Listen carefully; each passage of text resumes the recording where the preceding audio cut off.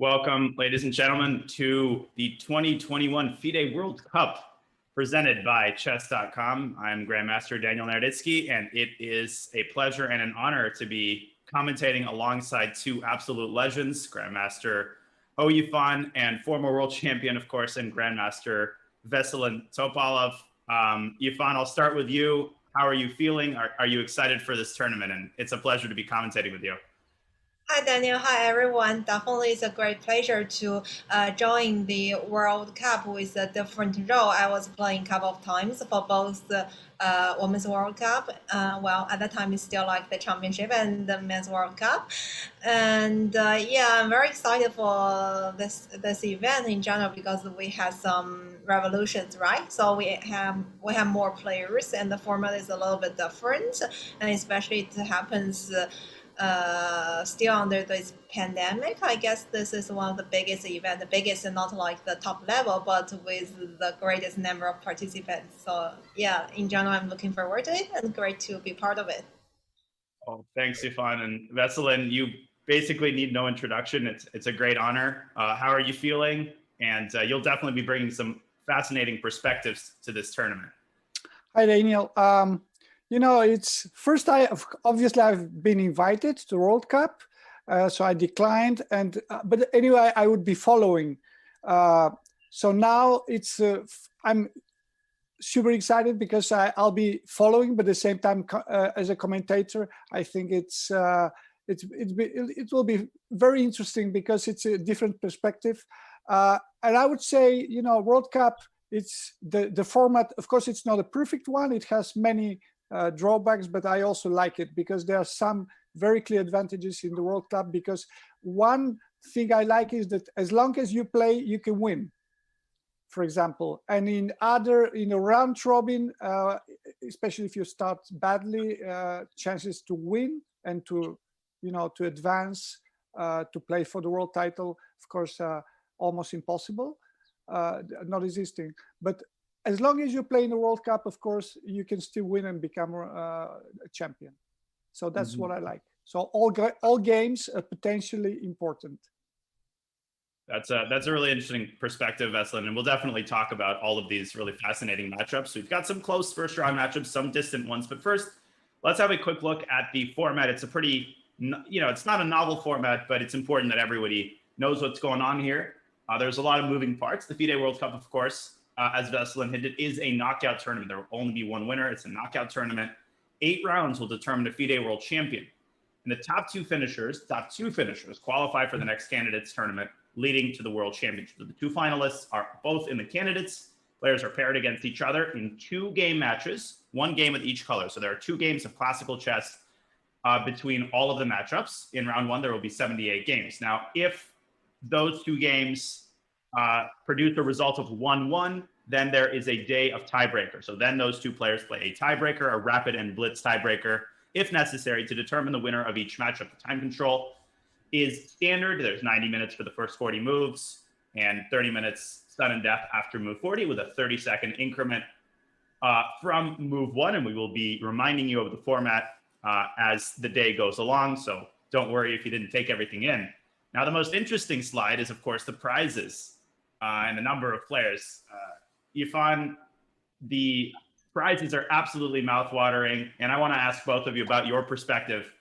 Do the prizes factor in, do you think? Are the players thinking about them in the back of their minds? Yeah, I guess the prize is part of it, but I don't think that's the kind of priority for most of the players. I mean, for those who are like top rated, probably they were more hoping to qualify, let's say, for candidates or maybe win the tournament. And for those who are not in the top of the, ratings, probably they were just considering this as an opportunity to practice and maybe with some surprise that they can show very good performance, I guess. But still, these prizes, yeah. Once you mentioned, I had a look. I think it also increased. To a certain level, right?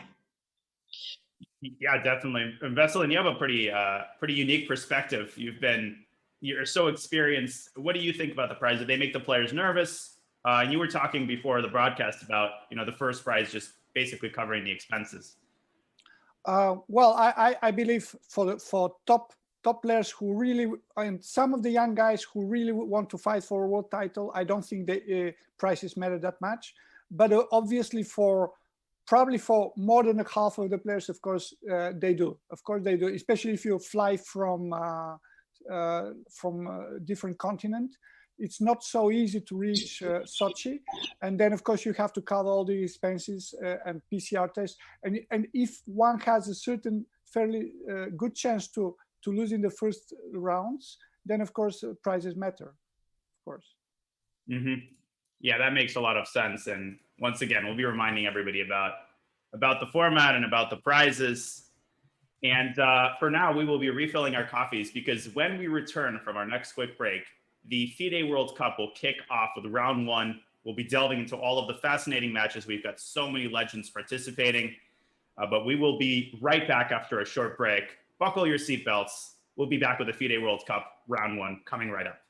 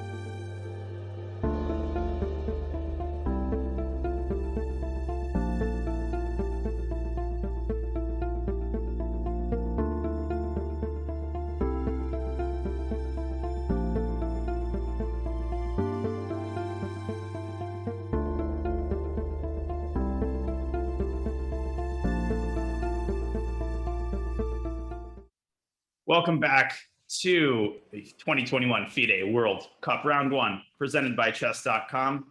The first round matchups are literally about to kick off in 20 seconds. I'm joined by Grandmaster Soyafon and Veselin Topalov. We will be bringing you this round. Veselin, the first round features a lot of very lopsided matchups. You see 2600s playing, some 2000s, 2200s. Are you ever nervous? Do you think these top players are nervous about some sort of a disaster, crazy game? We've seen our share of crazy upsets, or are they confident? What do you think is going through the players' minds? Well, I'm actually 100% sure there'll be surprises, and I still remember, more than 20 years ago, back then it was the first knockout FIDE World Championship, and I was paired to Jérôme Piquet. He's a strong grandmaster, but he was probably the easiest opponent I could ever get because my result was something like 8-0 with some draws when I played him before we played. I mean, and then of course still I got knocked out easily. So you never know. And of course, you know, the point is that because there are only 2 games, then for sure there could be many tie breaks. And then, of course, in tie breaks, ratings are different.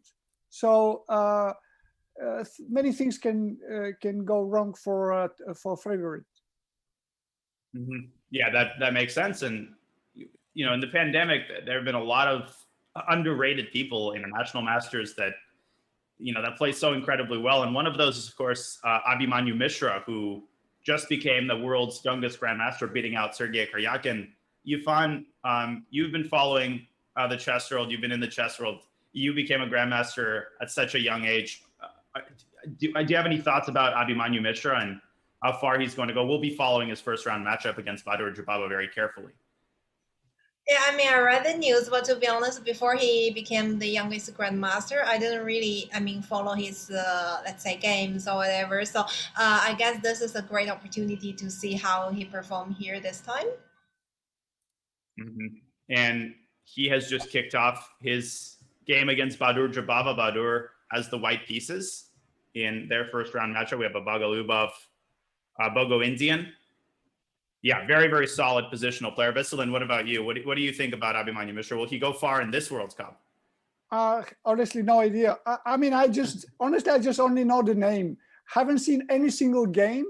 But of course, there are so many young and promising players that it's just impossible to follow them all. So, well, I mean, Jobava, he's for sure he's very experienced. So it's in a way it depends, but Badur he's also a bit, I think, not so stable. So it will be interesting to see. I think at 12 you're, I mean, probably he's able to pass a couple of rounds maybe, but I don't think he's a serious contender to actually win the World Cup, let's say. Yeah, for sure. And there's a lot of players who have a first round bye. That's another thing we didn't point out, as we started is that some of the top players, including some amateur Magnus, forget his last name, not a very memorable name. He has a bye. He's seeded directly into the second round. And, those matchups will be fascinating as well. And yeah, we see sort of a classic Bogo Indian, kind of a Queen's Gambit structure. Looks like maybe white is a little bit better. I don't know what you guys think about it.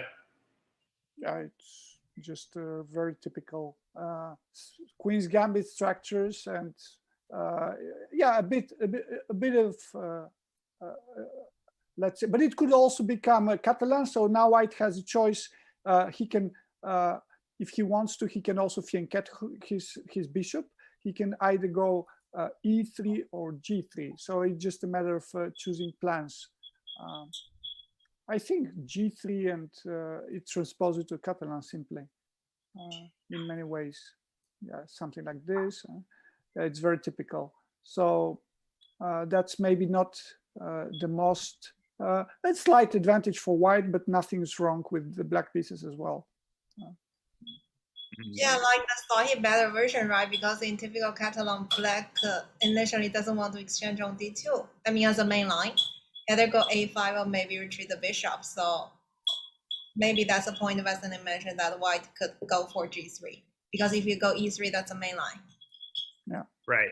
E3 castles would be a more traditional Queen's Gambit decline structure. So we'll keep an eye on this position for sure.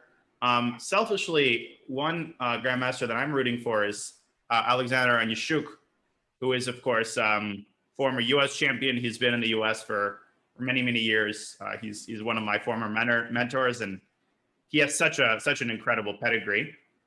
Now, I'm shocked that Alexander is playing 1e4. I don't think I've ever seen him play e4. Veselin, does that surprise you? He's Onishuk is such a D4 player. Absolutely, but I guess he's probably had time, because that's a good thing about having the pairings in advance, that one has really unlimited time almost to prepare, and then probably he decided that it was a good choice to surprise his opponent with playing, or maybe he believed that his opponent was very solid against the D4 and not so good opening choices against the E4. It happens a lot. I think it's a good choice to surprise your opponent. It's one of the most important things in a way if you want to get an advantage after the opening. So you're sort of a sideline Rai Lopez. Yifan, you're a Rai Lopez sort of specialist. What's going on here in this position? Can you walk us through some of the typical ideas here? It seems like the preparation from from Alexander, right? After G6, D4. I'm not sure if Black is particularly playing this line, but seems like against G6, D4 could be a good option, right? Or you could go C3, D4, and coincidentally, I think I played quite a few games last week or 10 days ago in Chess.com's Women's Speed Chess tournament. One of my opponents just played all this G6, knight, G7 line. So yeah, I guess D4 here. Yeah, takes, and the bishop G7. Yeah, I would just like to mention that now when we include the moves A6 and bishop A4 in the beginning, now white can take on the C6 with the knight, and then let's say B takes C6. In the other option, that would attack the bishop, and now with the inclusion of the pawn A6 and bishop A4, now white has an extra tempi simply. He can white can just develop. Yeah, exactly. So it makes some difference. Yeah, very pleasant position here for white, it seems. And black is thinking after D4. Are there any alternatives? I mean, sometimes there's this trap with B5, but obviously here it doesn't work, where black takes everything on D4 and then goes C5, C4, traps the bishop. But obviously the rook on H8 is going to be hanging here. Exactly. Yeah. So yeah, you know, I've been also thinking about this knockout, that most of the times, in fact, I think that the player who plays with the black pieces has some advantage. It looks like it doesn't matter, but in fact, I would, if I could choose, I would always take black, because especially on top level, if black wins, match is almost over. So you can even take more risk with the black pieces, because even losing with the black in game one, match is not completely over. But if you win, it's between 80 and 90% chance to pass to the second round. And for white, it's different, because if you take too much risk, then of course you are risking to almost lose the match. And if you play too solidly, then still you have to be solid to survive the second game. So I believe black has certain advantage.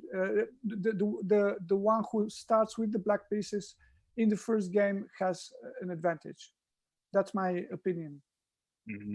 Do either of you have any thoughts on whether there are players who they sort of pre-decide that they want to get into all tie breaks because they believe in their rapid play? Or is that not a thing? Because I've always felt that there are players who seem to play so incredibly solidly, and every round they advance through the tie breaks, through the rapid tie breaks. Yeah, if you have any thoughts on that, Veselin. Well, definitely. Well, for example, especially a very clear example was it was candidates tournament when Grishchuk was mostly playing with white pieces for draw, and he was playing with the clear idea to get to tie breaks, and finally he reached the final of that tournament when he lost to Gelfand. I think that was 10 years ago, 2011, and it was a good strategy, because he almost qualified for a World Championship match. So definitely there are many players that are very confident with their blitz skills or rapid skills. But myself, because personally I'm not that good. Of course, I was always trying to finish the matches in the normal time, and not only, but also if you win in the normal time, then of course you have one extra free day. Right, and you need a lot of rest if you make it through a lot of the rounds. Yifan, how much experience do you have in the World Cup in general, and what if you've played, how has it been for you? Do you think it's a particularly unique tournament? As we have a look at, maybe I'm going to click out to the top seeded game, Sanat Sigurov, very lopsided game. But what has your experience been, Yifan? Yeah. I mean, I was just looking at the previous position. It looks very interesting, by the way. So back to the experience. Oh yeah, well. Yeah, then we could get back to it later or sure. Whatever. Okay, so when Wesley mentioned this extra rest day, actually it recalls, to me it recalls that in the previous World Cup or World Championship, we play the tie breaks actually on the same day. Let's say after the second game when it goes to 1-1, and then we go to tiebreak directly, and then the next day we'll go for the next round. So in that case, I guess avoid the tiebreak would be even more important, even for those who are very confident for their rapid and blade skills, because when you play until the very late and you play next day, that definitely takes a lot of energies, right? And for me personally, I do not have any preference, for example, for the classical games or for the faster games, because I felt I'm both like happy and do not have the clear advantage or disadvantage, and it mainly depends on the level of my opponent. And also, I think Vasily mentioned a very interesting point about this, having white or black in the first game. I guess this is clearly the different strategy in the knockout systems. And to me, it seems like it mainly depends on the opponent. Let's say if your opponent is stronger or much stronger, or maybe just around your level or other way. So the things could go for the different ones, because I remember one of my poorest performance in the Women's World Championship back to 2012, and in the second round, I won my first game with, if not mistaken, with black, and then I lost my second game with white, and then it goes to the tiebreak, and I think I lost finally. I don't remember, in rapid or maybe blitz. So things could definitely go for either way. There are many expectations in the knockout system, but it's very exciting. And I clicked back to that position. I just didn't register, but now I see how interesting it is. This is Grandmaster Mustafa Yilmaz from Turkey facing up against International Master Noaman Omar. I played him a couple of years back. He's an International Master from the United Arab Emirates, I believe. And wow, crazy position here. This is sort of a Jobava London. Wow, how did this get so crazy? White played knight g2, now g4, sacking the pawn to open the g file. In the finest traditions of Badur Jobava himself, I think he would approve of this. Veselin, I'm sure Jobava would probably love to have this position with white. Well, for sure, but honestly, I don't think it's a very good idea, because objectively, I believe black should be completely fine, probably better. I don't believe the compensation is enough. Probably what black should do is just move the king and then chase away the bishop, and then I would probably either develop my pieces or push the pawn to c5 with the idea to advance even more, and then the queen would be pinned. So I think black is completely fine, maybe even better, objectively speaking, but over the board, things, of course, look completely different. So, but again, position is really, really very interesting. So it is one game that I think will be very sharp and interesting for sure. Yeah, we'll keep an eye on it. Maybe bishop g5 is a more testing move, but even f6. Yifan, do you agree with that assessment? Yeah, the more I look at this, the more it looks very suspicious for white. Maybe Badur would prefer his position instead. Yeah, it seems like black has different ways to either defend or attack. After bishop g5, even bishop e7. Because it seems very hard how white should, coordinate the pieces and start to attack along the king side, right? Maybe he's hoping for e4 sometimes, sooner or later. Yeah, something like this, maybe. Yeah, Yeah, and non-castle. I mean, Yeah, in that case, probably white would have certain compensation in development, but of course the white knight on e2 I think is plays much worse than on f3. That would be a better place, I would guess. But okay, this position now, I believe white has certain compensation. But again, I'm for slow game. If I were white, I would be probably I wouldn't risk so quickly in the opening. Yeah. Plus obviously big rating difference here. So, it's always possible to play positionally. I mean, black could even go c5 here immediately, maybe. Exactly. It doesn't seem to me that there are any serious. I mean, maybe knight f4, and you can manufacture at this point. Bishop g7 is a threat, but this just. But now it just wins already wins the piece after f6. So. Yeah, this is a complete and just g5. Or did that work? It looks like. Yeah. Knight g6. Yeah, but then queen takes and queen e7, and but I don't think bishop g5. Even then, I'm even queen h7 here. A bit even. Yeah. But what about queen takes c8? Wow. Oh, yeah. we found a line that works. That's a good good trick. That's nice. But it seems like that's all white has. If in a classical game, in a blitz game, this would be good. But maybe black can start with c4 at some point before g5, maybe just to get the queen out of the way. Exactly. Yeah. Well, if you go closely, if you look closely, then of course black has always. I mean, if you think black's done nothing wrong, so there shouldn't be a reason to be lost, to be in trouble. So okay, of course white has some tricks, but again, no, maybe it's probably just better to first move the king to h8 and then push the pawn to c5. So right. Yeah, no, this just looks pretty I just bad. thinks black's done nothing wrong, simply to deserve a quick mate. Yeah, definitely looks that way. I'm just sort of circling around, just trying to find interesting positions. You have sort of two older grandmasters facing off. Kirill Georgiev is a name that maybe some people in the chat haven't heard of. He's an incredibly accomplished grandmaster. Veselin, I'm sure you're intimately familiar with. I think he's from Bulgaria, right? Yeah, of course. We've played many Olympics, same team, of course. He's 10 years older than I am, and well, I haven't followed. Now he plays for Northern Macedonia, but I haven't followed his results recently, honestly. Well, if you see what Gary did the last 2 days, it shows us that, of course, you can learn to play chess, but of course, you can also unlearn.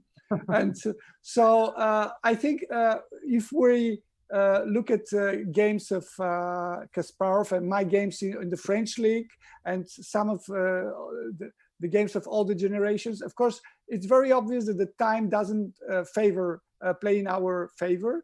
So and this time, I think this system, the formula of the World Cup, the knockout formula, of course, it favors very much young players, I believe. So I mean, Zebladze, honestly, I don't know how old he is and where's he from, but it will be already the position is quite sharp. So this game could also become very interesting and very quickly and interesting. Yeah, it's sort of a Stonewall Dutch, and you find here g4 in this position. That actually looks quite good, breaking it down. Either of you have any thoughts on this? I don't think it's a good idea to take, but probably just develop with knight f6, if I'm not wrong. But I don't know. Honestly, I don't know the theory. I think developing is better, but who knows? Taking is maybe also a possibility. Somehow I think the queen is well placed on g2, and then black has already some problems to develop the bishop. So black has to waste time with playing g6 maybe and then develop, but I like a bit more white's structure. Yeah, the same. And also, I think there's quite some similarity between this one and the previous one we're checking, and black literally just without the pawn f5, right? I mean, the previous position, well, slow development for the pawn f7, and here white got this g file, but I mean, the development is kind of equal. So also, I felt like white has some initiatives. Yeah, it's so hard to make a move here. I mean, black could try to give up the g7 pawn, but it is maybe not a bad idea. I wouldn't take. Yeah, taking seems like it gives black an initiative. So, but well, it's probably also possible. I don't see anything wrong now, but of course it gives some initiative. That's true. So yeah, but yeah, even if you just develop like with the bishop or bishop d2. Yeah. Exactly, and then put the knight somehow to f3 and rook g1 looks easy moves for white, and black has to be careful. I don't like black now. Yeah, I mean, I don't think black is lost, but somehow I would prefer white. Yeah, and of course, in this kind of situations, the exchange. It's not a shouldn't be a very good idea to exchange the dark square bishop from b4 for the knight, because okay, what that would leave is just very weak dark squares for black pieces, and then the bishop on c8 is basically not so active. The only advantage of bishop b4 I see is just developing move and enables black to castle, but otherwise the strategically it's not a good idea. Yeah, he's taking a long time here to think. We'll keep an eye on this position. It certainly looks like it could turn out into a juicy game. I want to talk to both of you about another legendary player, Yevgeny Bareyev, who now represents Canada, but of course originally from the Soviet Union. He's been up on top of the world rankings for many years. He played with Garry Kasparov many times, and it's great to see him continuing to be active. He's facing off against a very talented Philippine junior, Daniel Quizon, who was 300 points below in rating, but this is a game that could definitely be a match that could potentially turn out to be an upset. I think Quizon is quite underrated. And look at the clock, it's very interesting. Seems like he spent too much time here. I mean, right from the opening. He has to move 5, and I mean, this looks like a theoretical line, this queen b3. It's a sideline, but I've seen it before. Yeah. And not that unusual. So maybe that's also a surprise if you know like how this young players is playing in general. Yeah.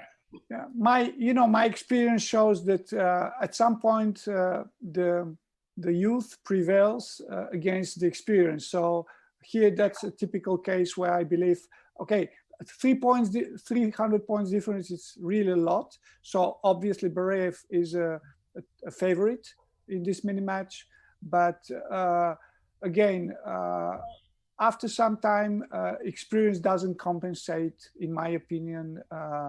The energy and the ambitious, the ambition that young players have. Yeah, and I think I've seen Quizon in the Junior Speed Chess Championship. He did extremely well in the qualifiers. One thing I noticed, and Yifan Veselin, I wonder if you agree with this observation or not. I think the younger players have started to play a lot more positionally, particularly more positional openings. I mean, when I was maybe their age 10 years ago or so. Yes, I am getting very old, but everybody was playing E4. All the young players were playing E4 mostly. Now it seems like even very young international masters, grandmasters are becoming a lot more universal in their opening choice and their playing styles. Less obvious weaknesses in the endgame and positional play. Yeah, definitely. I thought that's a great point. If we, compared to our generation, and then most players just like e4 only, or maybe some are d4 only, right? But nowadays they're kind of universal, can play different lines, and every line they basically analysis really in depth. It's not like, okay, today I want to give a try, but really rely on their huge preparation analysis. But maybe that's also because nowadays they can access all the information and the analytical tool much easier compared to our generation. So that offers them the advantage and also the efficiency to work if they want to really to spend time on chess. Yeah, that's definitely the case. I've clicked to another perhaps interesting opening that's become popular recently, and another fascinating player, Arvind Chittambaram, who is very, very promising Indian talent. He has the black pieces here. This is an English line that has been pretty frequently. Actually, wait, he's down to tempo. Generally, this position occurs with black to move, right? But here it's white to move, and white gets this extra move in. Isn't this just amazing? Knight takes e5. Now, this position always occurs with the bishop on f1. Shouldn't this be good for white? Well, definitely, it looks, it can be bad. Well, the only difference is that sometimes, of course, white can place the queen immediately to g4 and take the pawn on g7. So that's the only difference. But somehow, I think with the bishop on f1, there was, it's considered good for black. So with the bishop on d2, with the bishop already on e2, white has simply extra tempi, so it should be a bit just better for white. I don't know how much better, but it just can't be bad to have the bishop on e2.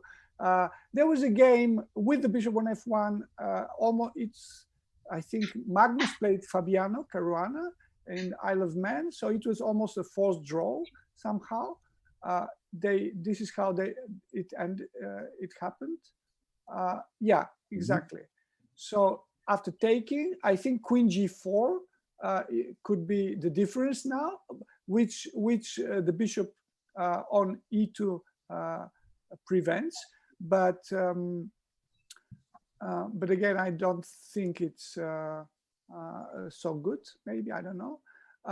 But again, that's the difference. So queen d4, and then I think in the game now, in the game we're looking at somehow the space advantage and the development should give some advantage for white, in my opinion, because now after taking, if you go to a5, then maybe white can prevent the castling. So bishop e7 is better probably. So now, and now I think maybe bishop a4 followed by long castling is an option, and maybe that's something that happened in that game.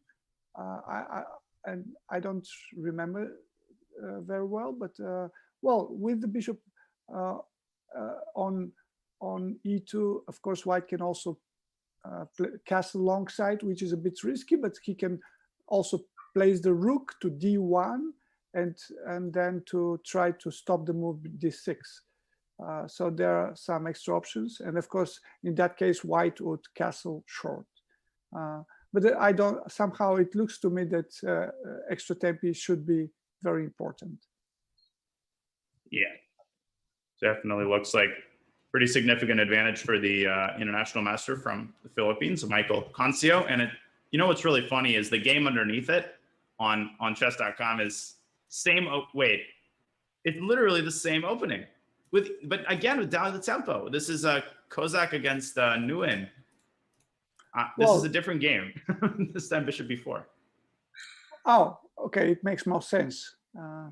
Yeah. So now what black has to do is to get control over the d4 square. So one of the plans is to play d6 and then bishop g4. That's one of the plans, and then exchanging the bishop for the knight and then jump. That's one of the most typical plans here.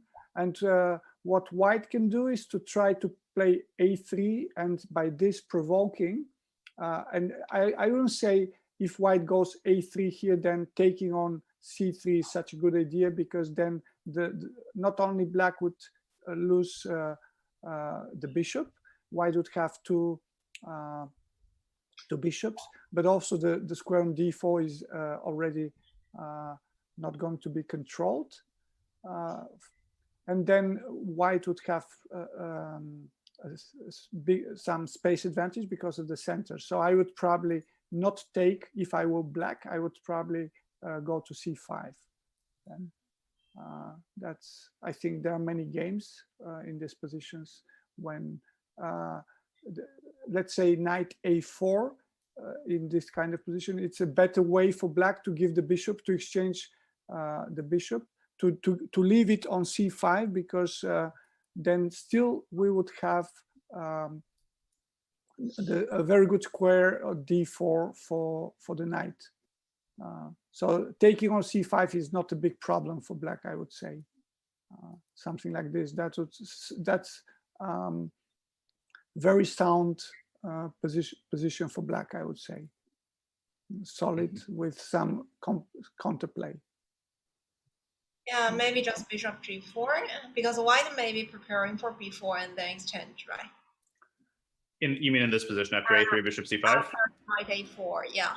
Yeah, in fact, knight a4 is probably not a good move. Yeah. If white wants to play knight a4, first white should first play b4, and then I think, and then knight a4. And there's been games in this position, and it's around equal, I think. Some close position where, again, black exchanges their position with two knights against two bishops, close position around equal positional game. Yeah, and it's the bishop's usually on f1 here, but because the position is closed, it doesn't seem to really matter, which is always a funny property of such positions. So the games are underway. Some of them are getting really, really interesting, and the pace will definitely be picking up very soon. But we will be picking up our coffee cups and refilling it. We'll go on a short break. First break of the day. When we return, the FIDE World Cup presented by Chess.com returns. We will be right back.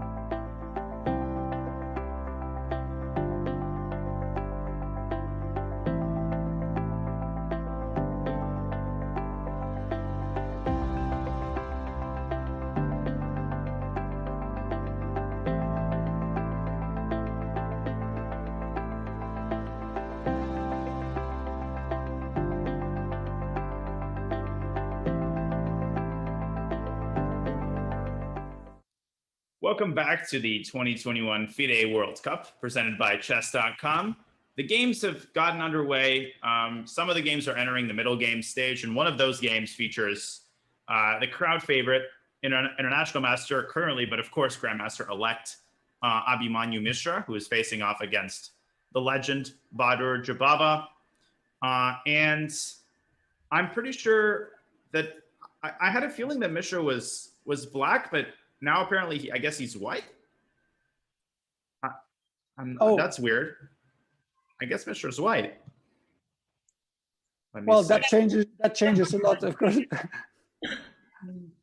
Yeah, am I crazy? Because I felt like we were almost analyzing if Bahadur was playing at the small advantage, but I guess I misread it. So it seems like white's got maybe a tiny edge, but I'm not sure what to make of this position.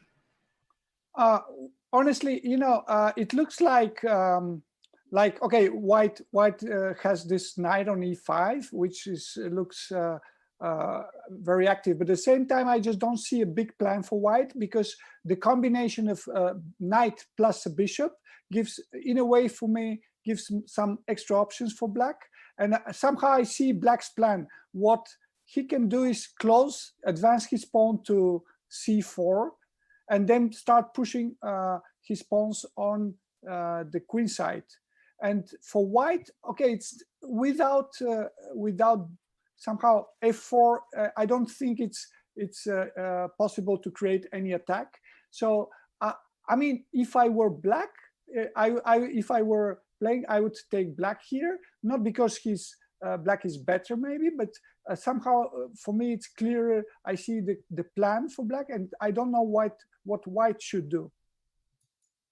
But, and what is black's typical plan here? Well, as I said, I would advance. Well, there are several options. I would advance my pawns on the queen side and chase the knights from c3, and then just push c4, b5, b4. And that's something very easy to see. And that's I see.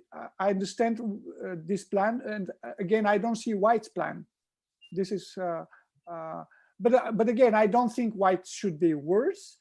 Maybe it's just wait, but it looks like the knight on e5 is active, but at the same time, I don't think it matters that much. So yeah, because there are already some exchanges. Yeah, sorry, but just like maybe b3 for white. I mean, it's also not so clear what's next for black, looks like. Well, of course, but even b3, b5 doesn't change much anyway. Oh, okay. If you want c4. Yeah. But not c3. You want to go c4? Yeah. Maybe Yes. C4, b4. Yeah. So that's the plan, I believe. And the other option, I believe, is that what black can do is to play knight e4, and after exchanging, then still that would not be possible, to take the pawn on c5 because the queen is pinned, and then next I take on d4. So I don't think black has problems, but maybe it's just a question. I don't think white is worse, but again, somehow it's easier to play for black. That's my opinion, because again, I prefer to have the bishop and the knight rather than the two knights. It's more flexible somehow, in my opinion. Yeah, those are great points. And I think a lot of people, when they look at this position, including me, I sort of spot the knight on e5.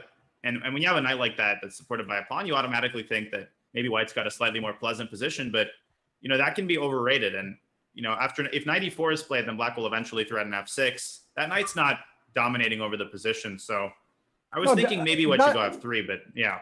Again, b5. No, that would matter. But of course, in this case, exchanging the pawn to d4 would be a big mistake. So if the pawn on d4 were exchanged, if black takes c, that would, of course, that would be a very solid and easy advantage for white. Maybe long-term advantage when you advance on W on the e file. But with the pawns not exchanged on d4, that changes completely. But yeah, but you're right. f3 is a good move, I think, because it stops forever. And sometimes white can even play e4, so it makes sense. So I would play now b5 if I were black. and just advance my pawns. And so the knight from c3 can go to g3 or to a4 sometimes. So again, yeah, it's probably equal. Then, but even here, it's not so clear what exactly white wants to do. I mean, the knight from g3, it can be stopped with the pawn on g6. So it's not so easy, you know, to decide for plan. But I would even not touch that pawn. I would just ignore probably. But again, simply I prefer black, but I don't think it's because black is really better objectively. But f3 is the normal move here. Yeah, those are some great insights into the position. We'll keep an eye on it, and we'll figure out who's playing white here, because it looks like there might be a bug that our excellent production team is working on fixing. So we'll update you very soon. In the meantime, there's so many interesting games to look at, and we'll definitely have a look at the women's section very shortly as well. One game that I wanted to check into, let's see here, Kovalyev. I mean, it's almost impossible to decide on a matchup. We have Alexei Sarana, who is sort of by this point a household name, very, very strong Russian grandmaster, facing off against Nigerian Jobava, who's playing white here. Kind of an unorthodox position here. Sarana has the black pieces. What's going on here? Yeah, e5 seems like a very interesting option. He just played e5, right? Okay, yeah. Yeah, he did. So I guess bishop has to drop back. Yeah, and now I believe what black has to try to do is to provoke the pawn from b4 moving to b5, but at the same time, sometimes white can also push c5. So I don't know, because I was thinking about move like knight a6 now, which for the moment is not really a threat, because the rook on a8 is not protected for the moment. But of course now again white has the move c5, so it's this kind of tricks. Black has to be always very careful, because the pawn structure would favor white. If you exchange the pawn c4 for the pawn on e5, I would prefer white, because now of course, first of all, yeah, I just take a pawn now on a5, and that would be too much. It's just a clear pawn. It makes no sense for the moment to sacrifice this. And again, it's not only the pawn, but also the structure. It looks very good, because a good square for the knight is secured on c4, and again, all the white pieces are very active and well placed. So that's something that black has to avoid, I believe. So so it means that what black has to do is to stop the move c5 to prevent it. So maybe an alternative in this position would be maybe b6. Yeah, b6 followed by knight a6 or knight c6. So b5 for white is not really, it's never a threat. So even if it attacks the knight, that would be a positional mistake to play it. But yeah, the pawn on b4 has to stay there.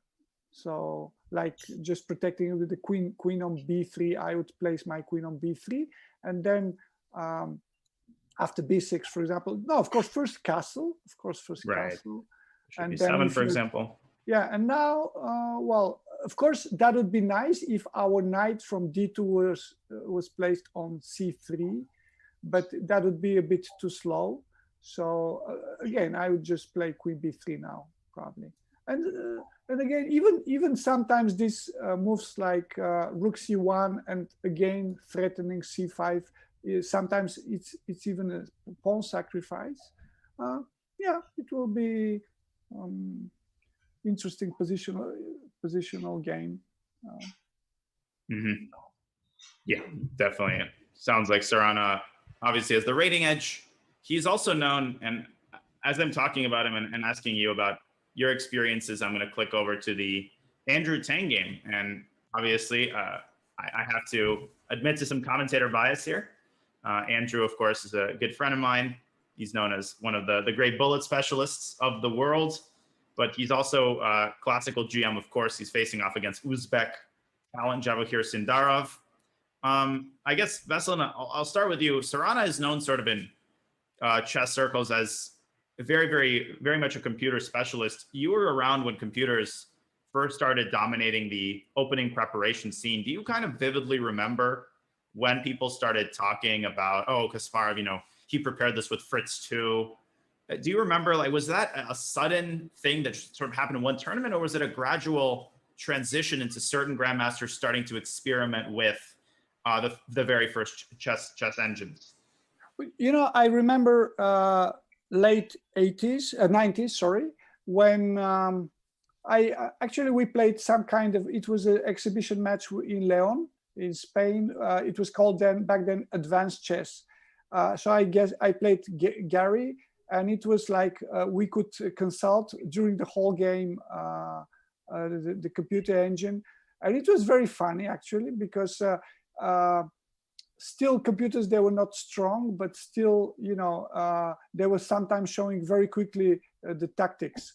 And then in more or less in the, again, late 90s, I still remember there was one game when Alexei Shirov, he completely crushed after the opening, right from the opening, Luc Van Velde in some sharp Sicilian. And it happened because simply his computer showed some winning move, and it was a very quick victory for him. And that was more like the first moments when I started paying real attention to computers. And of course, it was growing. So until, I believe until 2005, maybe, or even maybe 2010, sometimes there were positions where humans, the strongest grandmaster in the world, they could still show an idea that computer doesn't see. But of course, right now it's mostly computers that find the good moves, even in the openings, almost in any position. But again, to your question, back to your question, it was late 90s when they started to improve. So computers never stopped improving. Mm-hmm. Mm-hmm. And I mean, Yifan, we both, I guess, are from the same generation. And when we were first playing the World Youth, since it was already completely commonplace to have your laptop and stuff.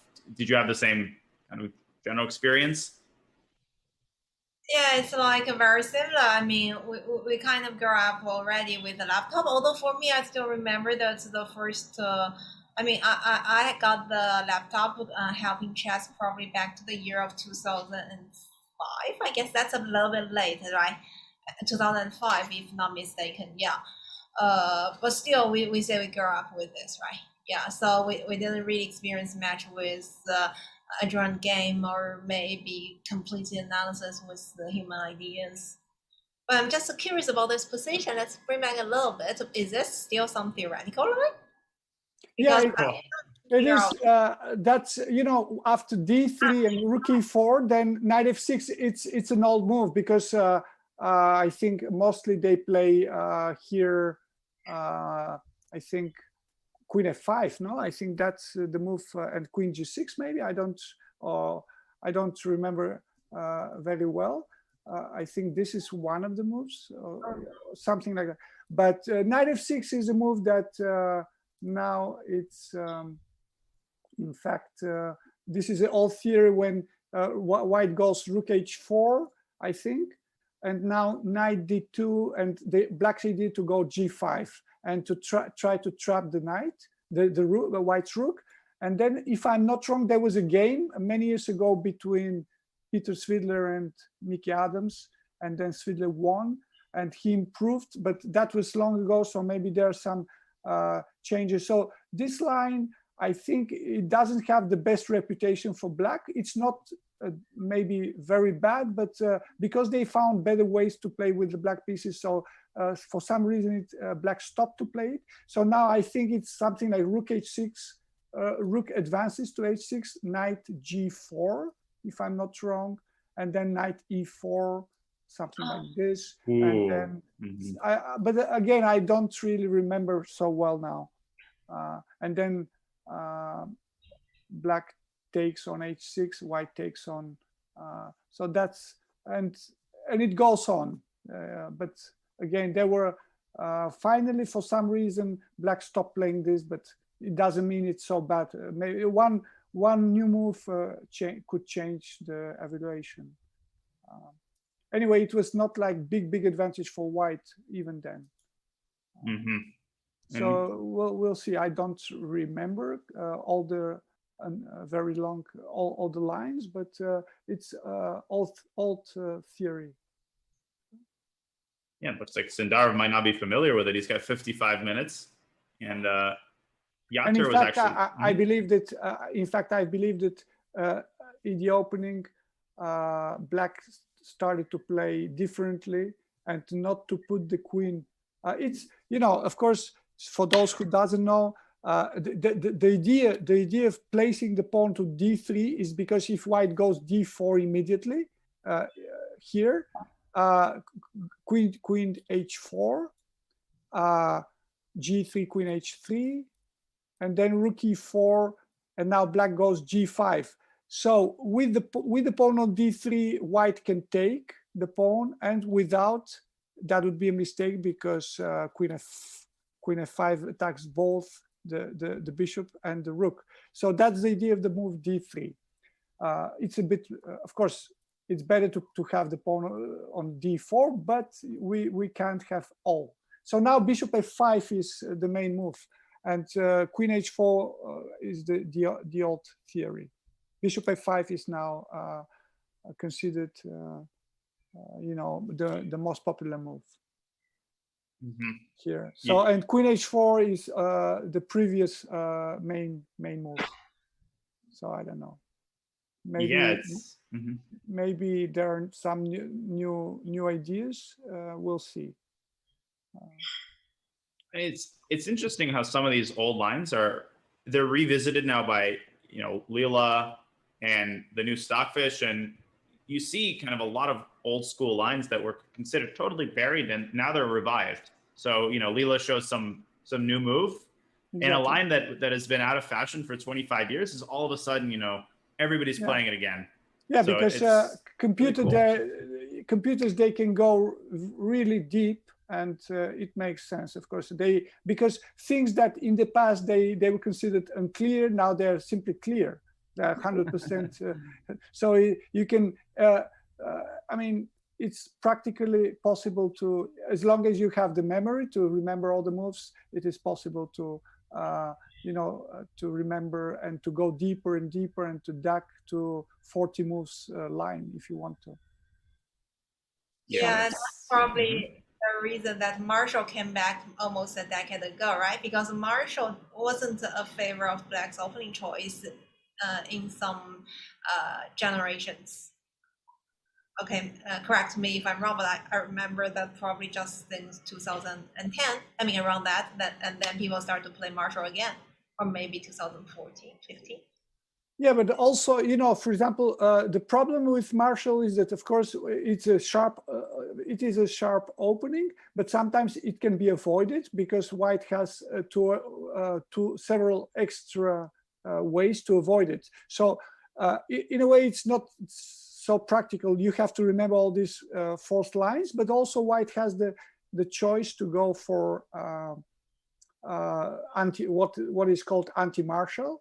And I believe one of the important discoveries was when white was playing. I was playing it along when instead of the move c3 in the opening, h3 was played, and that was considered a very interesting way to play for an advantage, because now if black goes d6 now, then we get to the main line of this after c3. So what black was playing, started to play, was to first go bishop b7, you know, and after d3, d6. But then I think d5 was discovered, and it turned out it's simply good for black, and black is completely fine. And after that, this move was it was found as that it gives equality to black. Then again, I believe Marshall became popular again. Wow, that's such an interesting narrative about how how fashions change. I'm going to click back to the and by the way, an update is Jobava is indeed white in that game. We don't necessarily have to look at it again, but I'm just going to open this up so we have this open separately. We can go to it at any moment. I wanted to take a quick look maybe at the Women's World Cup and maybe at some of the top games there and how they're proceeding. So many incredibly strong players in this section. It is an absolutely stacked group. We have Carissa Yip, Katerina Lagno, tons of grandmasters all across the board. And let's see, we can click on the game of Valentina Gunina, who is in a lopsided matchup, and it already seems like she's on the verge of winning her first game against Women's IM, Jessie February from South Africa. Yeah, something's been very wrong with black's play now, because first of all, the rook is placed now on b6 with the idea, normally you place it with the idea to either to defend the pawn on b7 or to play b6 and bishop b7. But somehow, because there are now so many pins on the d file, you can't even move your bishop from d6. So there's a lot of negative pressure for black. So I would say really black is in big trouble. Sometimes we get these positions even without the pawn on b2, I think. We have this in from Nimzowitsch. There's one line in the Nimzowitsch, which similar position with the pawn on b2 missing. And now with the pawn on b2, it's just a huge advantage for white. And I don't think, honestly, I don't think that this game will last very long. Yeah, and black can basically not move. If the rook moves, then rook takes d6 is possible. If b6, then of course, at the very least, knight c7. I mean, black is just total lose long. And if queen c7, and just rook ft1, and the game is just over here. Sometimes c5 and all these jumps with the knight. Yeah, probably knight moving to e8 is the best option to defend for the moment, but still instead of the queen. But again, it looks just really bad. I mean, it's not clear what is next for, I guess f6 should be the next move, but it looks really dubious what black did. Yeah. But still, that's probably the best move, anyway. Yeah, that one looks completely lost. I flipped to the game that a lot of people in the chat, of course, know Chiu Zhao, who goes by Nemsko on Twitch, incredibly popular streamer, and she's been preparing hard for the World Cup. Her opponent in the first round is Vaishali, who is of course Grandmaster Pragnananda's sister, and Prag is playing in the other section. We'll check out his game as well. And Chiu is playing with the black pieces here. Sort of a typical Rai Lopez, nothing to write home about, but I'll definitely be checking into this game as it heats up, because I know that she has a lot of fans in the audience. So this game is on our radar for sure. Oh, yeah. But it looks like it's bad for black. Yeah, it looks better for white, definitely, because, for example, white has many options, and then, for example, b4 with the idea of closing would allow bishop a4, and that's very good place, and sometimes d5 followed by c5. So it looks just a very good Spanish for white to me, because after c4, b4 is probably a mistake, but if instead, let's say black goes knight d7 with the idea to place the knight on c5 instead of playing b4. Instead of b4, yeah, exactly. Yeah. I think I would take probably now on b5, and now if black takes, then bishop c4 or bishop I think bishop c4 and taking on a6 is one option. But also, if black takes with the pawn, then I would go rook c1 and maybe even take the pawn on the second exchange sometimes. And still, it's a question, yeah, because that's also an option. It's not necessarily always good, but and of course also the pawn on e5 is hanging. So, but again, even as you said, moving the bishop first and then placing the pawn to b4, that would be just a very clear positional advantage for white. So black's done something wrong in the opening, I would say. But maybe here black got some idea like c5. Maybe bishop c2 is. Yeah, maybe not now, but even then, still looks better. I would go rook c1 and then consider taking, but it feels better for white. Again, rook c1, and maybe now if you go to c5, either take. No, knight c5. I mean knight c5. Knight c5. Yeah, I thought you had maybe this idea, but this, of course, no, that would be just bad. Too much. Yeah, knight c5. So now I would consider taking, but even now, of course, now it's also possible to just move the bishop, and then b4 is coming. So looks better for white, and not only better, but I would say much better for white. Maybe knight goes back to a6 and try to in there. Yes, but maybe bishop d1 is stronger than bishop. But even taking, I think taking is just an advantage for white, because the knight is, there are many options, but of course, for the moment, it looks interesting, yeah. So knight a6 now, but still, I mean, there are many options. This is just passive position for black, I would say. Okay. Yeah, definitely. Maybe. Definitely looks like an advantage. Just because this kind of situations, if black's not able to break through with moves like c6, okay, this pawn on c7 is always a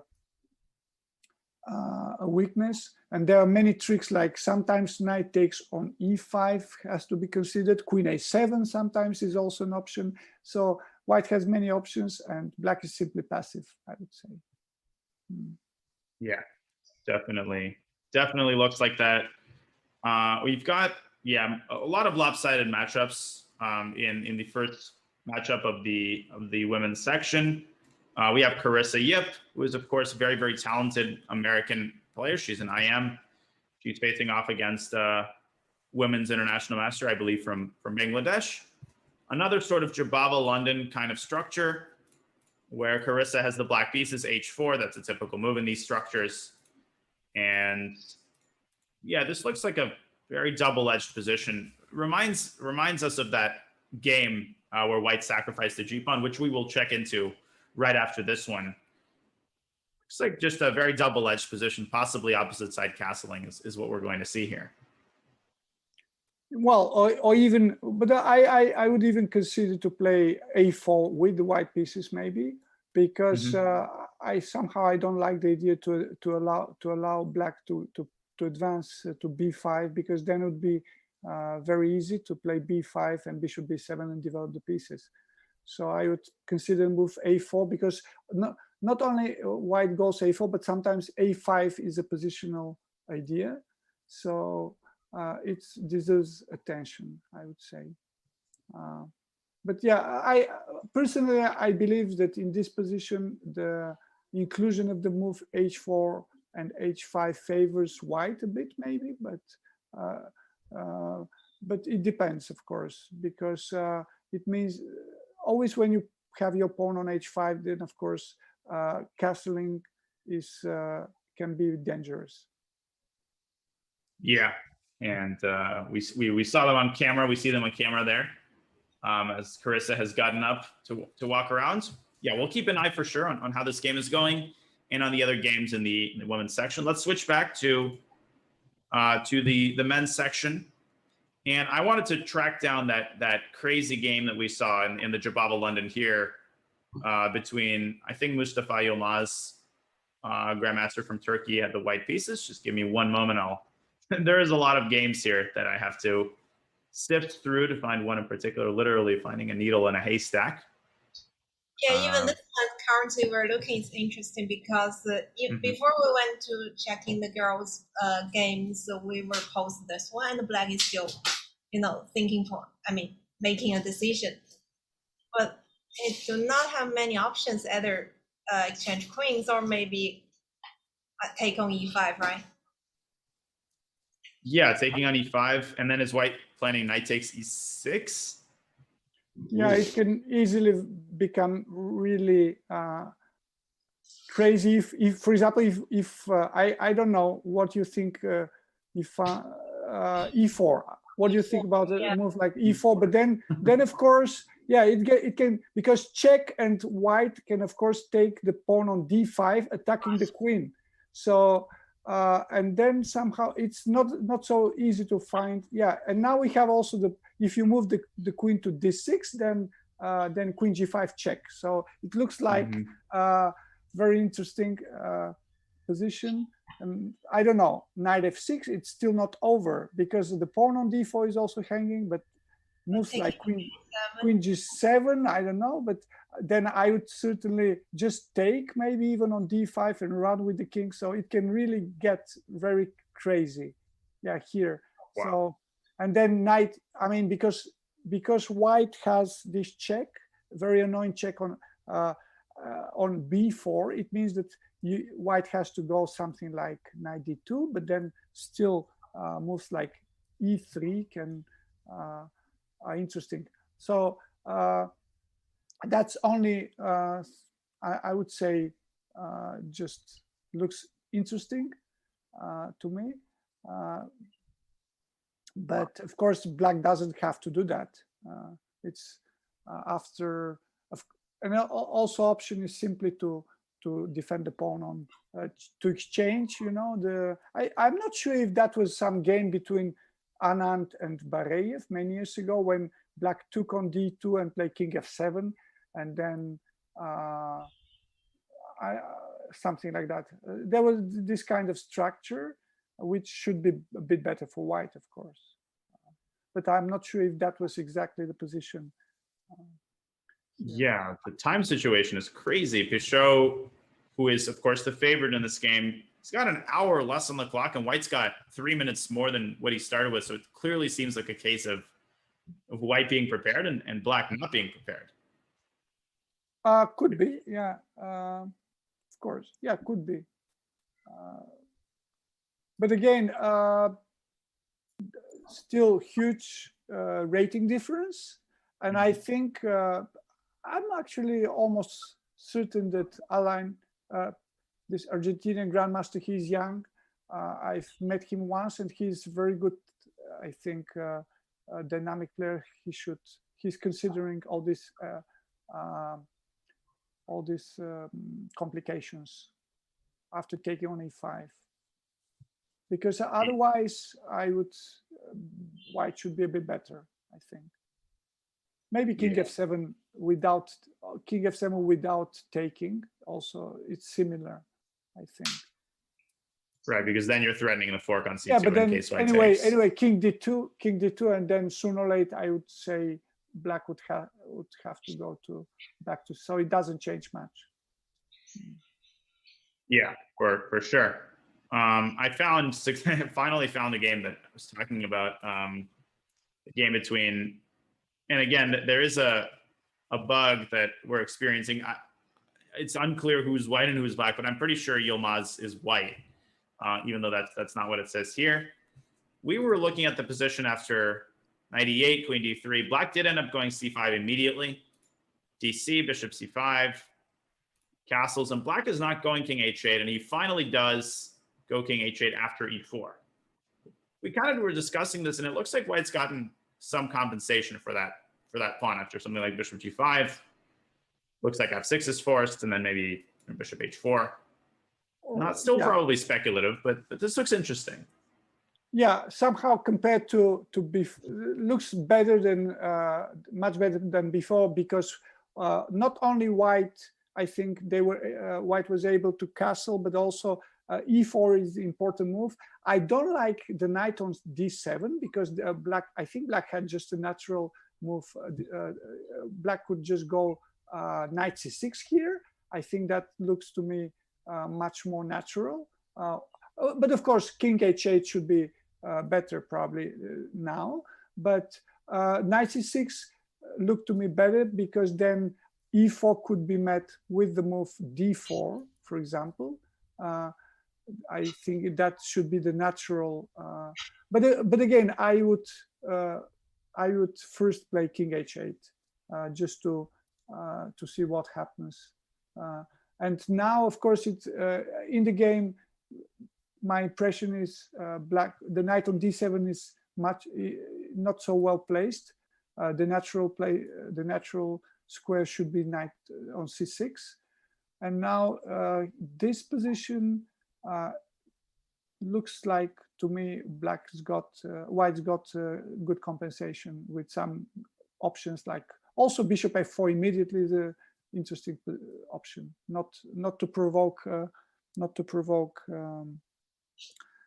the move f6. But again, I like white now. Mm-hmm. So probably in the previous lines, both king h8 or knight c6. No, not knight c6, but the king h8 might face knight d5. Not sure, but maybe we should be careful with knight d5, queen c3. Yeah, that's true. Oh, that is true. so like that is true. Mm-hmm. It went for knight d7. That is true. Right, so this position, yeah. So king h8, very interesting idea. Queen d5 and then queen c3. That was probably what. Yeah, and e5. But yeah. Yeah, that is true. This is definitely devastating. There's a lot of dynamic chances, but we'll definitely be delving into this game. But first, we're going to take another small break. When we come back, round one, first round matchups of the 2021 FIDE World Cups are continuing. We will continue monitoring all of the games. We will be right back.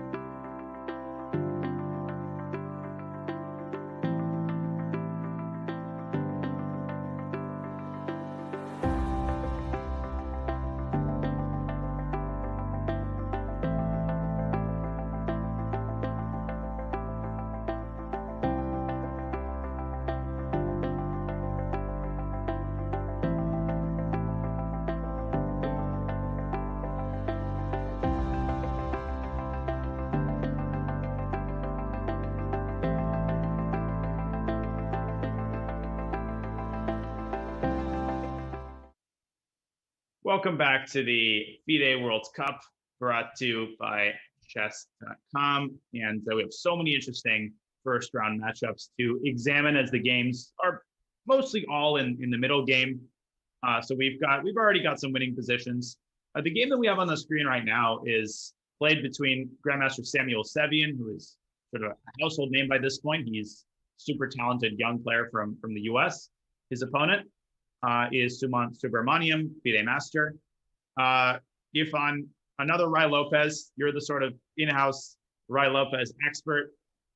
What are your thoughts on what's going on? It looks like White's in great shape here. But it's white to move, right? Oh, no, it's So black to move. White just took let me, b5. yeah, took on b5, so black to play in this position.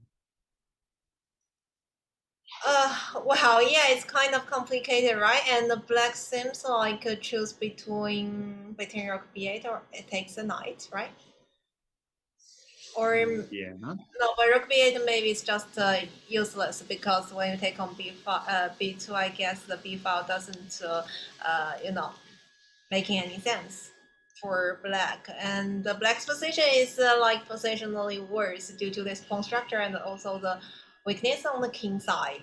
But maybe he could hope for some, let's say, breakthrough or counterplay with the idea d6 then c6. Oh, well, it's hard. I mean, it seems to me maybe white is better.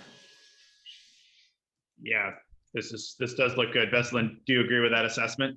Yeah, exactly. And that's personally, I just hate this kind of knights on e7. I mean,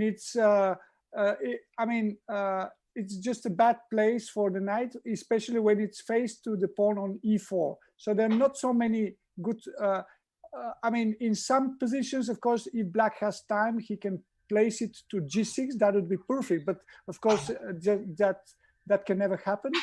So again, yeah, it's just a bad structure. White has an advantage. I don't know how big, but certainly I would take white. Very solid advantage for white, I would say.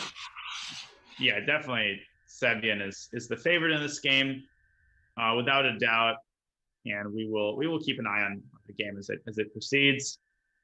Just looking around some of the other interesting matchups, there was an interesting position I saw between two grandmasters who may be a little bit less familiar to people in the chat. Robert Hungaski was originally from the US. I think now he lives in Argentina, but don't quote me on that. He's playing Velimir Ivic, I think from Serbia, another young, talented grandmaster. I mean, so many of these young players who are all capable of going very far in this tournament. And this was a Grunfeld that now has been spiced up quite a bit. Black to move in this position. I guess, Veselin, I'll start with you. I know you must have a good amount of Grunfeld experience. Can you help us decipher what's going on here? Well, okay. As we see for the moment, black has some advantage in the development, but he's missing a pawn. So it's a question how quickly black could recover this pawn on c6. And okay, knight c5 looks like the natural move. For example, now if white attacks the queen and provokes taking on c6, then black can take, and then after queen takes e5, I think let's say the move queen h8 is not really so dangerous. It's only one check, so black can simply develop his bishop to e6. So this looks completely fine for white, for black, I mean, sorry.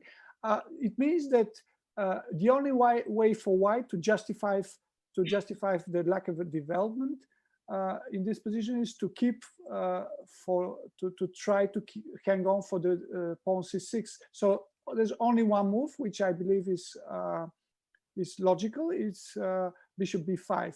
So bishop c4 is the same as, in fact, bishop c4 makes a lot more sense than the move c4, e4, sorry. Yeah, and then developing. But still, it should be good for black. I mean, I have the feeling that, for example, after taking on c6, now white takes the pawn on e5, and now again bishop e6, same problem. And you can't even take the bishop because white bishop is attacked and because the queen is lost. And again, check makes no sense. So it looks like black is okay. So again, bishop has to protect the pawn on e5, on c6. But my feeling is there should be something for black. But black has to be very quick also.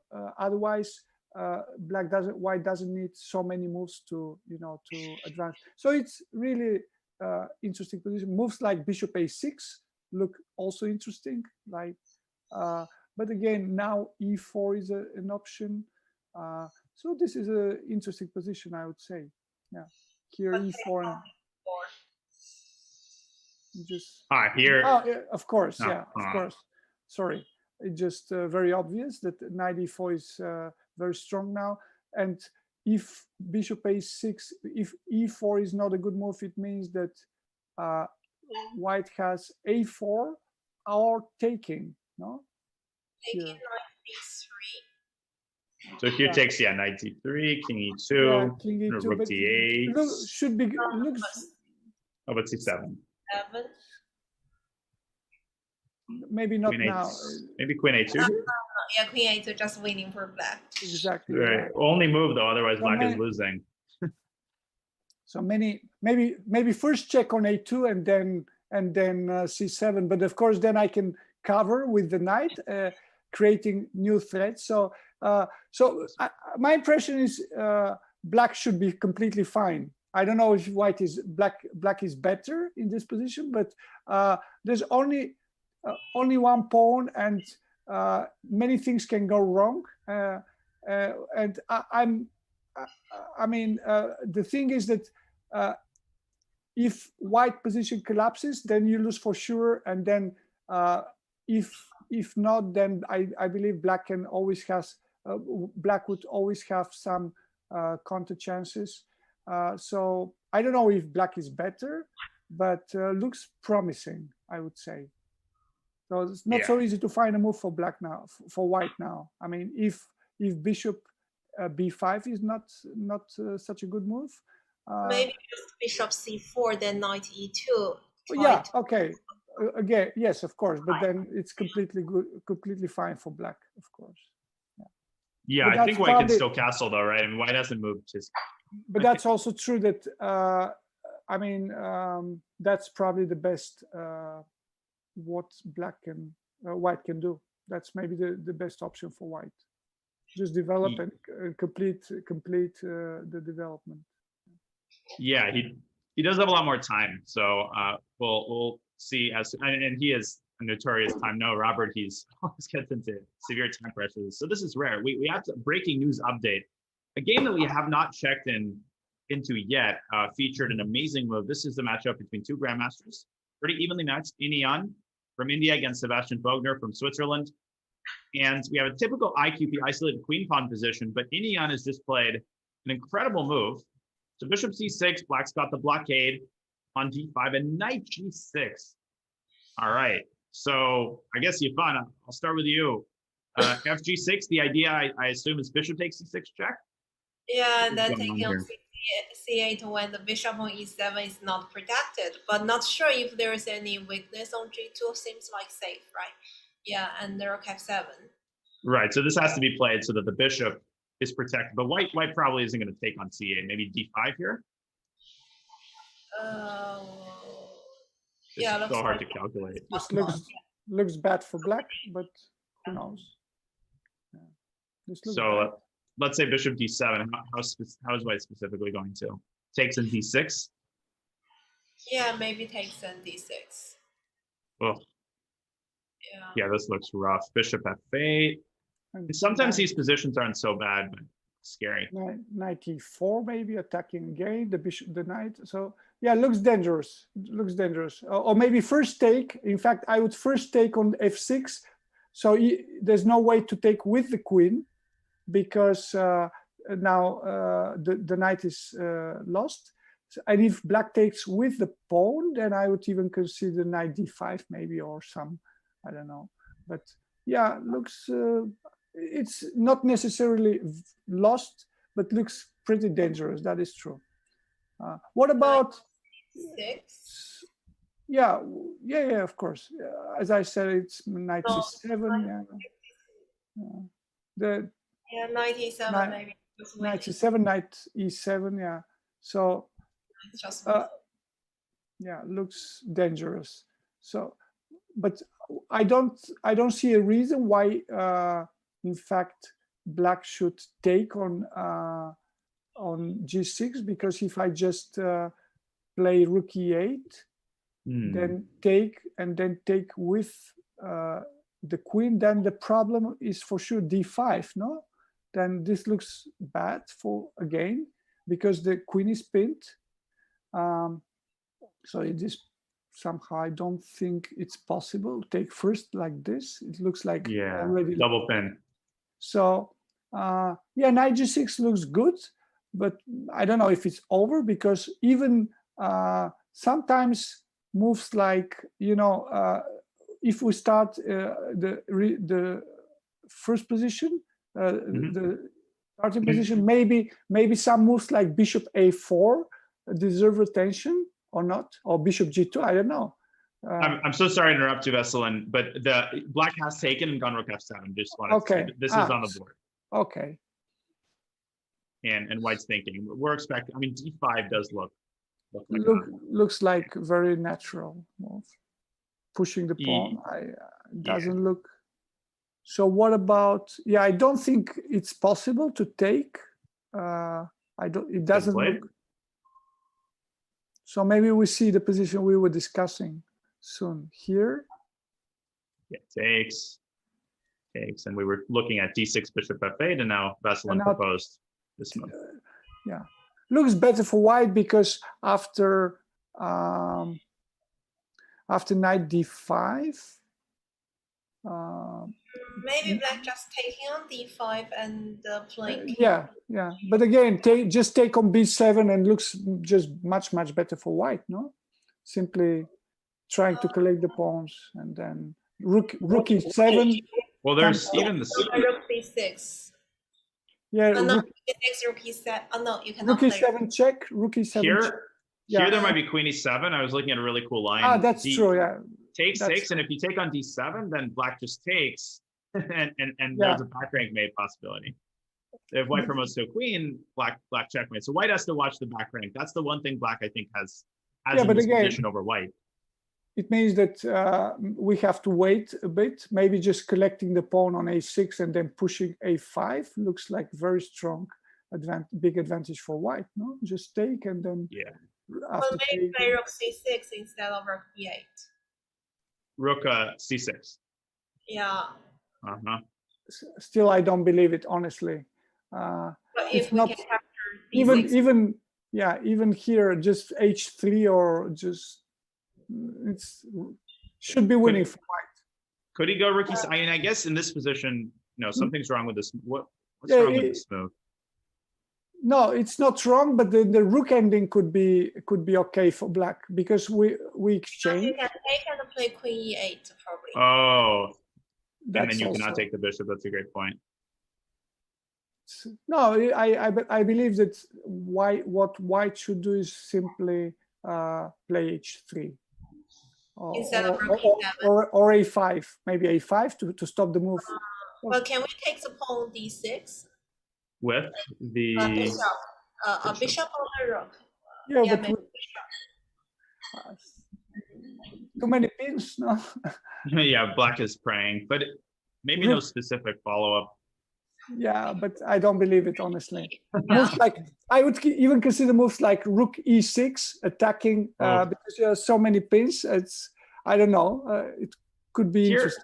Here maybe rook c7, but in general, for sure. Yeah, it looks not so good. Yeah, maybe, but again, a5 I don't think is the best move. Maybe just h3 is better, and then we forget about all this stuff. So, I mean, my impression is in this position, white is better, but who knows? Again. This reminds me of the stories. My coaches would always tell me these stories. Like a group of grandmasters in the 60s would be analyzing a crazy position, and then somebody like Tigran Petrosian would walk their board and just drag the h pawn to h3, and they'd all be shocked, but it would turn out that it avoided the need for all the complications. So so that's just that's what this move reminds me of. Now we do have a quick news alert. Valentina Gunina, as expected, has defeated Jessie February. That might be our first decisive game. I'll find the final position for everyone here. She has defeated South African women's international master Jessie February. Very decisive game, and it sort of ended the way that we had expected. So I'm just trying to find the final position for everybody. Not so easy. There's so many games. Let's see if I can. Yeah, I mean, only a couple more moves were played since. Oh, there it is. Yeah, perfect. And whoa, just wait a minute. What's going on in this position? This doesn't seem to be like the proper final position. Bishop takes f1. I guess Gunina maybe took on d8 first. That seems to be a transmission error because king f1, there's just bc. Exactly. Yeah. But I guess Valentina took on d8, and this would be completely winning after king takes f1. Because still, like, I wouldn't resign here, but for c5 on b7 falls. So in any case, Valentina has won. No, definitely white is winning. Of course, black could have played more moves, but it's obvious that after falling the pawn on b7, position should be more or less easily winning for white. Yeah, for sure. So, and we thank, of course, our production team working so hard behind the scenes, alerting us about decisive games and interesting games. So, would not be possible without them. So, back to this game. We will keep an eye on it. Bishop d7 has been played. It's going along predictable lines. But let's maybe have a look at some of the games we haven't checked into yet. We have Benjamin Bach, who is sort of course, a crowd favorite. We have the Andrew Tang game. Let's check back quickly into the Andrew Tang game. Just it's interesting from a theoretical perspective.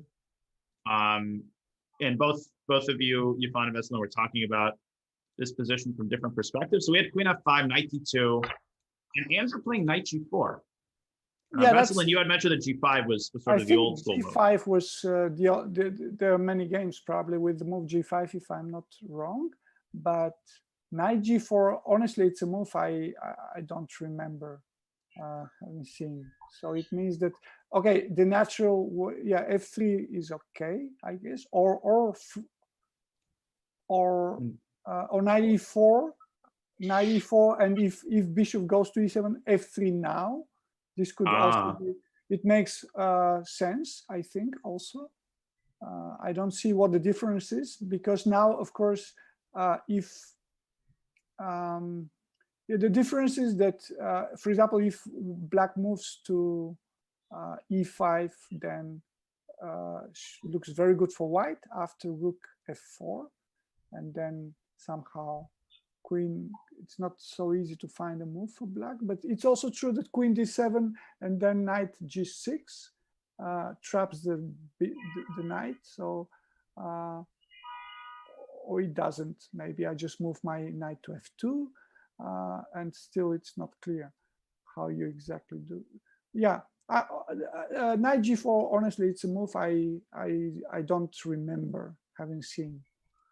So this is a completely new position. So why play f3 and Andrew play knight e3? And then but if you look at in a way, the knight from d5 went to f6, then it went to g4, and now it's back to d6, right, to d5. So somehow I don't really. What if you Yvonne, what do you think about this? What is it looks strange. This knight road is just dramatic, but in the same time, let's think about what white gain here. Okay, knight from b1 to f1 is an improvement, but you also weakened your position by f3, rook to h4, which you also need to go back, and queen to e2. I mean, I don't think it's purely a disaster for black, but with accurate play, I guess white earned something. Yeah, but look at the Same problem. clock. It's got 18 minutes though. To Andrew playing at bullet speed, predictably. So queen g6, he wants bishop f5 and rook e8, I suppose. Yeah, maybe he has some jumps because, for example, if white goes knight e3 now, I think knight f4 is possible, no? And then even that's not over because, you know, queen f1, and then still it's not possible, I think, to take the pawn because then I pin. But I don't know, maybe they know something about this position. If he plays so quickly, maybe he knows something very concrete. But okay, again, knight e3 looks like a normal move to me. No? I'm trying to exchange the knight. Then no, okay, probably then simply rook e8 makes sense. And yeah, knight e3, rook e8. Maybe rook but, e4.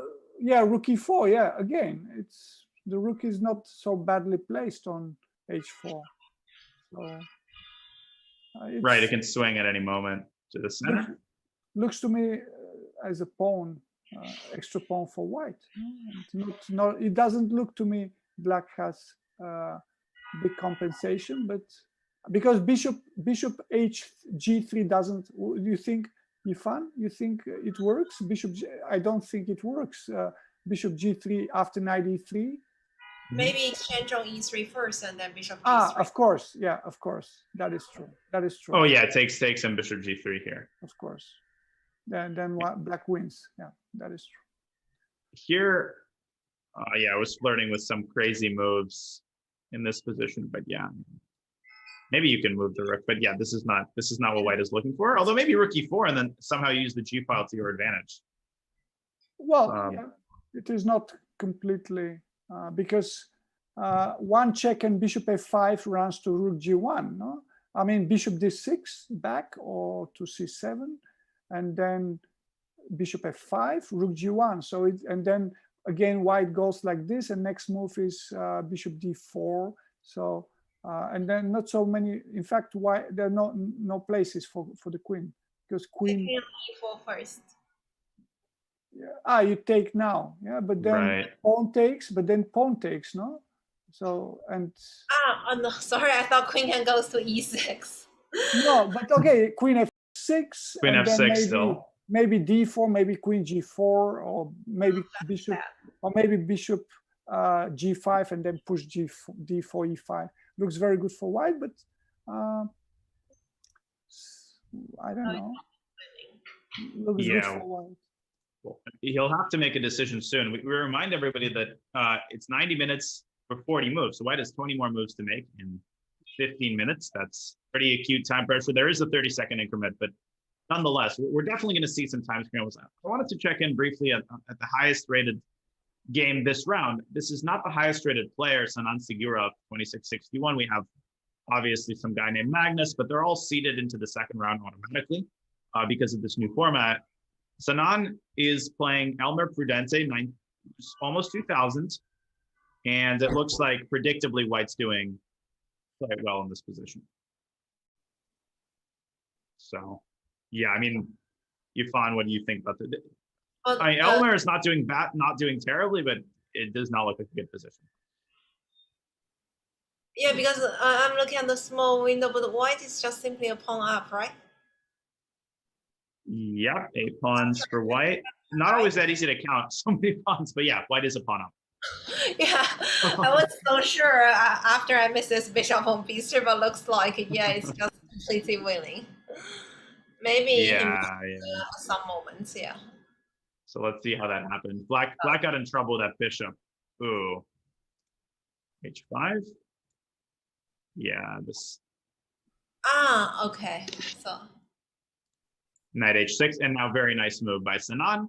We've got a knight hanging, a bishop hanging, and boom, knight takes F7. Okay. Maybe queen F6 is more interesting try, but Elmer took, and yeah, no, this I forgot that white was a pawn up. Yeah, with a pawn up, like even with equal material, white would be better due to like his positional control. But yeah, I mean, this looks like Sanan is going to take this all the way to victory. So we'll update you as this game goes on, but we can definitely have a look at some more interesting positions. One player I wanted to talk about is Volodar Murzin, who is a very, very young player from Russia. He's currently in IM, over 2,500. Veselin, have you heard of him? And what do you think of the position he has against Iordachescu? Well, yeah, of course I've heard. I just didn't know. I don't know what his age is. I know he exists. And it's funny that they actually they have similar rating, and they already paired, in round one. So Iordachescu, he's also I think he's a strong grandmaster and very experienced one. So it will be interesting to see. Well, I think black should be kind of fine, but because queen b1 is maybe it's white to move. Sorry, then I don't know. Just maybe knight g3. I would even consider placing the pawn right to even to h5. Yeah, it's an interesting structure, because it looks like black is completely fine. h5 was played, or no, that was just me. He's thinking in this position because okay, let's say if black goes e4, and then the square f4 would go for the white knight, for example, here, no. So, but if white goes plays the knight to g3, then e4 would be much stronger. So now followed by f5, and black has really very big space advantage in a way that would compensate the weaknesses of the f4 square. So yeah, I mean, I somehow have the feeling that black should be okay, but of course, I don't know if it's only okay, if it's better, or if it's simply okay. But it looks like black have fairly good chances. Yeah, you knight g3. Sorry, maybe black could try f5 immediately if white okay. Also, in fact, it's even stronger, of course. Yeah. Oof. Yeah, that's a great point. You find there's just no way to stop at 4 here, right? Yeah, so maybe white should be careful, how to coordinate these pieces, how to set up. Yeah, it's not so easy to really see what white wants to do now. I mean, and sometimes the pawn on h4 can be become very weak. And yeah, or maybe some breakthrough on the center like c4, but not now. Maybe in the future. Yeah, maybe it's time to. So go ahead, Ivan. Okay, but c4, we have a look. c4 here.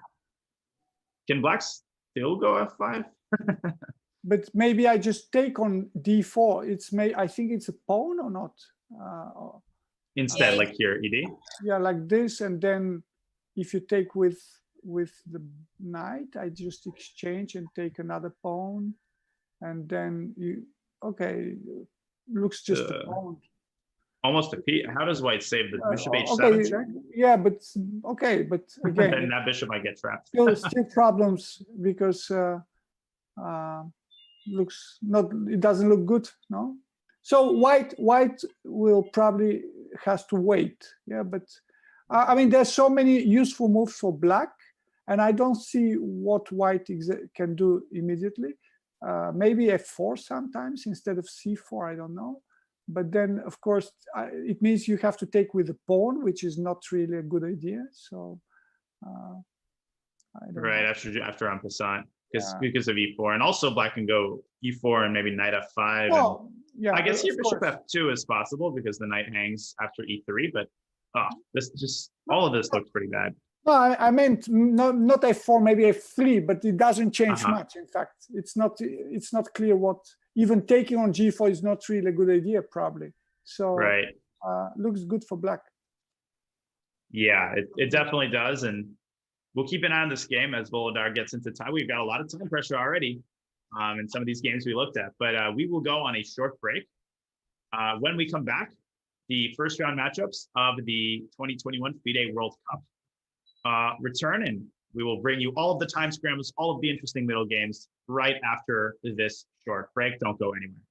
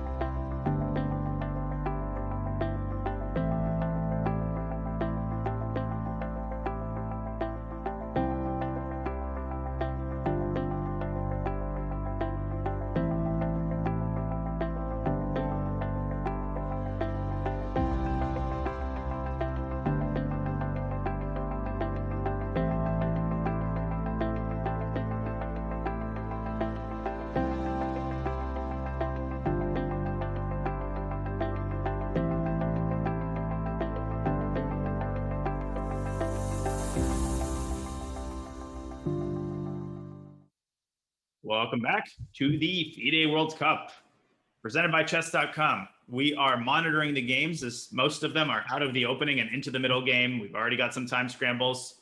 We're going to focus for a little while on the women's section.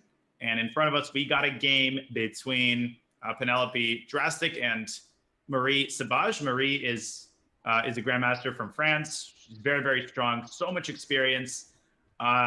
And in her position, I mean, of course, she's outrating her opponent, shall we say, drastically. No pun intended, of course. Yifan, have you played Sauvage? I assume you've played her a good amount of times. And does this position look as convincing as it does to me?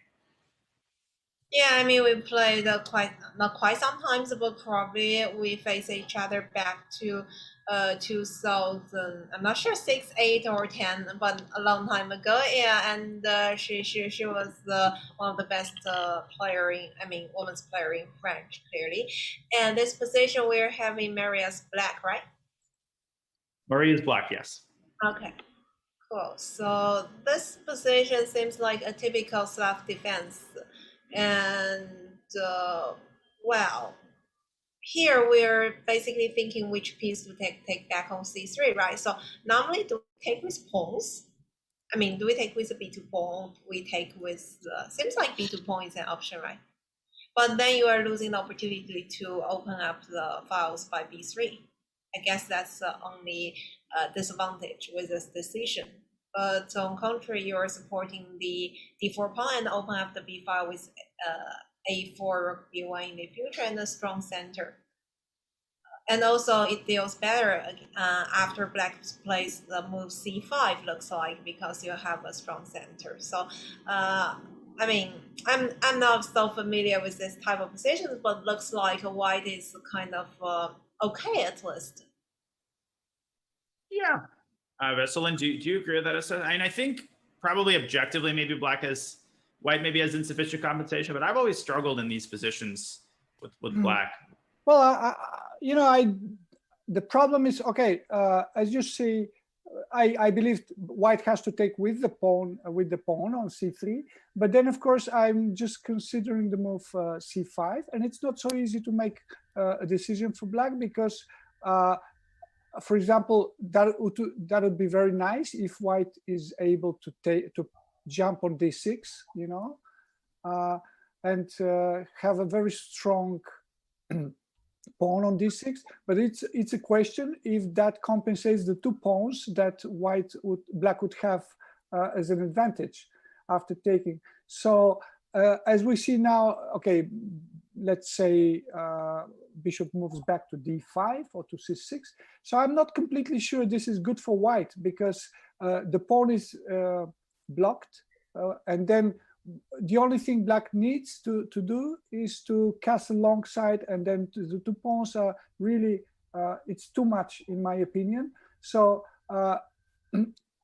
optically it looks like white has a strong initiative, but over the board, move by move, I don't see what exactly white can do after the move c5, because it's a very easy move to play because you just open, your bishop. And then, of course, black can also move the queen and then castle. But I think it's better to immediately ask white what to do. And if you don't jump on d6, then sometimes the bishop on g3 is not so good. And if after c5, for example, it's also a question, how do you exactly defend the knight on e4? If you move your queen to f4, for example, then I might just take on d4, and then I don't know about moves and then check on a5. That's the problem. And that should be very good. So dynamically, I just don't see, it looks like black is fine, no? Because it goes very quickly. And I don't think the 2 pawns compensate completely the strong pawn, the initiative white would have on, unless, yeah, okay, probably knight d6, as we said.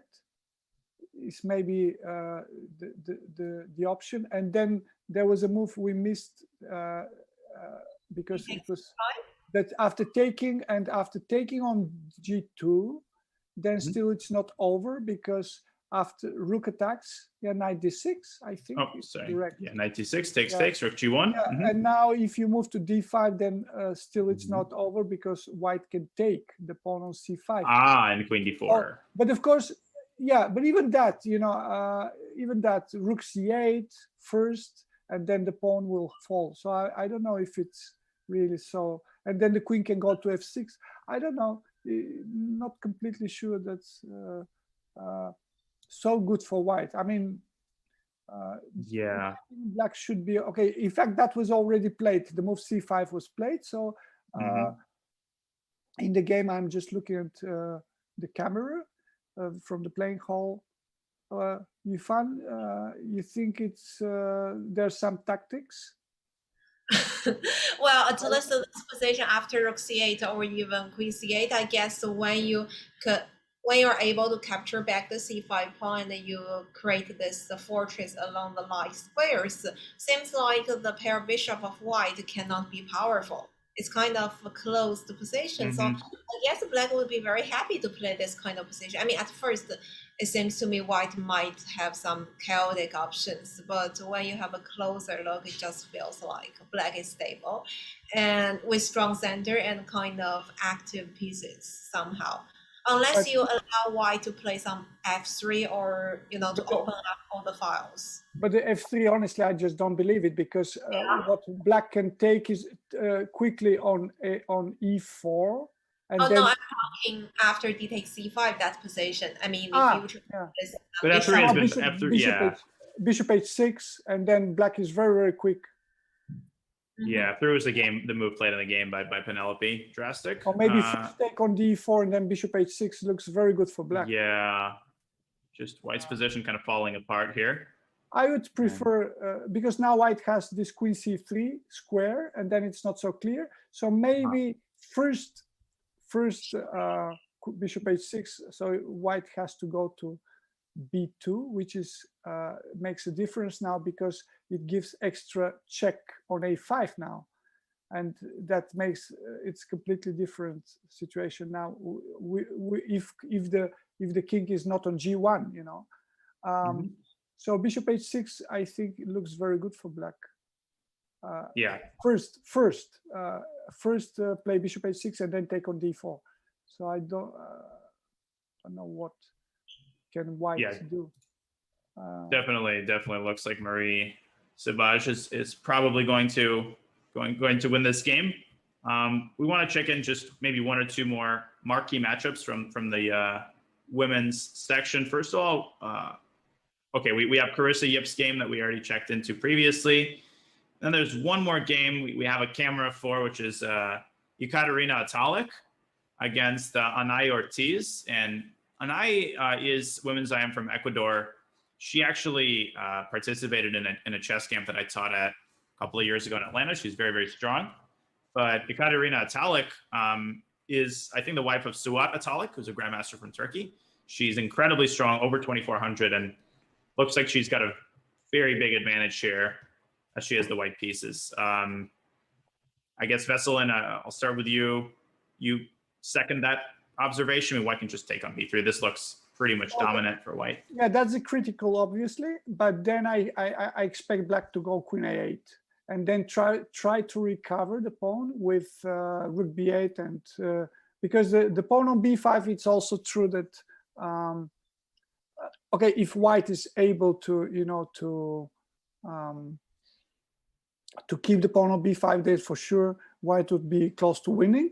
But for example, I think rook 8, queen 8, f3 is the best, and then after rook b8, a4 looks very good, because if black takes, then queen c7 and looks winning for white. It means that another move has to be played, but I just don't see any good move for black now, because even if c6 was played, then okay, there are moves like bishop a3 now, looks a big advantage. And even if white allows black to take on b5, then sometimes a5 is looks as a better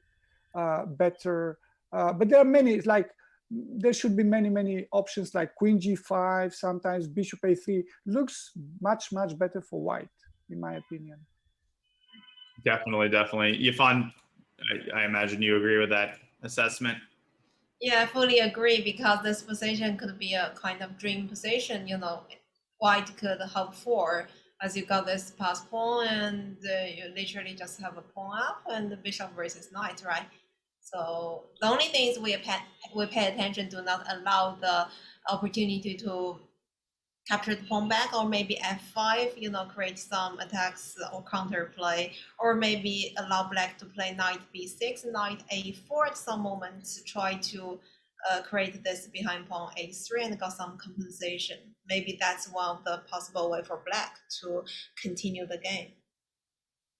Yeah, I mean, this definitely looks very convincing for Ekaterina. And just one more game we wanted to check into here is matchup between Carissa Yip, very exciting young player from the US, and Sultana from Bangladesh. We had a Jobava London here, very sharp position, and just something feels like it's gone a little bit wrong for black here.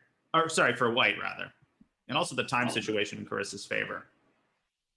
Yeah, this, I mean, I don't know, Yifan, if you have any thoughts here, but maybe knight f7. This just doesn't feel right for white. Yeah, seems very passive for white. Yeah, as you say, they're probably knight d7, because if black could have the strong center with the future e5, it's just become totally hopeless. Sometimes you could even sacrifice b4 pawn, like it happens very often in Sicilian variations, right?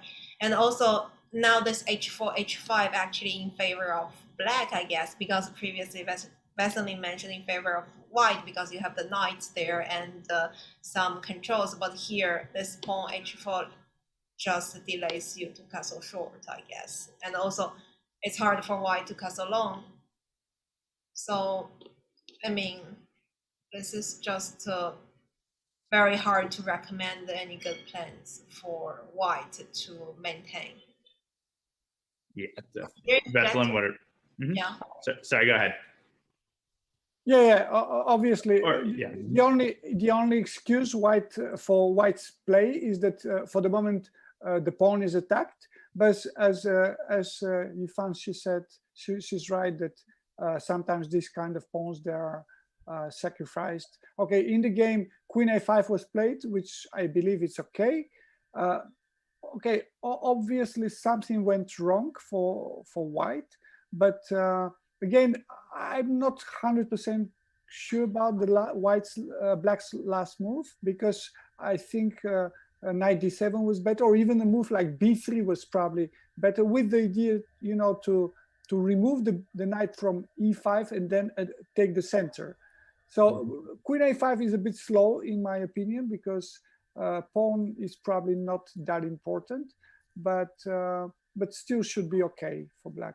It just gives I think now the pawn on h4 is not hanging, and it gives the option, the white the option to regroup with knight f2. So maybe I would rather I don't know, maybe, or just castle, I think, but black should still be okay. Simply, I believe that there were better moves.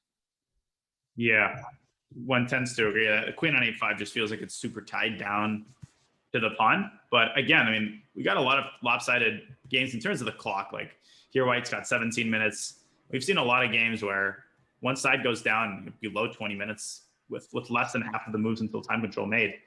And we'll definitely follow some of those games and some of these games. Let's switch back for now to the open section. And let's check back into the game between Abhimanyu Mishra and Bahadur Jobava. We finally have solved the mystery of, or shall I say the no, I won't even go there. The mystery of who's white and who's black. It appears that Bahadur Jobava has the black pieces, and I'm just going to find that game here. Yes, Jobava has the black pieces, and there have been some developments. We felt like white was slightly better to the opening. Then Jobava maybe started outplaying him. This is the position on the board. Veselino, start with you. Looks like that plan of b5, b4, it's still possible. Mishra is going for some play on the king side. I don't know if it works. What do you think about this? Yeah, something's strange about this game, because I just don't see the reason why the knight was misplayed from a perfect place like f6 to h7, like fianchettoed to h7 almost. Still, of course, it's not over, but for the moment, it's true that I don't think you can still push. You can play b5, because for the moment the pawn on c5 is it's not. In fact, it's not possible to take it. But again, I believe that there were probably better ways for black to play. Maybe still black is fine, but again, I just don't like the knight on h7. It's a bit too passive, in my opinion. But it's true that still, of course, the plan has to be the same, to advance to advance the pawns. I don't know. I mean, because now even if you push your pawn to c4 and to b4 and a5, white's knight goes to g3 and sometimes jumps to h5 and the other to f5. So it looks very double-edged now somehow. I don't know. Yeah, somehow the computer always thinks black's better in these positions, but I don't know. White does have all this kingside play, and things can fizzle out for black. Yifan, do you tend to agree with that thought? I mean, maybe it's a case of the computer kind of slightly underestimating the extent of white's practical counterplay. Yeah, exactly. I just feel like this light square bishop on c6 is also kind of bad place, because clearly white's d4 will just stay there forever. And now this bishop, you have no active route like e8, g6. All these are not possible. So maybe for white, he should switch to the king side.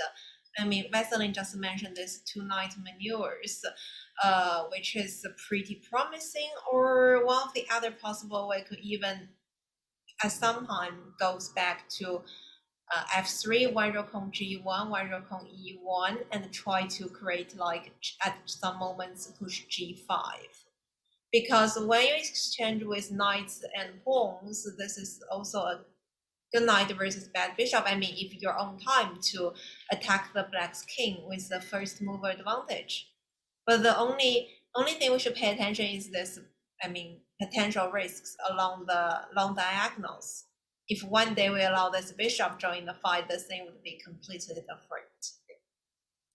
Yeah, never played DC here. Even if the king weren't on h1, I agree with that. Just allowing that bishop to come alive could be incredibly painful for white. But this could be promising for Mishra. And okay, the time situation currently in Badur's favor, but we'll be keeping an eye on this game as it heats up. We know that Abhimanyu is a crowd favorite. But okay, let's have a look at maybe a couple of the other games. We got Nihal Sarin, who we haven't checked into yet. And I'm just going to refresh here because the names should update. There we go. It looks like he's not in a great position against international master Sigwani. Veselin, I mean, you're sure a lot more experienced in these positions than I am, but looks like white's got this knight f4, knight g6 idea. It's a classic win hour, but black hasn't produced too much play here. Oh, yeah. I mean, somehow it looks like something black's quite passive, and there are many plans for white. I mean, one plan obviously is to place the knight to g6. And sometimes also, of course, I think a possibility is to play rook h3, g3, and he's just done that. But it's also true. It's also true that black is solid. Sometimes even it's a possibility to transfer the knight from c6 to f7 and then to g5. And but on f7, I think it just protects the pawn on h6. So it's still not so easy to break through, you know. And then if that happens, and sometimes, of course, black wants to place his bishop to a4 and to put pressure on the pawn on c2. So it looks bad for black, but in fact, I don't know if it's so clear. I mean, let's say white's knight can jump to g6. That's probably the best what white should do. But then what black has to do is probably to just ignore. And then I don't know. But probably if white is quick, it means it can be simply better for white, because the opening should favor white. But again, black has this counterplay on the pawn on c2 is attacked, the pawn on a3 is attacked. It's not completely clear. Maybe white is, again, this move, I don't know if it's really a good idea, rook h3, g3, because I don't see what white wants to achieve with that. Probably knight f4 was better. I don't know what you found. What do you think about rook h3? I don't see. Was it played or? Yeah, it was played. Rook h3 is on the board. Yeah, it's normal move, but if it also runs to knight g5 sometimes, so I don't know. Yeah, seems like I mean rook h3. Maybe he wants king g1, then king h2, but no, that's not the way, I guess, because king f2, clearly we're worried of knight g5. I thought that's a very good knight maneuver, and basically the hope for black, because if suddenly the piece goes to e4, then the position is completely different. And maybe black could also think at some moment to bring the queen back and bring the bishop to a4. Maybe that's the other plan. And for white, I just didn't see what's the improvement. I mean, white could comfortably stay here, but where's the breakthrough points? Yeah, I mean, usually, well, maybe knight f3, knight f4, rook g3, knight g6, but it seems like black can defend against that kind of stuff. And yeah, as you said, Yifan, white has to be so careful about that knight getting to e4. It looks a bit strange, but maybe placing the king to h2 and then considering moves like g4 makes sense. Maybe, I don't know. And then provoking all the opening, because the bishop on f3 is not really so good, and the only way to activate it is to play g4. Yeah, maybe king g1, king h2, then queen b2, rook to the f file, and then queen goes back and prepare for g4. Yeah, that's a very good. But that's too slow, because anyway, it's very easy to stop it. It's quite easy to stop it. I mean, I just place my knight on f7 and double on the g file, so just don't think it's possible. Yeah, maybe black's knight g5 comes first. Also, yeah. So, right. Yeah, somehow the rook on h3 runs to knight g5. I don't know. So, and the rook on g3, it's not completely clear what. Maybe rook g3 now. So if you go knight f7, then rook g6 and f6. It makes sense. Ooh, that's a cool idea. That's the only thing that could. But even then, it's still not clear what exactly white wants to do, because. Rook f. Yeah, but it makes sense now. It makes sense. Yeah, looks like black is cramped here. Yifan, I was going to ask you, have you faced Nihal Sarin at all? And do you have any thoughts on him? I think we've only played once in Capdage, one of the rapid events in France. Mm-hmm. Okay, that's at least my impression, and I don't think we played each other in other events, but that event was kind of rapid. So clearly he's very young, talented, strong, but I do not know like very well, for example, how's his style and what his strong point, things like that. Yeah, I mean, he's definitely one of the premier talents in India. There have been so many young grandmasters who have been impressive, and most of them are playing here. There's Pragnananda, there is Gukesh, who is also playing. We haven't looked at his game, but we definitely could check in. And there's Inian, who's a little bit older. And funnily enough, Yufan Veslin, in that game between Inian and Bogner, has reached exactly, I think, the position we were discussing in our analysis with queen takes b7. And Yufan, this is the position where you proposed, if I'm not mistaken, the move rook c6 to try to stabilize everything. So let's try to keep our a pawn on board. Otherwise, it will be just simple for white with 2 passed pawns. I agree. Like rook c6 looks like the best chance. I mean, yeah. And then we were talking about a5 or maybe h3. And black definitely wants to take on d6 here, even as scary as it is. It doesn't seem like black has much of a choice in the matter. But interestingly, that this reaches the exact position we were talking about. Let's maybe again. I know there's a lot of fans of different players in the chat, so we're gonna try to cast our net pretty wide. Another game we haven't looked at yet is a game that might end pretty soon, I think. South African Daniel Barish, 2300 against Aryan Tari, definitely a crowd favorite. And this looks completely dominating for black, unless I'm missing something major in this position. Yeah, well, black's pawn down, but that shouldn't matter that much. I mean, looks like very big domination. That's true. Yeah. So what are rook f8, double, potentially e3.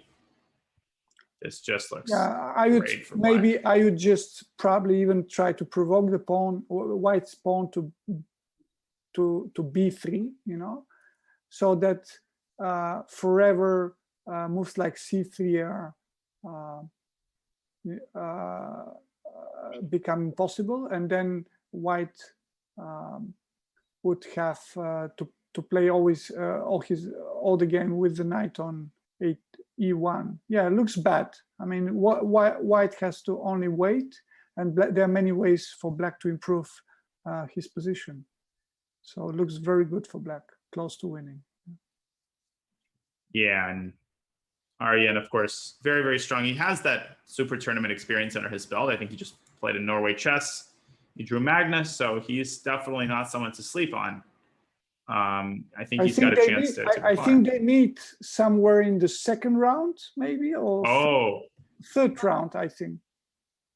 I think Magnus has the winner of, I think pretty soon they meet. If they both win their matches, I think they meet soon.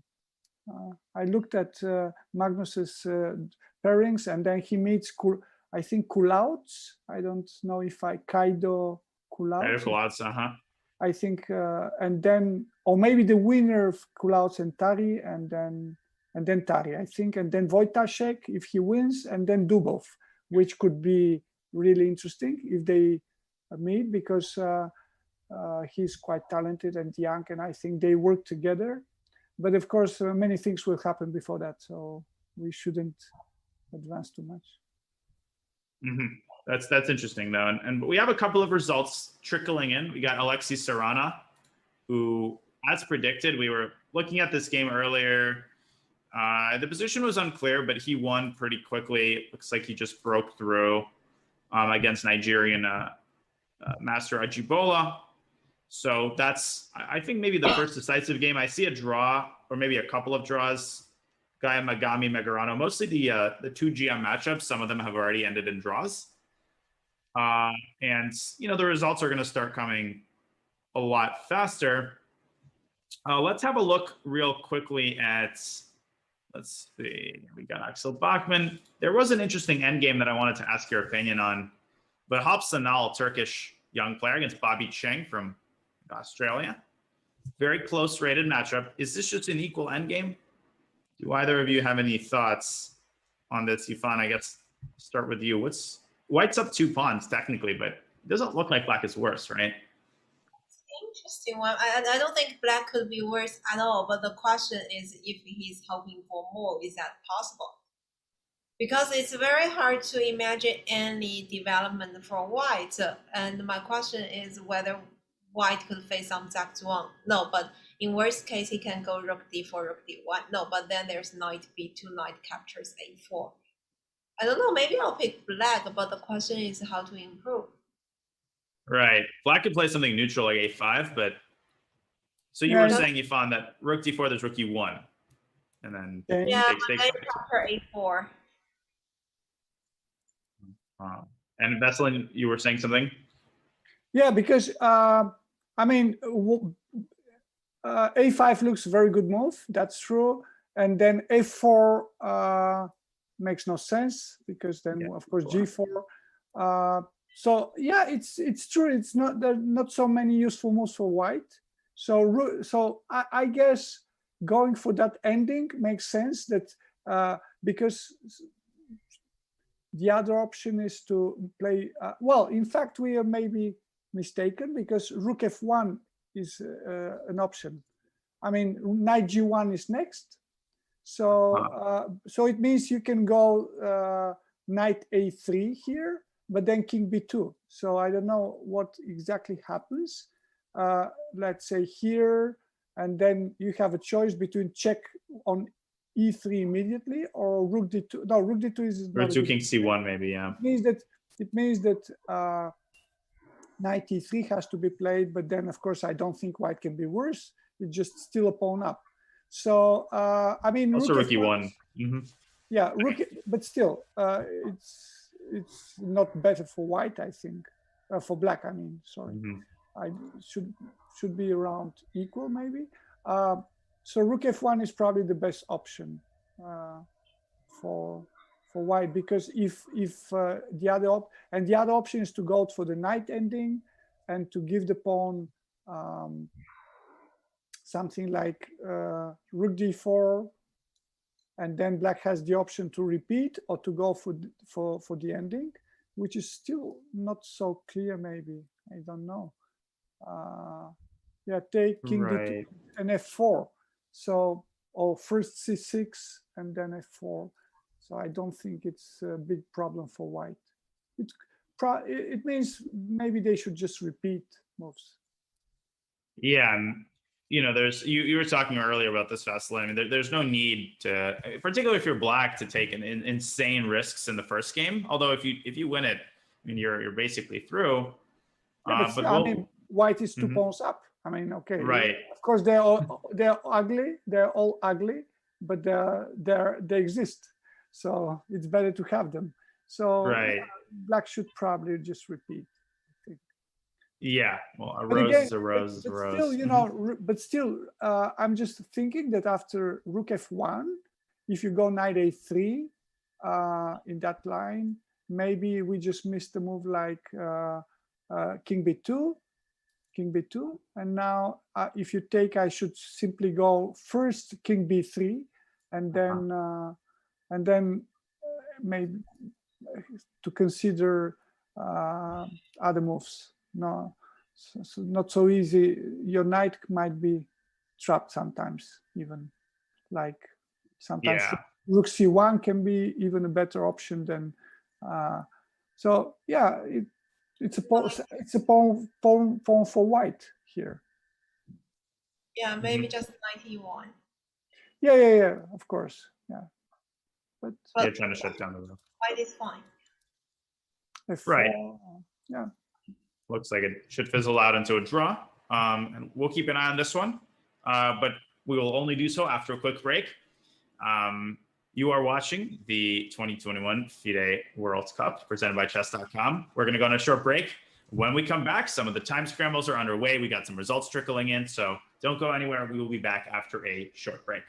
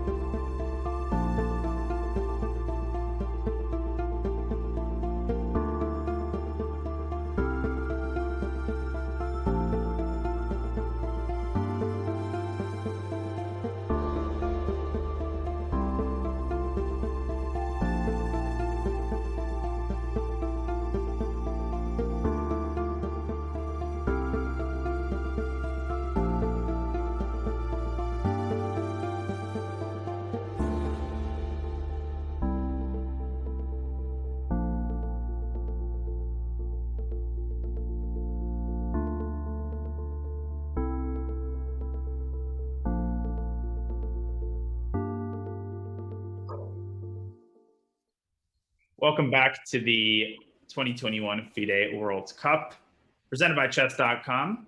It's been so great covering first round matchups so far. We've got so much action ahead of us, and I'm honored to be joined today by two absolute legends. And Yifan, Veselin, I definitely want to interrogate the both of you about some of your stories. On playing these knockout tournaments, you have so much experience. Yifan, I'll start with you. Do you have any sort of, can you walk us through your general experience playing in knockout events? What is it like? And do you have any stories off the top of your head about, funny stuff that could end up happening in these very high pressure knockout tournaments? Well, that's a long story, and my first experience came by 2006 when I was 12 years old. And by the way, I just noticed that this year's World Cup, we have the youngest player from India. He's also like 12, right? Okay, but he's participating open section. That's even with more tense and fierce. Okay, so that was my first experience. I was actually quite happy because I didn't think that I could enter into the round 3 with the rating around 2002 or 2003 or whatever, and then I played 2008 and entering the final, but lost the final match, and then goes to 2010 where I got the title for the first time, and that was like kind of very, how to say, very tough journey, because I felt like knockout system compared to the other formats of the tournament that contains more unexpected situations, like more things could happen in a dramatic way, and also it tests the players'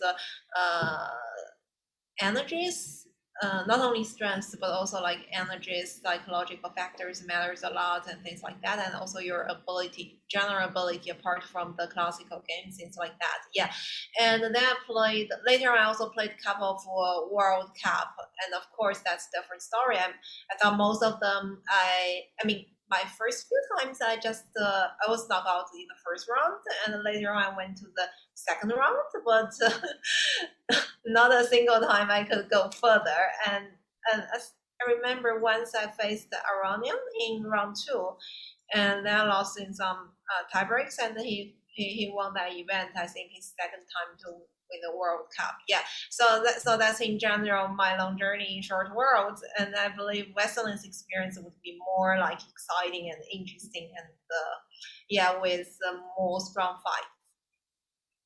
Well, Veselin, any like crazy stories? I mean, you've had some crazy experience indeed.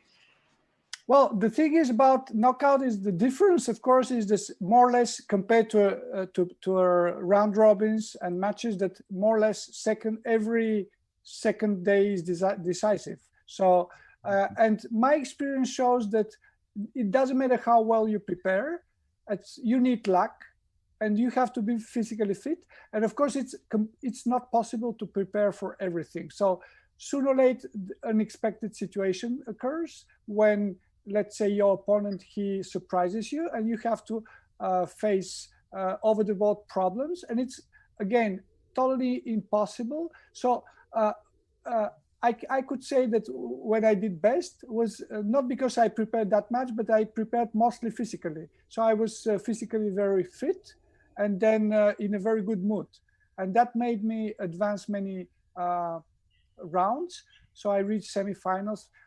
And always, of course, my problem were the tie breaks. I lost most of them, if not all. And then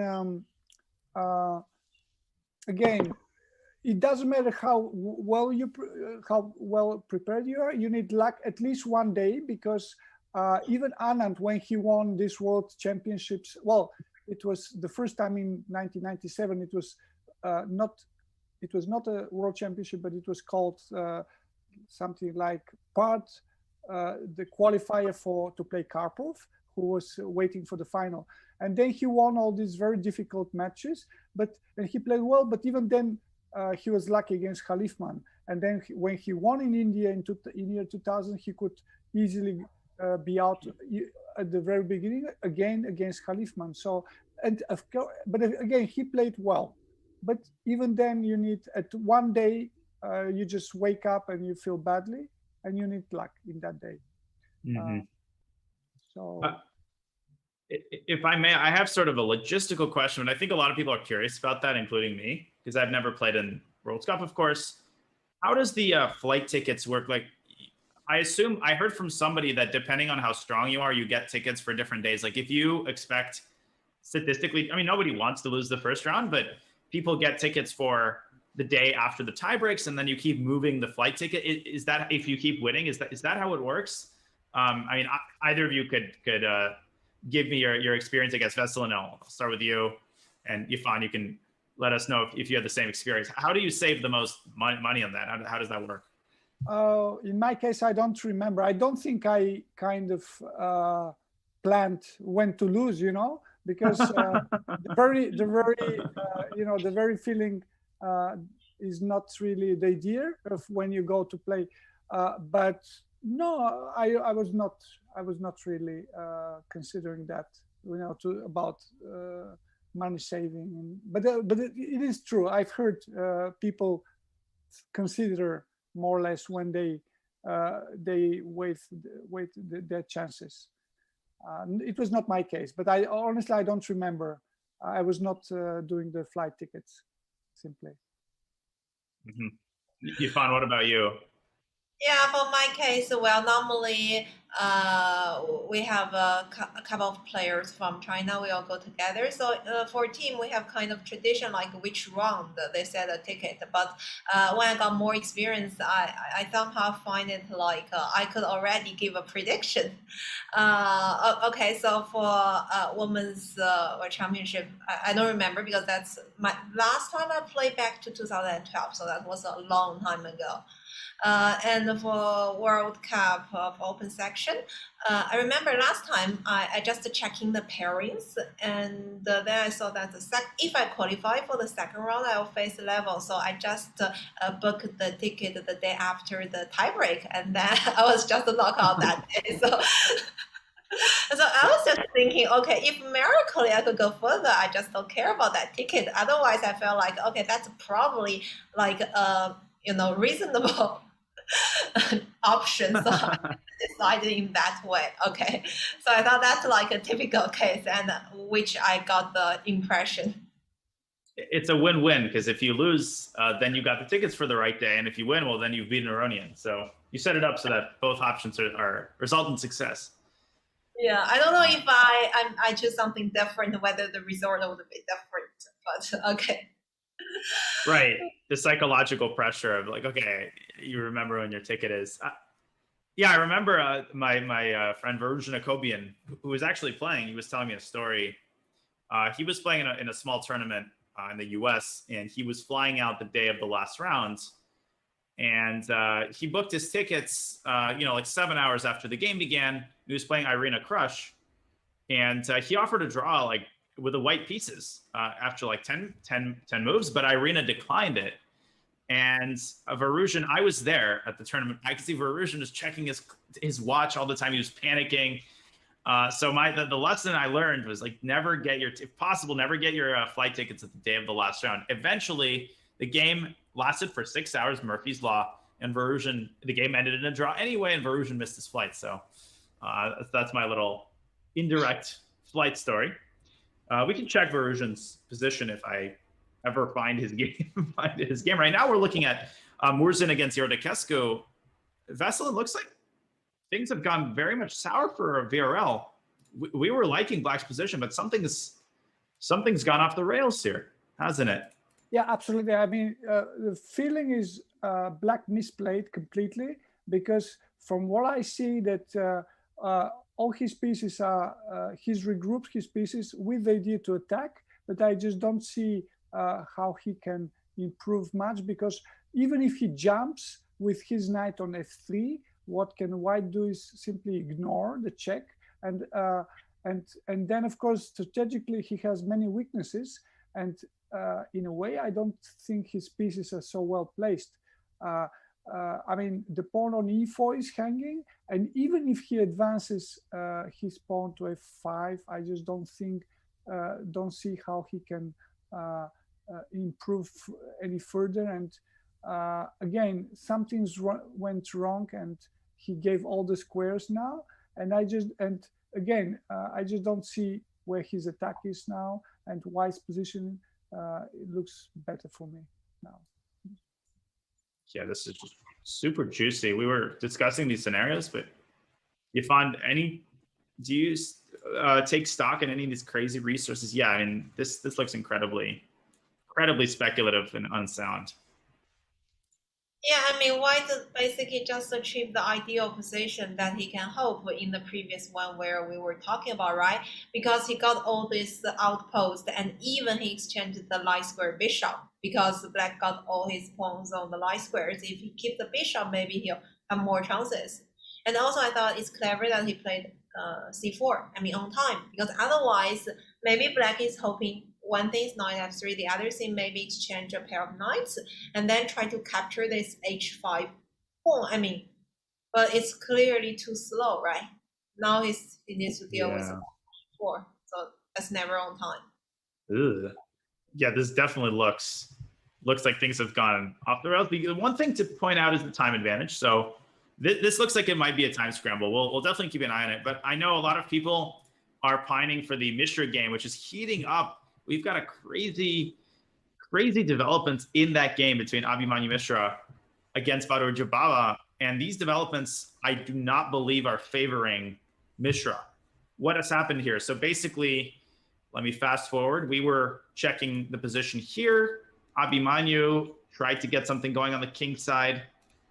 But Bahadur b5, there's Veselin's idea, c4. Abhimanyu trying to freeze everything, giving, of course, a very strong passer, which is blockaded. But Bahadur creating the threat of bishop takes g4, followed by c3. Veselin, that looks like a brilliant idea, very Bahadur-like, so creative. Exactly, but at the same time, the reason White had to sacrifice this pawn was that because not only the pawn on g5, on g4 is attacked, but also because Black wants to advance his pawn on c3 and then c2. So that's the reason he blocked. And then Bahadur said, thank you very much for the pawn, even though that opens the g file, but that bishop on g4 is so nicely anchored on that square. Very hard for Abhimanyu with such a weak king to create chances. And Bahadur says, I have not had enough. I'm also going g5. And f takes g5 has been played. That's the position on the board. Yeah, because if pawn takes, then I guess knight g6 and e5. Ooh. So it's a good place. If anything, it looks like it's Black. Maybe white. f6. Yeah, but f6? Yeah, yes, probably. But still, maybe just take and knight e5, and I think that's like the pawn on b5 is also hanging, so there's some chances. It's not completely clear. Yeah. So maybe, I don't know if he wants to take with the knight. I just don't believe it's a good idea, but who knows? When after g5 take like this, and now I guess queen f4, for example, or knight f5 immediately also possible. So I don't know. Probably queen f4, and then some checks from h6. No, I expect him then, of course, to take with the pawn. But again, he allowed the knight from h4 to jump to g6. So, right. Of course, queen f6 is not the only. That's not good. Yeah. Queen e6 maybe, and after knight e5, like, I don't know if White has any specific threats. I want to play bishop f5 here, but then rook f1, and White could triple on the f file very quickly, causing problems. So maybe some like very calm move is necessary here, like rook g7. I don't know. Or rook f8 first. Yeah, but then queen g2 attacks the pawn on d5, no? So I don't know. It's maybe knight f6 here, but then h3. Then h3, it's not so good. No. And again, always, yeah. But if bishop f5, you want to sacrifice on g5? No. I don't know. Yeah, bishop f5. No, I just go rook f1 maybe, or. And then if rook f8, then there's this rook f3. Back, yeah. Yeah, it's an interesting position, I have to say. because it's also true that white knight takes g4 is not really so important. Simply, what I don't like is that bad knight jumped to e5. Right, bad knight became good knight. And if black is not careful, Abhimanyu will be wishing good night to black's king. So this is a little bit dangerous, but we're with a lot of time though. And no, it makes sense, but it is true. It makes sense to exchange, of course, the queens. I don't know if it favors white or black, but for example, in the last position, I don't know, rook g7, and then sometimes or knight e4, and then. Oh, this has all happened, by the way. Yeah, and now knight e4. What about knight e4 and? Okay, take and take on g4. But then of course black also can push. So this is something like rook d5 or c3 immediately. Or c3, yeah. But shouldn't be bad for white somehow. It looked like black was better now before, but I don't think black is worse now. White. I don't think white is worse now in this position particularly. I mean, rook endings shouldn't. Right. I'm trying to figure out I was refreshing the board and I couldn't tell which position they had. I actually think queen f6 has not been played yet. The broadcast was just syncing. I think this is the position on the board. Bahadur deciding where to put the queen e6, queen f6. So a little update there. But I think queen f6 is quite likely. Queen e6, knight e5 does look very scary from a practical point of view. So yeah, this one is a game to keep an eye on. I wanted to check in quickly. I think a lot of people were asking for us to look at the Chiyu game. And of course, Chiyu is a fan favorite. She's a top streamer, and I know she's been preparing very diligently for the World Cup, but her opponent in the first round is a force to be reckoned with, Prague's sister, Vaishali. So Vaishal, look at this game when I find it. There it is. Okay, so let me just refresh. What is going on here? There is something that's gone completely haywire with the broadcast. Okay, rook takes c5. Let me just make sure I guess this is the position on the board. Yeah, that was my idea, no? My suggestion. Is this what happens in the game, rook c5? I'm verifying that right now because when I click refresh, I get this position, but something tells me that more moves have been played. But okay, for the time being, we can commentate this. After DC, queen takes c5. Yeah, Veselin, you were talking about this. This looks good. Maybe rook c1. Yeah, looks very good for white, but still probably knight c8 or something like this, and then try to block. Yeah, queen c7. You want to get the knight to d6. Something, yeah, and then f6, bishop f7. So it's not okay. But again, now white has this rook c6 move, which looks strong, but I don't know if it's really okay. Yeah, but then maybe just push, or maybe that's nothing. Yeah, I don't know. Something like this. That still looks like white's. It's got to be. But pretty much not completely. Maybe it was too much to sacrifice. It looked good, but anyway, my idea was to play with queens on the board and not without. So I don't know if all this was so forced. It looks tempting. That's true. Yeah, for sure. And I know that. And this is the position on the board. I apologize for this. The broadcast was going a little bit haywire. No, it looks like there have been a lot more moves and white is about to win. So let me just walk everybody through what happens. This did not happen. I apologize for that. Chiyu played b4 and immediately c5. The c file got opened, bishop a4, and Vaishali just started getting her pieces right into that queen side, knight takes b6. Yeah, and Queen b6, very convincing, nice positional effort here by Vaishali. She went after that. Oh, bishop b5 here. Ooh. Look at that move. Wow. A ba6, and the two knights are completely incapable of stopping that pawn. Trading rooks. And I think Nemo's about to resign. Or wait, is there knight e8? Is that a final chance? This 6. 96. Then, yeah, but then a7, and then even okay, that. just take the knight b6. Yeah. I mean, I found that these positions may sometimes not so easy with an outside passer, but yeah, like white. If white didn't have the pawn on b2, even without black's pawns, maybe it's a little bit more difficult. But here it's winning. I don't know if you've had some bad experience. I've had bad experiences of these positions, knight against like many pawns, but this looks winning. Maybe there's some way to promote without allowing this. Like 97 and check go like this. 95. Yeah, it makes sense, no? And then a7, it's unstoppable. Yeah, that is true. Brilliant. Yeah, so Nemo. You should be invited to the World Cup, Daniel. I prefer commentating from a distance, you know. You know what they say, it's always easier from the side.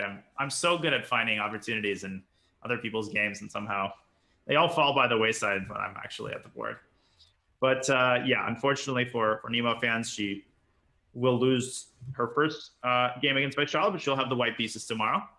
Let's drop back to some of the interesting games in the open section. Yeah, I mean, knight a5, it's probably the best option, because if white takes on d5, then either taking on g3 or e3 followed by f5, and then that would be okay for black, I think.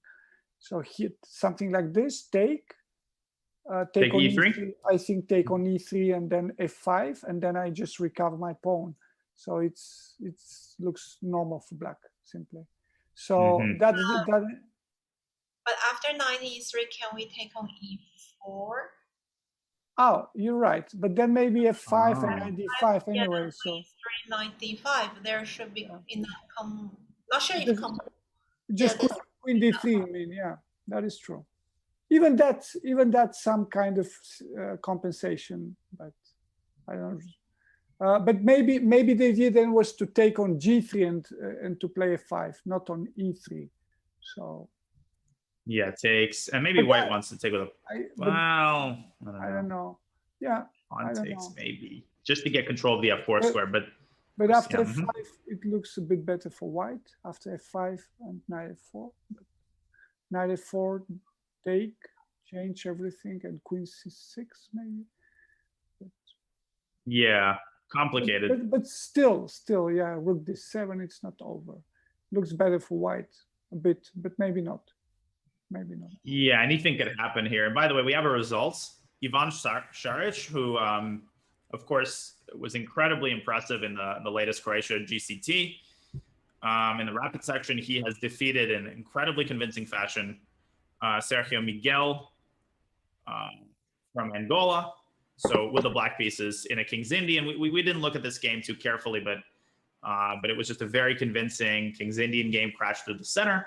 And in the final position, he's winning that. Well, actually, no, he's not winning the rook, but it's checkmate after the queen moves away. So white must give up the queen, and he resigned. There's another result that we are seeing on our camera. Veselin, am I supposed to recognize either of these players? I thought that was Kovalyev, but now I'm not so sure, in fact. And black won this game. Looks like black won with the move like rook c3 at the end, but attacking. But honestly, I just don't know who were the players. I'm looking at the games and trying to match. This is fun.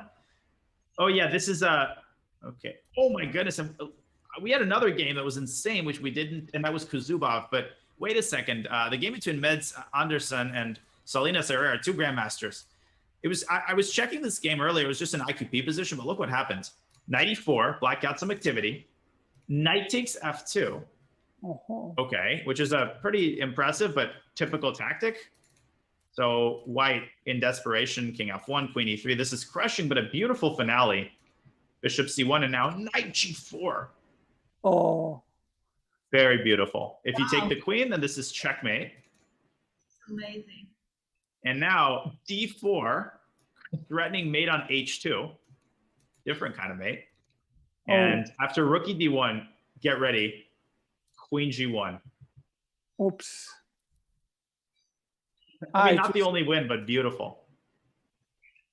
Honestly, I don't even know where black is from. Is Chilean flag? Chile. Chile. Yeah, Chile. Chile. I mean, there's so many good players now. It's just impossible to follow them all. Just Wow. impressive. Yeah, good game. Yeah, brilliant. Yeah, he's a very dangerous player. He just played in the U.S. I was familiar with some of his games. Very strong attacking players. He defeats very strong Danish Grandmaster Anderson. Okay. I played with him. I cannot see his name. Is he like a young Chilean international master or grandmaster? He's a GM. He's maybe in his, I think, 20s. He's probably my age, so 50. No, just kidding. 25 or 26, I think. Yeah, I think we played a match in Chile a few years ago, like a friendly one. Yeah. Mm-hmm. So he only How did that one go? Sorry, Vasily, go ahead. He only needs a draw now with the white pieces, so it looks easy. But of course, it depends. I mean, for example, in Libya, when I was, at some point I had in 10 games 9.5 points, and the reason was that sometimes I was winning the first game with the black pieces, and in a normal tournament, of course, someone who is rated lower than me, he was supposed to be happy with a draw. But because it was a knockout, they tried to beat me with black, and that's the reason I was able to make so many wins, you know, because I was white and they were playing for win with the black pieces. So it depends. And the only one who didn't do that was Movsesian. He offered draw, and because he was knocked out. But it's for someone who is in a good shape, it's a very good, I would say, a very good position, you know, to score many rating points, to win many rating points, and to win many games, of course. Yeah, no, definitely got so many opportunities, and the psychology and the dynamics of these matchups is something we're going to get into a lot more. But we also know that it is very, very late for you, Yifan, and just wanted to say, before I let you share some of your thoughts, how much I think we appreciate you coming on. It's a great honor to have commentated with you. We certainly don't want to keep you too long, but before we go on a break and let you have your well-deserved rest, just wanted to ask you maybe what your general thoughts are on how this tournament began, who maybe some of your favorites are, obviously. And I also, perhaps you could share your thoughts on whether you think Magnus is going to get upset, or is he just going to go all the way and crush everybody? So sorry, I didn't get your last question. You just follow up with a few questions. So what is the last one? Sorry. So I guess just maybe your general thoughts, some people you're looking at, and whether you think Magnus is just going to crush everybody, or is he going to get upset by somebody? Okay, I thought this is definitely a great day, and I'm very happy to join with you guys. Vasily and Daniel did a great job, and to be honest, I felt like this is also a good, opportunity to follow some serious chess after quite some long time, and we face very interesting positions. And so talking about the second question, Magnus, to be honest, I was a bit surprised when he decided to play the World Cup few years ago. You know, I don't remember, maybe 2017 or 19, maybe 17, right? But he didn't perform very well in that time. And this time we'll see. I mean, definitely he'll go for the certain rounds of the list because his strength is there. But when he's facing strong players, like Vasily mentioned, the Dubov, maybe one of the further rounds, right? And maybe starting from this point and going further, things are kind of out of control, I guess, for anyone, because this is mini match. It's only 2 games. Basically, one mistake would, you know, brings you like very hard times to fight it back. So it's really hard to say. I mean, he's clearly the favorites for most of the players, but for knockout system, I guess this level of favorites would a little bit, reduced, not the same level as, for example, round robin tournaments or matches. I guess he'll be even stand out in those type of formats. But we'll see, because this time not only Magnus but other top 10, many of the top 10 players are playing, right? So I guess one of the strongest edition of the World Cup so far recently. Mm-hmm. Well, that makes a lot of sense, Ivana. You'll be joining us for the later rounds as well. But we won't keep you any longer. Thank you so much for joining today, Ivana. It's a great honor, and we will go on a short break. When we come back, more action from the 2021 FIDE World Cup presented by Chess.com. Don't go anywhere. Thank you.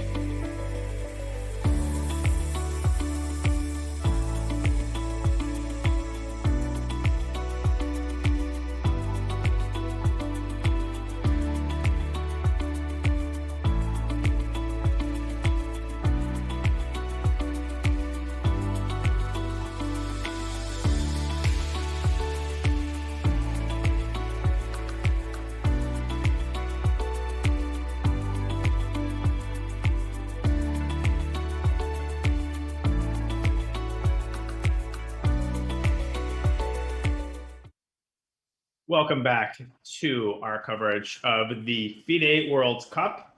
And of course, Chess.com will be your exclusive Twitch home for the video feeds for this year's World Chess Championship. Join us for the best coverage around as we watch this year's players, the defending champion Magnus Carlsen and challenger Jan Nepomniachtchi for the title. The World Chess Championships is coming in November, so mark your calendars, and that will be on Chess.com. We have the video feeds. The coverage will be killer. The match will be killer. You will definitely not want to miss that coming your way in November. But for now, round one of the World Cup is ongoing. It was excellent. It was awesome to be joined by Ho Yifan. Now I'm stuck with some Veselin. You know, I don't know if you're qualified to commentate on the games. Former world champion, legend. Just kidding, of course. The time scrambles are underway. Veselin, what have been your thoughts so far on this round? Things going as expected, or have you been surprised at the way some of these games have been going? Well, I mean, of course, I would say general level is getting better and better. So some of the supposedly weak opponents, they are putting up a solid fight, and but of course it's just too early. I don't think, in fact, first round matters that much in a way that the logical outcome for most of the mini matches is that the big favorites, because they will pass to the second round, because there are big rating differences sometimes. And I guess in World Cup also, in this, especially in this case, we have some external factors like jet lag, for example. You know, players that arrive from different continents, they don't feel as good as Russian players, I believe. So for the moment, from what I see, there are no big surprises. Mm-hmm. And of course, you have such incredibly rich World Cup experience. Do you remember off the top of your head any like crazy upsets? I think I mentioned earlier, Anand's lost to someone in the first round. This was many years ago, but is there anything that stands out to you from all of your experience? Well, again, when I played first this knockout event, it was I was considered one of the 2 or 3 favorites, and together with Ivanchuk, we lost in the first round. I lost to Jeroen Piquet, and he lost to he lost to Serwan, also very easily, I would say. But then Las Vegas in 1999, I think. Nisipiano, he knocked out Ivanchuk and Shirov, and there was several surprises. But it's also true that India, if you consider in year 2000, then 3 of the 4 rating favorites reached the semifinal, and then in Women World Championship, then I think the top rated won. I think maybe it was Susan Polgar. I don't remember who she was then. So sometimes it can be, you know, it's in a way it's random. It could go both ways. But again, Las Vegas was very surprising, and then I think it was the very beginning, in the Netherlands, Groningen, in 1997. There were several big surprises also. But India was, Anand won. It was not easy, but he won. He was rating favorite. And then Las Vegas was there were many surprises. Mm-hmm. Yeah, sounds like it depends sort of on the tournament. Sometimes it's one way, sometimes it's another. One game I've been looking around to see if there are any games where the lower rated player is better. And I did find one where Dmitry Sklarov, who is international master, looks like he's representing Finland, is playing Vasif Durarbeli from Azerbaijan. Very strong GM, over 2,600. But I mean, if I'm reading this right, after knight takes a4, I think Black is pretty much dominating the endgame, Veselin. Yeah, definitely, yeah, because he can. I expect White to take the pawn on either first to check on g4 and then take on g7, but looks very difficult to stop the a pawn. Yeah. But even, you know, okay, it's less than 150 points difference, more or less. So it's not like 300, no 500 points difference. But and even if he loses with the white pieces, I think it's not completely over, I would say, because these Azeri players they tend to be very, very tricky. I think a lot of talent, I would say, in Azerbaijan. Also between not only you have Mamedyanov and Rajabov, but also in the past we had Gashimov, obviously, and I don't know, but again, many very strong chess school. So it's not completely over, even if White loses here in the first round, of the mini match. Yeah, that's true. We've definitely seen our share of matches where that happens. Another game where we might see a even bigger upset. Take a look at this position. Gregorio Paran, who is household name over 2650, is facing off Sri Lankan player Lianage. I hope I'm pronouncing that halfway decently, and I think it's a dead draw. So we might see this. This might be numerically one of the bigger upsets of game one. Of course, not a disaster, but exactly. I mean, it matters to who goes to the second round. It's not about the way you go. So when I'm talking about surprises, it's not in a single game, but in the round. So as long as Oparin wins the match, it doesn't matter how exactly what the result was. I mean, so I guess, but it's also true. All these unknown players from India and of course also from China. In this case, it's Sri Lanka. They are underrated. They're young, and it's not so easy to understand what their real strength is. So it's very easy. It could very easily be someone who plays 100 or 200 points better than his rating. Yeah, and with COVID and people playing online, the situation got out of control. There were a couple of tournaments in the US, over-the-board tournaments resumed, World Open, where you saw in the open section, grandmasters were in the bottom of the pack, and you had like 2100s at the top for many rounds. They were just beating up on these poor GMs because a lot of kids with reduced school load, they just they studied very, very diligently, and in some cases, as you said, 200, 300 points underrated easily, exactly. which is kind of crazy. So GMs better be careful. Ooh. Now this is heated up.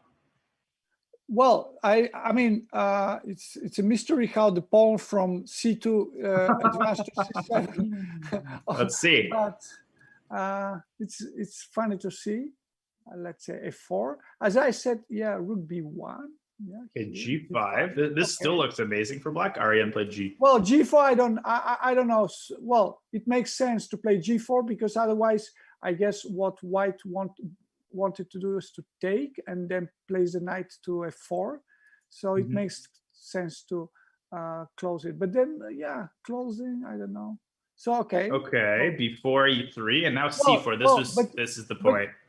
So I think the idea of what probably Tari missed was that after B4, if Black goes Bishop B5, then I guess A4, no? And then A4, and if you take them, I guess, and then if you take, I take the pawn on E4, so it's now, and the knight is entering and the pawn on G4 is also hanging, but well. Now it's simply not so clear anymore. And final, in the position with the pawn on C7, of course it's blocked, but well, the knight is still out. This doesn't really change much. the knight is out of the game, but maybe still Black is okay because, but it's very strange. Like rook C5 maybe, but then. Where does the bishop go? I mean, bishop is attacked, so probably maybe A6. Yeah, still Black looks like he's under control, but also the knight can go somehow to H4 and attack. I don't know. It's Yeah. some things changed, but it looks still good somehow for black. Although, of course, with such a pawn, you never know. I mean, it could easily be that white goes something like knight c2 and then knight d4, and who knows? That's Yeah, this game could turn around very quickly. Yeah. But I mean, I guess that's what you do if you're under, lower rated by 300 points. You stick around and see your chance. Seize your chance. For example, now if I just go knight c2, attacking to take on d4, and if bishop goes to takes, rook d1, and then I don't know, if you go take, they take on d4. I don't know, and there are many. Yep. I don't know. It looks like it doesn't work now because of the move. Now black wins, but maybe maybe queen c8 check. After e2. Yeah, queen c8 check and king f2, and I don't know. Honestly. Wow, king f2. You're trying to. That's an incredible position. But then still, it's check. It's still very messy. It looks maybe still black wins. Yeah, check. Maybe queen e6 here. Yeah, still black wins, but it's very somehow. Especially if in a time travel, sometimes things look completely different. Yeah, that's exactly right. The time pressure is what and in creates fact, a lot of stress for higher rateds. I think another a6 was not played. White just took on White a7, took on a7, which makes a lot of sense, because now also sometimes the pawn on d4 is attacked. And what black can do is rook a6 and take on a2. I think that makes sense, no? Now, if you go queen c5 here, but there's then no rook c6, but still, I mean, it's black to move or not? After queen c5, here would be black to move. So rook c6 was played, and then he just wants to. He just wants to collect the pawn on c7, which is like. But then what about take, and then knight c2? If I take, if I take with a bishop, then you my take idea was the queen bishop, d5. and then if you go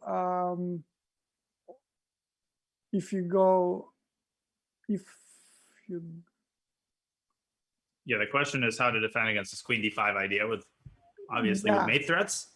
So maybe queen a3, but yeah, it's that doesn't look good though. I was gonna try to play queen d5, queen b3 against queen d5, but okay. It's always possible to play something like h4 and king h2. So it's not immediate mate, but looks very bad. It's true.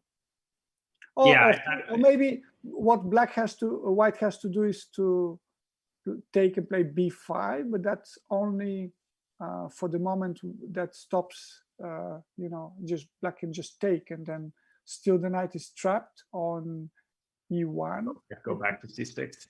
Yeah, it doesn't look so good. It's true. Rook c6 is a good move. So I don't know if the move queen a7 was that good. Probably rook c5 made more sense.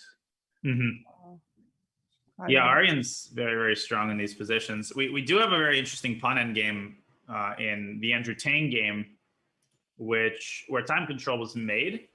I don't know if it's going to help white. I mean, optically, this looks losing for white. Exactly. Even though right now black is down a pawn, which is really interesting. But the problem is that if white tries to save the f pawn, black has this move h5. And after king f6, king f5, black's pawns are stopping white from creating a passer. Is this just losing, or does white have some crazy chances here? Should be losing, I guess. I just don't see because let's say I think it just lost. So I don't see any counterplay, because even if you go something like king f3, h5, and then h4, then black can just take, and then should be simply lost. Yeah, this is a classic example where the black uses his passed pawns to distract black's king, and then walks the king. So black, he has to simply wait, and then once white's move are over with the pawns, then he has to move his king and allow the advance of the h pawn. And sometimes, of course, also possibilities to no, I mean, I thought king g2 here, king g2, king f6, king h3, king f5, king h4, and now king e4 is also a possibility, or king g6. This looks completely winning. Both. Yeah, moves. this might even be more clinical because this is just eventually you're going to force white to give up all the pawns. Exactly. Yeah. Oh, looks So like wow. So Andrew might win. It's been an interesting game. How that happened after the opening, but yeah, g5. Yeah, we had an exchange sack, and then we kind of discussed well, a similar position. In fact, the d4 was probably a mistake, no? Because it looked really good for white in a way. Let's say here, I don't know, but I would just go rook f1, and then after bishop f6, I could maybe remove my queen and then place the queen to the rook to f5 and advance slowly. Looks very good. Right, complete positional domination. F7 pawn is weak. Or even go something like bishop d6, threatening queen c5 or e5. It looks very good. Yeah. But he played d4, and he allowed Andrew to counter-sacrifice his exchange back. And black's fine now. Yeah. Shouldn't be worse for white, but somehow Sindarov. I mean, white's definitely, I think, not worse here, but how did this pawn endgame occur? I think, here, queen d5. Oh, rook e8. He probably blundered this, so this is a very nice move. Yes. Yeah, I think he simply probably believed he was close to equality, but now he just lost. Yeah. And yeah, so what has happened in the game, white is thinking after g5, he's made time control, but it's not going to help. Andrew is most probably going to win his first game with black. That's a huge result for Andrew Tang. Okay, so let's have a look at maybe some of the other games. We've got a couple of games that are winding down. We got the Durabali game. We took a look at that. We have a game that we haven't looked at for a while. Aravind, who played that weird. Aravind was white, so that was the weird e4, e5 English with an extra tempo for white. Yeah. And looks like white's got these monster pawns on the king side. Yeah, so it's a very interesting position, in fact, because the bishop on b3 is a bit misplaced sometimes, but and of course it's also true that the pawns there are not always so easy to advance. So let's say, let me see, I don't know. Well, what if black just waits by playing a move like king g7? Yeah, that's exactly what happened. Yeah, because just as you said, because g4 can be played now, it means that queen g3, of course. Oh yeah, queen g3 is just crushing. White's king is too weak. And if you take, still the pawn on c3 is attacked, and g4 is still not a possibility. So white has to lose another tempi. But maybe it's, I don't know, because, well, for sure, black shouldn't be worse, but it's... Yeah, this could go either way. It looks easier to play with white, maybe, with black, maybe. Okay, queen here. Queen e1. Okay, queen e1, queen h4 is not really a threat because of rook h8. I don't, for the moment. So queen d2 makes some sense, but I would probably try a move like, I don't know if white wants to move the rook and to give some check to e5, but it's also not clear where exactly white can go with the rook. So if white plays b5, I think then rook c5 is probably interesting. But even that is that's only one check for the moment. So okay, after queen e1, what if I try to exchange with queen d2 still? Yeah, queen d2, and again, queen h4, rook h8 doesn't do anything. Well, but maybe I can not, try to take exactly. in g4 now. Now it's dangerous because also the king on g7 runs to checks. So queen d2 is maybe not so good, but it's not so easy to find a move. And wasting time for a4, I don't know. So b5 could be critical. Of course, white can wait with the move like play some move like c6, but with the idea, it's a hard move to play in time pressure. Also, you feel like you have to do something. And of course, there are moves like rook e3, so it's not clear if that changes much now. So, right, and presumably there's a time scramble. Probably the exact timestamp is inaccurate, but we'll keep an eye on that one. Now, a lot of people, I think, want to look at want an update on the Mishra game. So let's switch to that one. And it looks like Bahadur is just crushing it here. Yeah, looks like he's put all his pieces on the winning squares. And so what happens after knight takes g3? Where exactly is the bishop h3? No. Oh, okay, for the moment I have check on e4. I can give check on e4, which is not, but what? King g1? Yeah, king g1, and then if I take, and maybe just push the pawn to c3, no? It's, or not immediately, not maybe first check, but even that's not, even that's not like the end. Maybe because if I check on f1, on f5, then the king goes to e1, and sometimes king is even able to stop the pawn. So you mean knight, if you start from the very beginning, knight g3, let's see again. Yeah, so knight g3, rook g3.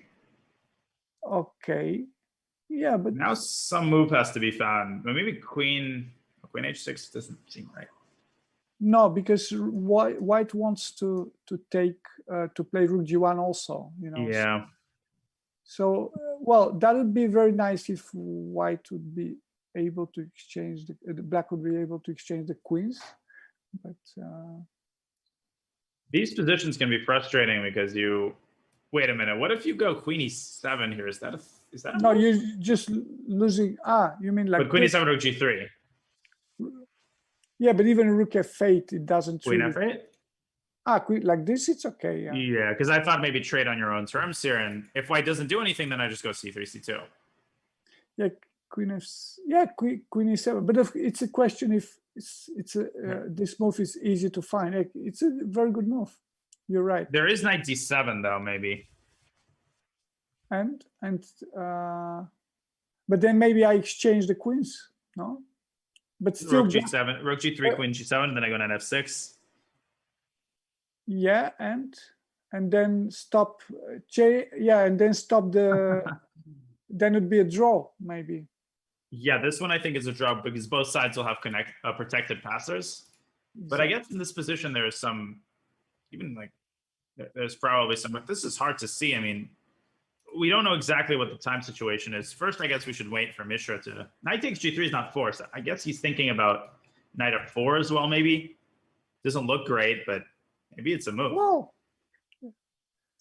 knight f4, queen just moves to h6, and if you take on h5, somehow in a way, white is also pinned, so it makes no sense to take the h5 pawn. And if you take with the queen, I mean the exchange of the queen should favor very much black, I think. But of course, it all depends of some tactics. So knight g3. So what about so bishop h3 stake and queen d8 check? So it doesn't work. Or queen d8 check. I have to go queen e8. Okay. So what's wrong now with our that knight on e4 is a monster. It's covering all these checking squares and f2 as well. No, this is losing for white. So I guess in this position. But I just don't see. Okay, of course, king. I mean, rook g1 is possible, but it's just I don't know. It doesn't look so good for white then. So that's the black reason has a move. I think this is what he's considering. Yeah, that definitely is something to calculate here. Knight f4 versus knight takes g3, but we're expecting he's probably going to take on g3. Okay, so that's a game we're gonna. But even then, I mean, I was just it was curious. I don't think it works. In fact, I had some idea, but I simply think it's just a bluff. So. Oh, you mean in this position? Yeah. All right, so we'll take a look at that. Anyway, it's a critical. What about some crazy stuff like take on g3? Let's say. But that was okay. Is it winning for black? Okay, you take on h3, take. King takes. Yes, and then my idea was to go something like rook a2. It's totally crazy. Wow. So rook a2 and knight g3. Yeah, just do you have more than perpetual after king h2? So king h2. So let's say I go knight f1, king h1. Yeah, is it more than because white has this very nasty checks, and right. Also queen d8 is still there, so I don't know, but probably just nothing. I don't know, but it could be a nice try. I mean, yeah, for sure, particularly in like time pressure. It's exactly. I mean, I don't see a move off the top of my head for black. Exactly, because queen d8 is still there, and the check is very annoying. So, and of course, it's easy to miss. Yeah, here of maybe course, queen c8. Yeah, maybe, but then let me see. Yeah, maybe just because. Yeah, queen c8 looks enough. This looks scary, but after king g8, that king hides under the rook, and still it's not. I don't know. Knight g6, something like that. But that's nothing. Yeah, it's difficult to. Should be winning for black, because yeah. No, this is winning. So somehow. Yeah, for sure. So he's Abhimanyu. He did take on g3, and by the way, time control was made, so that explains the time that they spent thinking. And now Badur will probably take his time, and this is really good for black because he needs time to calculate. Bishop takes h3, and so he'll probably spend some time doing that. In the meantime, we've got a lot of results. Kaida Martinovic bit pullouts. Let's check back into this Morzen game against Yordakescu, which had turned in white's favor after it was definitely better for black at some point. Now we have an endgame with time control made. What do you make of this wrestling? It looks like white is still in charge. Yeah, because I mean, black should take, I guess, on h5, no? Right. But then check on g6 and rook. Where does the king go? F8, I guess. Why not on h7? In fact, because because knight f6 you cannot play. Yeah, because if you take on g4, then knight e3 is almost mate. Black is threatening mate. Well, okay, it's again knight g3 is still a move, but white can draw with knight f6 also and rook c7. Yeah, of course. But if we look for more, then another move, knight g3 is a pawn, but I don't like it somehow. So what about rook f6 now? It's just a repetition. Rook f6 at which point? After in this position. Rook g4, knight e3, rook f6. Yeah, it could be an interesting option, but rook c7, I don't know. Rook c7. Oh, and then are there any crazy? Like if the rook was gone from f6, you'd have knight f6, but somehow, yeah. Well, still not. But it's impossible to. No, not. But of course, it looks like very promising for white if you start from move 1 after the move after rook takes h5. But anyway, I just don't see another move for black. I mean, black has because if you take, I don't know what else white can do. You mean knight takes d4? Yeah, but that doesn't work, right? Just knight g5. Simply losing, yeah. And then rook g6 is an intermezzo. Yeah, exactly. So and yeah, should be just lost. So critical is to take on h5, and then of course white doesn't have to to do everything, all this. The check is a possibility, but maybe there's another move. I don't know. What about, so if I play rook e5 to somehow pin, still knight d4 is possible. So Counterattacking that rook. exactly. Yeah. Otherwise, and then, okay, check looks like very logical, no? And Yeah, then, it does. And then collect, and then knight e3, and then I would go knight g3, maybe. So, and then you've got good winning chances here. Yeah. Still not clear, but okay. But of course, I guess take and rook d7. So not so easy to win that. Yeah, because black's got a lot of activity. Like once rook takes d4 happens, there's the king is threats. open. Yeah, the king is, so it's closer to a draw, of course. This is much closer to a draw than winning. So I don't see a problem for black for the moment. But yeah. Okay. Very interesting position here. We'll see how this unfolds. I did want to check into the game of Pragnananda, who is another crowd favorite. He's a very and we'll look at the Nihal Sarin game also, which might end up being a very long game because that is a close center. But once I hunt down the Prague game, it looks like that one might be close to finishing. Let me just find that one. Let me refresh this one while I'm looking for it. Yeah, 94 has been played. Oh, well, yeah. This is the position where black is simply thinking. There's the Pragnananda game. This just looks probably almost winning for black. Not so clear. I mean, it should be somehow winning, but it's also true that rook endings, if for example, if black goes e3, I think then just knight c6, and I don't see a way immediately way, but it should be somehow winning. That's true. So it's white can play. So you're saying knight c6 here? It's white to move. It's white to move. Yeah. But then maybe bishop first check or first bishop c5. Yeah. Check, go to check, king f1. To f1, bishop c5, and somehow the knight, well, the bishop is much stronger, of course, so it looks close, very close to winning.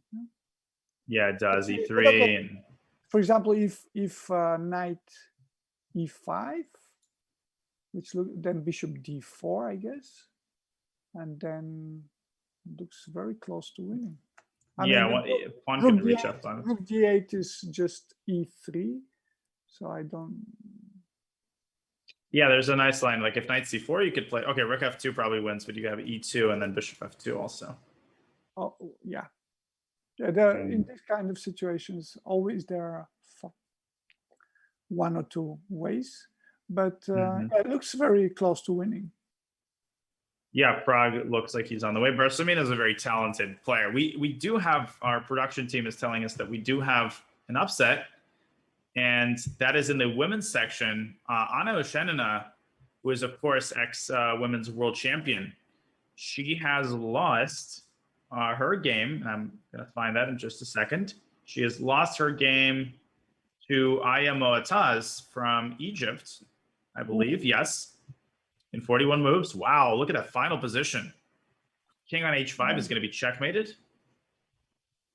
Man, incredible attack. So what is the rating? So, she's 2000 rating only. Yeah. And she sacked a rook here and delivered checkmate here. Wow. Oh, brilliant, no? Because f4 and f5 was very nice. Yeah, this position f4, realizing that she needs to close down the king. Probably black had some defense. Maybe black can play f5 herself. I guess not. Evalbar disagrees. Could be. Yeah, could be. Why not? I mean, but then maybe still g4. I don't know. But yeah, and there's never queen g6 because of this rook f8. Or queen g8 also. So yeah. but it Wow. looked like a better try. No, f5. Yeah, probably. I think Anna just sort of panicked, rook bd7. Yeah, maybe she Trying- just missed. Yeah, Missed queen g8, and now with this move f5. it could be that she simply believed that she was attacking on d2, and she missed the move queen h7. Well, Right, that's a key move because that rook on d8 also defends the pawn on d2 incredibly. So in any case, I mean, incredible attacking effort by Moataz. 400-point upset. Still, Oh yeah. She has one game with the white pieces, so fairly good chances to recover. No, it's not completely over for sure. Oh yeah, absolutely not over, and she will be trying to win her game tomorrow. And we will be taking a short break, after which we will resume our coverage of the 2021 FIDE World Cup presented by Chess.com. We'll be back in a few. Don't go anywhere. World Cup resumes after this.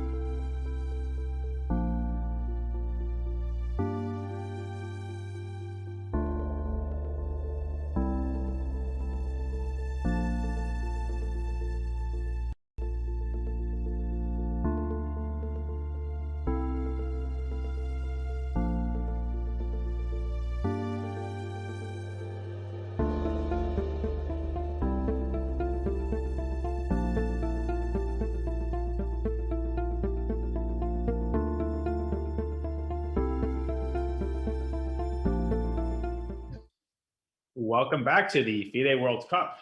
Tournament Arc 2 begins on July 16th. In this second edition, YouTubers from the anime community will face stars from the world of fighting games. Sea Dog VA returns and is seeking redemption against the first Tournament Arc champion, Higuk. The rest of the field includes Daniel Rustage, Sajam, Crazy Ollie, and more. Tune into Chess.com to catch the action and get more info at go.chess.com/TA2. That will be coming your way on July 16th, 4 days from now. But right now, we are right in the midst of the first game of the first matchup of the FIDE World Cup. I'm honored to be joined today by former world champion, the legend, Grandmaster Veselin Topalov. It's been a very interesting round so far, Veselin. Not too many surprises, but we might see a couple of upsets here, as a lot of the games are definitely past the halfway point. Yeah, well, okay. I would say, again, this game now we have Oparin. He couldn't be able to win. It looks like it's going to end a draw, but it's not such a big thing, I would say. It's a young guy, underrated. A guy who plays not so often, I guess. And this kind of players from India and Sri Lanka, there's so many. I think it's not a complete surprise that a young boy can help to draw to a strong grandmaster. Actually, I did play Oparin last week in France, so we ended in a draw. But again, as I said, general level, I believe, is very, very high. It's getting better because computers, they change everything. And if in the past we were, especially in openings, it was very, very easy to get a huge advantage sometimes and to win quickly. And now it looks like everybody has these engines and they prepare. So the first 15 moves, forget it. I mean, almost everybody knows the main theory, and that, I believe, is the reason that that's the reason I always favor the quicker time controls, because in the past, people, they were starting to think and to create on move 10, but now it's clearly not the case. I mean, now you can easily go to move 15 or even sometimes 20. And that's the reason we don't need so much time. So the real moves we create less than in a 40 move game are less than before. So, but again, the general level is very high now, and it becomes more and more difficult to win a game, and almost impossible to win a queen game. Right. And everybody knows how to put their pieces. Like, it used to be that, I mean, of course, I wasn't entirely playing at that time, but there were some players who just had very clear weaknesses, in the 22-2300 range. And now most masters, they're very competent in most parts of the game. They have no huge holes in their game. And everybody's also expecting surprises. I think you used to be able to play a sideline, like e4, g6, and that's it. People would be out of their theory, but now people study all of the sidelines as well. Exactly. So everything is known. There's no such thing as unexplored. Let me play something unexplored. It's not possible.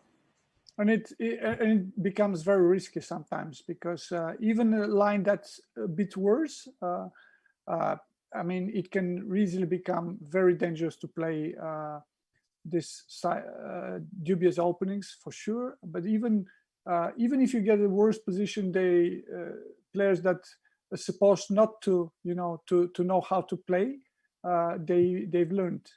So and World Cup, I think, even when I played 2004, I remember first round I met some Libyan player, and I won, but it was not that easy. I mean, even with white, I mean, I won, but it was not 20 moves. It was just pressing and increasing the advantage, and finally I won, but it was not very quickly at all.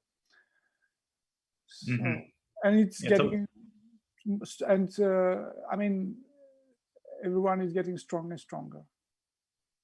It'll be crazy to see the next couple of years, the reshuffling of ratings at the top, and among regular GMs who have to play in opens and face these players all the time. So this game that is in front of us, Aparin, is provided that, I mean, he manages to get a bishop out of this, which is insane because it was rook and bishop in 2 versus rook and bishop in 2.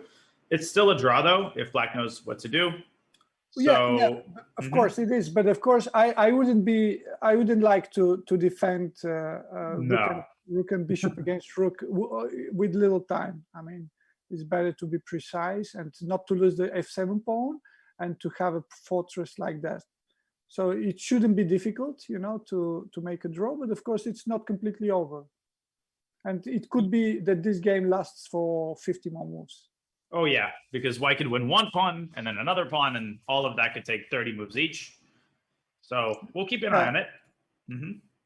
Looks like white will win the h3 pawn, and then it will, you know, it will continue for long. And especially in these mini matches, even when you're slightly better and extra time, it's completely different. You have to try, even if you have little chances, especially situations with little risk, you have to keep on playing. I mean, one has to push. Yeah, exactly. One has to push and try until the end, these situations. Yeah, that's very logical. Well, risk-free situations are the best, of course. And this is the typical situation when Oparin, I think he will try. That is yeah, that makes a lot of sense, and that's a really, really good insight. So let's have a look again at the Mishra game, which continues to evolve. Jobava. Okay, so we were looking at this point. Knight takes g3, bishop h3, Jobava played. Takes, rook g1.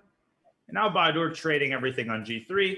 And covers with bishop h5, I guess. Yeah. Bishop g4, sorry. No, bishop g4. I believe bishop g4 is better because that doesn't allow the queen to enter into the... Well, okay, no, check and queen h6, so it's not completely... No, it's not true, but it is a question, for example, queen f4, queen f5, check, and then what if I go to g8? So for the moment, there are no checks. And black, but it's not clear if that's more than... well, black starts his checks and also sometimes... Yeah, but now I collect the pawn on a3 with check. I play queen f1, queen h3, queen e3 with check. Ah, that's a great point. So white cannot abandon that pawn. So it means that king g2 is stronger. So white can try to activate his king if black start checking. But then c3 and c2, I don't know. It's not like white, the black promoted yet, but he's close. Should be winning somehow. That's the impression. Should be winning. Yeah, yeah. See, too many threats against white's king, not enough counterplay for white, and yeah. This does look. It's not 100% clear. I mean, the queen goes to c6, some checks. But again, it should be winning. Yeah, but I mean, Mishra is going to be holding on hope. And what about a move like queen f5 now? Also a good option, no? That's... Let's see, queen f5, and then still here, then I go bishop g4. But if then king h2, yeah. But then knight queen h4. Oh. Yeah. Say that. Sorry, which move were you saying? I was saying I was trying to check with the bishop still on h3. I was trying to check, but should be somehow winning. Here, maybe king g7, and then knight h4 check, and then you cover and then start check from c7. So I don't know. Or yeah, you try to get black's pieces in. This is not so clear. Maybe. That makes sense. And so very important position for Jobava. I mean, bishop g4, bishop f5, queen f5, all possible candidate moves. I found, Veselin, I don't know if you agree with this, these time controls with 30 minutes added are very tricky because you get under the impression that you have a ton of time, but then it's very easy to spend like 30 minutes, all of your time on move 41, because you were in time pressure, so it feels like a lot of time, but it evaporates almost instantly. So I found those experiences a lot. It is true. It is true. No, I mean, honestly, I do like the time control. It's quite dynamic.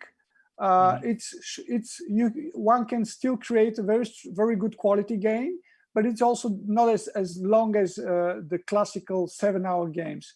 It's a bit shorter. So I like it. But of course, it's especially when you combine it to a knockout event, the pressure is very high. I mean, there's a lot of tension, and I believe it favors really a lot all these guys that they were invited to all these Grand Prix, Magnus tournaments, and also the tournament Kasparov organized, because they're both strong enough in slow chess, in classical chess, but also in rapid and blitz. So I mean, it's in the normal mini match, the two games, if they don't beat you, then still they're favorites in blitz and in the tiebreak. So they're already also young, experienced, fit. Personally, I believe that I miss a lot Wesley So. I think he would be a very big contender to win, because he's extremely strong in rapid and all these blitz and rapid time controls. But of course, also he's one of the strongest players now in classical. And I don't know the reason he declined, but I think he would be one of the perfect, the perfect player to win such an event. Wow, that's again some very, very good insights, and you got our very diligent, hardworking production team creating a really interesting graphic here, which displays all of the Chess.com streamers and commentators who are participating in the World Cup. And you see in the women's and the open sections, a lot of, very mouth-watering names here. Of course, Nemo is playing in the women's section, Dina Belankaya, Carissa, and we have a lot of GMs for Ruja. Some of them are seeded directly into the second round, so that's why they weren't playing the first round. Andrew Tang, of course, whose game we will have a look at in just a moment. So lots of Chess.com presence here. Okay, so let's check back into that Andrew Tang pawn endgame, because I think that while I was checking it off the broadcast, Tang's opponent, Sindarov, came up with, I think, a really cool idea for counterplay in an endgame we thought was quite convincingly winning for white. So let me click back into that game once I find it. Yeah, but I think he found a way to create a pass pawn. There it is. Okay, this is the game. So he's playing king d3. But still, I think after h5. And then I think the idea is a4. Yeah, but then again, a4 take, c4, and then I guess take and h4. I don't know, or first g4. I think it's just take and g4, take h4, and you're just not in time. Huh? g5, h. Oh yeah, because the king stops the pawn. Wait a second. Am I crazy? d5, h2, h3, okay. d6, h3, d6. Oops. This might not be so clear, right? Because king f7, there's g5. Yeah, it's very interesting, in fact. And king f8, I go f6, and I create this little bind. Okay, but then maybe I go like this. And then again, king d6. Yeah, that's true. King d5 here. Oh, no, But now no, h2. No, not king d5. Yeah, maybe king e8 wins. Wait, but now I go g5, h2, f7. Okay. Takes g6. Oops. Incredible, yeah. Looks insane. like I've never seen this before. Yeah. So the idea is g6, king e8, g7, and black is overwhelmed. Yeah. So let's go back then from. But anyway, I guess the move. So if I start with king f6, and then you go a4 on move 1. Oh, so like the beginning of Yeah. the combination, the whole sequence. What about Here. something like this? Here, take, c4, take, here, and now maybe now I can also play like this. I don't know, or take. Yeah, if you go h5, so I'll No, probably go no, d5. Yeah. Or no, I won't. I guess d5 No, loses. you have to, but yeah, because now I just take it, and or Because if you take, I'll go king c5. but then it's under check, yeah. Who?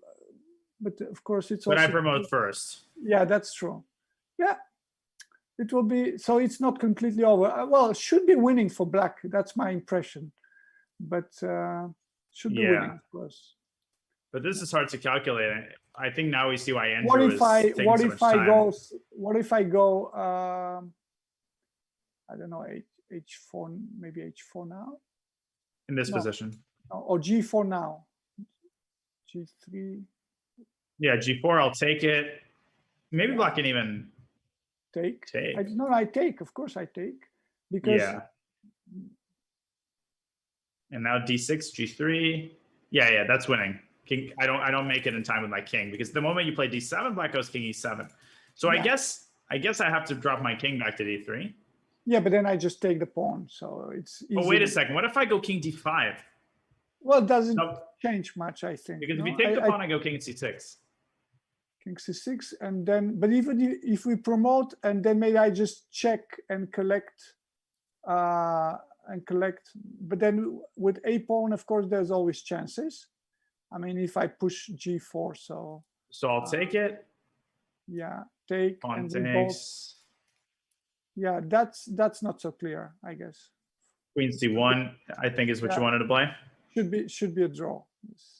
As long as white doesn't play king takes d4. Exactly. No, this should be a draw, of course. I mean, king b5, king take to a5, and I think probably perpetual. Yeah, I mean, there's no. Wow. It should be already a dead draw now, almost. Yeah, those are some insane complications. Out of nowhere. But again, king d5, king d5. So if I, you mean g4 take king e4 g3? I don't know. Is it? I think it's a draw. Takes, king e4. If you're on time to to reach c1, of course. Yeah, I'm in time. I'm in time to reach c1 by a tempo, though. Only by a tempo. We'll see. That is enough. So Andrew okay. So things have happened here. If I'm not mistaken, let me refresh to make sure I'm not the one making these moves. Okay, yeah, this has happened. Andrew has played h5, a4, takes to c4. So this is happening. We might see this insane variation on the board with d5 and g5. No, definitely black has to take. Otherwise, c5. Well, I don't know about move like. Let me see. What if I go h4 now? Then it makes no sense. No, it makes no sense. Simply just take and king moves. No, it makes no sense. Here it can, or even c5. It's c5 maybe even winning for white. Winning for white. No, black has to take. Black has to take, and then king takes. Now the question is h4, g4, or king f6. Right. Oh, that is king f6. I think. King d5. Okay. Well, yeah. This is where king d5 is the move. That's right. Yeah. That is hard to see. I mean, I think with black, it's very easy to see d5, but like king d5 is insane. Wow. Yeah. So again, h4 or g4 or h4 like this. Oh, maybe h4. So here d5. Okay. Now if I go king somewhere, then you play d6 or no? No. Where do I go with the king? Because then I'm running to g5 check. If I go. Yeah, but the thing is, if you go to f8, I can already go king d4. And Yeah, of G4, course, King of E3. course. No, of course. Yeah. So I have to hurry. I mean, maybe I should have played G4 and to force you to take. So on the previous move, G4, again, take here, D5, and H4, D5. So if we both, so King F8. No, King F8. What was King F8? Okay. King F8. Okay, D6, H3, G5, H2. Yeah. Oh, wait a minute. Now you might be promoting. But F6. No, F6, exactly. Yeah, I mean here, H3. H3, D6 move, and then we had. Oh my goodness, this is the line. This is what we saw, yeah. This is what we looked at, yeah. This is the move that saves the game for white. Without it, black promotes, but F7, King F7, I'll just show this again for the crowd, G6 check. And one pawn is replaced by another, but this other pawn is further from the king, so black's king is overextended. Amazing. No, but in this case, now white promotes with check, so it makes no sense. White is playing for a win, maybe. Well, almost. Yeah. No, it's a draw, of course, but you know, from a position of strength. Looks drawish now. If this is all we see, if we don't miss anything, then looks draw. Do you think Sindarov sees this F7 check idea, or is he just going for it because he has to? I think he sees it. By the way, what is his age? Because the picture I look at, he's 4. He's extremely young. Yeah, I mean, looks like my daughter almost. I'll look him up. He is 15. Ah, okay. But he still looks. Younger than 15. It's early picture. Where is he from? Sorry, Ukraine. Uzbekistan. Sorry. Okay, good. Yeah, and. Wow. Yeah, he's very, very promising. He's played in junior speed chess championships. Okay, so let me refresh again. I feel like, yeah, so this is the position, HG, H4, D5. This is all happening. I think the reason he would find these moves are because they're only moves. I mean, they're like human make mistakes when they have a choice, but in this case, it's either you lose or you. I mean, the ways we calculate, we take decisions, sometimes because we eliminate things that obviously lose. And here, when you see easily that all the black promotes his queen, so the only way to stop it is to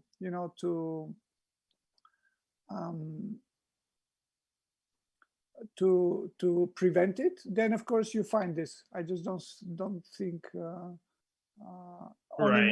only moves, even if they are very difficult, they're in fact easier to find than situations where you have choice. Yeah, even if the move is easier. I believe in chess, the most difficult thing is when you have to choose between two similar situations. Situation when you have two bad choices or two good choices. But when you only have one good choice or one bad choice that is losing, and you just don't have to, you eliminate it. So it's much easier to take it to decide. That's a great point. And here we go. King F8 is played. F6, King E8 is going to happen, and yeah. I mean, white can play F7 check first. It doesn't actually matter. You can play F7 or you can play G5. Exactly. And black will not take a draw immediately. Like Andrew will play Queen C1 in the end and take the pawn, but Zindarov, it looks like, will escape this game with an incredible study-like draw. And that's got to feel good for him. So many young and promising players that I just don't know all the names. Yeah, I don't either. It's impossible to keep up. It's like the new grandmaster literally pops up like every 2 months. So and now we have Mishra. Incredible. So, okay, speaking of Mishra, let's have a look at how that game is proceeding. We definitely Onishuk won, by the way. Pragnananda won. So a lot of results kind of as expected. Oparin has rook and bishop against rook. And by the way, Oparin is making some progress. He's pushed black to the edge, but this is that idea with rook F7. Yeah, it is also true that for the moment, black is holding the correct defense. I mean, he has the 7th rank. So, I mean, only what he has to do is to play king e7 and back. So even with the, even let's say if the rook is now on, let's say rook g8 check, I think, and then king e7 on the move, rook here, I think now the correct move is, yes, rook exactly, d7. rook d7. Yeah. So every time you check, black has to, bishop e6, go back. Yeah. Yep. This looks winning for white, but it's not. White has no way to. White has nothing. Just check, and then white's rook has to go back. One of the positions that the good defense, but of course it's also, there were some tricks to break. But in fact, it's strange. It never happened to me with neither side. Yeah, incredible. Neither side. I mean. I wouldn't, but again, I wouldn't like to defend this kind of positions with little time. Right. No, I had it twice actually. I had it once on the defending side against Yermolinsky in time pressure, and once against Bouchangi where I had the bishop, and he came close to blundering a few times, but he was playing only on time delay. Like he had almost no time, and he managed to make a draw. So. But even, there's all the positions when, even if you are to the 8th rank, if a situation, if the king goes to d6, imagine, and then to d8, if white gets to d6 to d8, then it's lost. But if you get to b6 and b8, it's a draw with the rook on the c1. Even if you have a position with king b6, bishop b5 against king b8 and white rook on g7, even that's a draw. Yeah, and sometimes even the wins are hard to win. Like finding that there's some wins which have like 7 different winning moves, rook there. So it's sometimes the win is even harder. With 30 seconds to move, it's easy to go wrong for both sides. Yeah.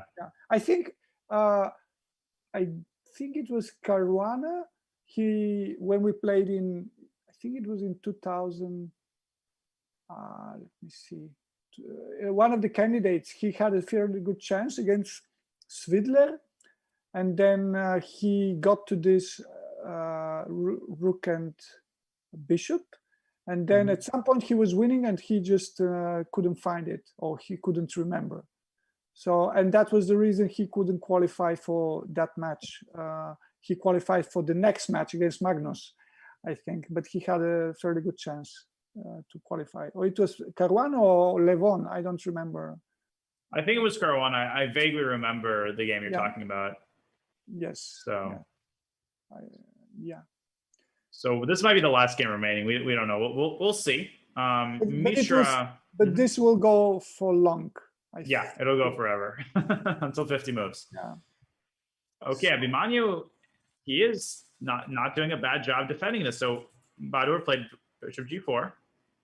Then Mishra got his queen h6 and king g2. We're guessing many moves. Yeah. Yeah. I think we had this position in our analysis, and now we thought about c3. C3, queen c6, I guess, and then if you check, then I have king f2, so I'm defending the pawn. Yeah. Oh yeah, queen e4, king f2. Yeah. So for the moment, black is no. So c2 looks logical, and now the question is, all these checks white has, is black able to prevent all these checks and to escape with the king? I'm not so sure. That. Even moves like, let's say, king g3 deserve attention sometimes in these situations, because not so for the moment it's not so easy to promote. And if you play a move like queen to e4, maybe some checks start. I don't know. Now I'm starting with checks from e8. So yeah, this looks like a draw at this. I mean. Like with perpetual. Queen d5 is also. What if? Could you go h4 here? No. That's. Yeah, you can, but just take it. I mean, the knight protects perfectly. This. Right.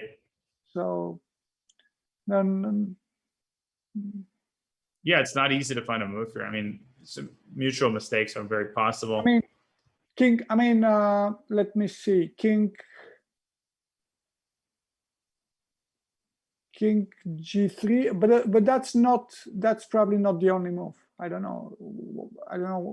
Queen d5 check, for example, is another option, or start checking immediately. I could also, right, queen e8.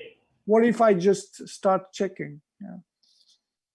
Yeah, I mean, these positions are so hard to calculate. I mean, even seeing the engine value just doesn't tell you very much about the practical evaluation. And by the way, we do have an upset. Vadim Zvyagintsev, who is a Russian grandmaster, he lost his first game to Ravi Haria, very dangerous IM from England. I mean, we weren't looking at this game, but it was a very nice positional effort by Haria, who took it all the way to the end. And yeah, he won what seems like a very, very nice positional game. Just took all his pawns and then traded knights and won the rook endgame. Very convincing, yeah. Good technique, yeah, good technique. Well done by Haria. Yeah, we won't analyze this carefully because we've got plenty of games still ongoing. Okay, so we also have this game where, okay, black was completely winning, but now I'm not so sure it's that clear anymore. It's the game between Kevin Go, grandmaster from Singapore, and Enriquez Villagra from Chile. And I still think black is winning, but it's gotten a little bit complicated. Andrew Tang, by the way, has drawn his game against Sindarov, or rather the other way around. Sindarov has drawn against And of course, and also true, it's also that the time travel is coming, but it still looks totally winning. No, I mean, if I just take black can just collect the bishop. No, then I thought maybe b5. Yeah, but I mean, okay, queen can just go to f6. Queen goes to f6. You don't, and you have to collect, and then g4. Yeah, no, it's for sure it's winning. I mean, you don't. I mean, white doesn't even have a way to advance his pawn. No, it's completely winning still. Yeah, I got too excited. I agree. It's just a knight, and the b pawn is easily constrained. It's simply a little bit less winning than it was probably. Yeah, but it's still enough winning. Still completely winning. No, it doesn't look very big problem. So we have we have a lot of endgame. Bareyev has won, by the way. Bareyev won against Kizon. Also very convincing game. Look at that final position. Total domination. Yeah. It looked much better right from the beginning, and then. But I thought he was black. You know, are you sure he's white? Oh yeah. I guess because it made more sense. Originally, we thought he was black. The colors were all messed up, but I was surprised Bareyev was thinking in this pretty common position with black. I mean, I'm sure he's had it before. So I guess it was black. It was Kizon who was thinking, who was not as familiar with this line. And that explains it. I think because Bareyev, he's also playing with Slav with the black, so I wasn't really surprised to have this position. Yeah. Well, we also explained like Onyshuk played. We thought Alexander Onyshuk played e4, which he never does. But okay, it's the World Cup. You know, maybe you prepare it, as you said. But it turns out that he was actually black. Some of the colors were originally messed up. We apologize for that. In any case, we've got some interesting games we haven't checked out today. Guillermo Vasquez, who is a very, very strong international master, 25-27 from Paraguay, is playing Nikita Meshkov's grandmaster from Latvia, and looks like black is completely winning here. Should be. Well, it's never completely clear. Never completely, but yeah, 2 pawns up. I mean, even if white is able to eliminate the d2 pawn and exchange it for the one of c6, which is not completely impossible, that would be a clear 2 pawns up for black. And yeah, looks winning, of course. We have a Chilean grandmaster with fairly good chances to advance to the second round. I think he's Chilean. Vasquez. Vasquez is from Paraguay. Oh, sorry. And he's actually still an IM, which is amazing to me because he's beaten so many strong GMs. There's a couple of these IMs who are like 2570, 2580. It's insane to me that they're not GMs yet, but I guess the pandemic also made it difficult to get norms. Yeah, so that explains it partially. Stopped them for a couple of years almost. Mm-hmm. Yeah, but I don't know. I don't know if it's possible to get a title for advancing in the World Cup. I mean, because in a tournament it's clear, but for World Cup, I don't know what are the rules. I mean, when I became a grandmaster, it was 1990, the end of 91. I guess maybe half of the players on the World Cup, they were not even born. So I don't remember, but what I needed only 2 norms because the first close tournament I played was 15 rounds, and they don't do that anymore. I mean, I think. So you got like a double norm? Exactly. So I only needed two norms. And then, but both from close tournaments. Right. Do you remember the game? Sorry, go ahead. No, I mean, when I got the second, I was 16, almost 17, and it was considered a good age back then. Right, great age, yeah. At the beginning, okay, it was not Fischer when he was 15, I think, but still it was considered okay. Mm-hmm. But of course now it's you're in like the retirement. Yeah. I think not even in top 20 from the youngest grandmasters. Yeah, I basically became a GM from the retirement home at age 17. It's like time to think about, time to think about quitting your job, and now it's younger and younger. Yeah, it's crazy. But it used to be much more difficult somehow. I think. I don't know. That was. Yeah, it sounds like it's a combination of things. I'm looking at Jobava because he apparently found some move we didn't consider, and he placed. Well, I don't know if this queen is well placed on.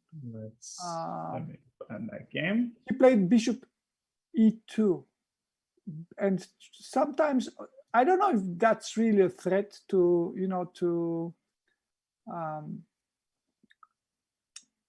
to play queen f1, because I don't see him mate. I mean, if the white king advances, but maybe there, in fact, maybe there is this trick, but I don't see. Well, if queen moves to, let's say, if the queen moves to b6 or to c6 to start giving checks. Oh, so you're saying queen b6 in this position? Yeah, but I mean, if you go somewhere there, then let's. Then already queen f1, queen g1, yeah. Yeah, but queen g1 is not such a big problem. I mean, I go king f4, king h4. I would go, so it's not the end. But queen f2. Yeah, but king g5 or take it. And go up. It's not even. Well, maybe king f6 and then. Queen h6, no, it's knight g6. Yeah, but still, it should be winning somehow for black. But, right. Yeah, but I mean, like you said, should be and is. I mean, maybe queen h6 and queen g7, and then bishop d3. No, I guess first. Yeah, also exactly. Also, this because the king hides on h7. Yeah, that is true. Even you can play immediately to h7. Yeah. That also. No, it's this is clearly winning, but so I got over optimistic. So what if I go king g3 immediately just to see what you play? How do you? Yeah, you were proposing that in a different position. I really like this move because it's prophylaxis at the end of the day against queen f1. But then I don't know what if black advances with. c3, then we go back to queen c6. And now there's no queen f1. Yeah. So black needs to set up some sort of black needs a counter prophylactic move. Yeah. So h4 would be nice if white takes with the king, because then queen h7. But then after queen takes, still not clear. No. What do you think of bishop f1 here? But what's the point? So I have queen h3 in case you go queen c6. Okay. But then king advances to f4. Yeah, and then okay, I didn't see anything specific. I just thought maybe queen. Yeah, but there's probably nothing. But maybe I can even go back to f3, so I don't see. Okay, it was played. It was played. King g3 was played. Mm-hmm. Yeah, I like when they go back to 30 seconds with increment with no additional time. This is fun. This is when it gets interesting. So exactly. it makes sense. So what? No, okay. I mean, black can go c3, and if you go with the queen to c6, then h4 has to be considered, because then I play queen f2 and I take with check. So then we would get same situation without the pawn on h5, which wouldn't matter. So this is the question now. If I push? I don't see another. That's the only useful move, to move your queen, I guess. No, and then h4, take queen f2, and then, okay, of course I can go up, but I can also go to g2, king h3. If you take, I get king g2. So checks are over, but it's true that checks are over, but it should be somehow winning. I don't know. Not so easy. I mean, let's say, I guess some move like bishop h5 then, and then where is this after? I think the line I'm looking at, queen c6 now. Of course, it has to be found, but I think queen c6, h4, take, check on f2, and then okay, we have this should be losing. Here, take king g2, yeah, and then I thought bishop h5. Oh, to cover all the key squares. Well, I'm not sure I'm covering because queen. No. Queen e6, queen e7 should draw, because now you don't have really. You're going to lose if you go to a square that the knight can discover. Check. This is a draw now. So because my queen is not protected, and if I check before, then of course the pawn on c3 is hanging. So yeah, it's not so easy. So I don't know. How would you go after king g2? Because I mean, no, this is a draw. Yeah, just one gets the sense that like with 6 minutes, it's very difficult to find anything. But we are going to take a very quick break. And then when we come back, we're going to stick on this game. We're going to watch the time scramble, whether Bahadur can find any chances. We will be right back. Do not go anywhere. The most fun part of the round, the time scramble, is coming right up. We'll be right back.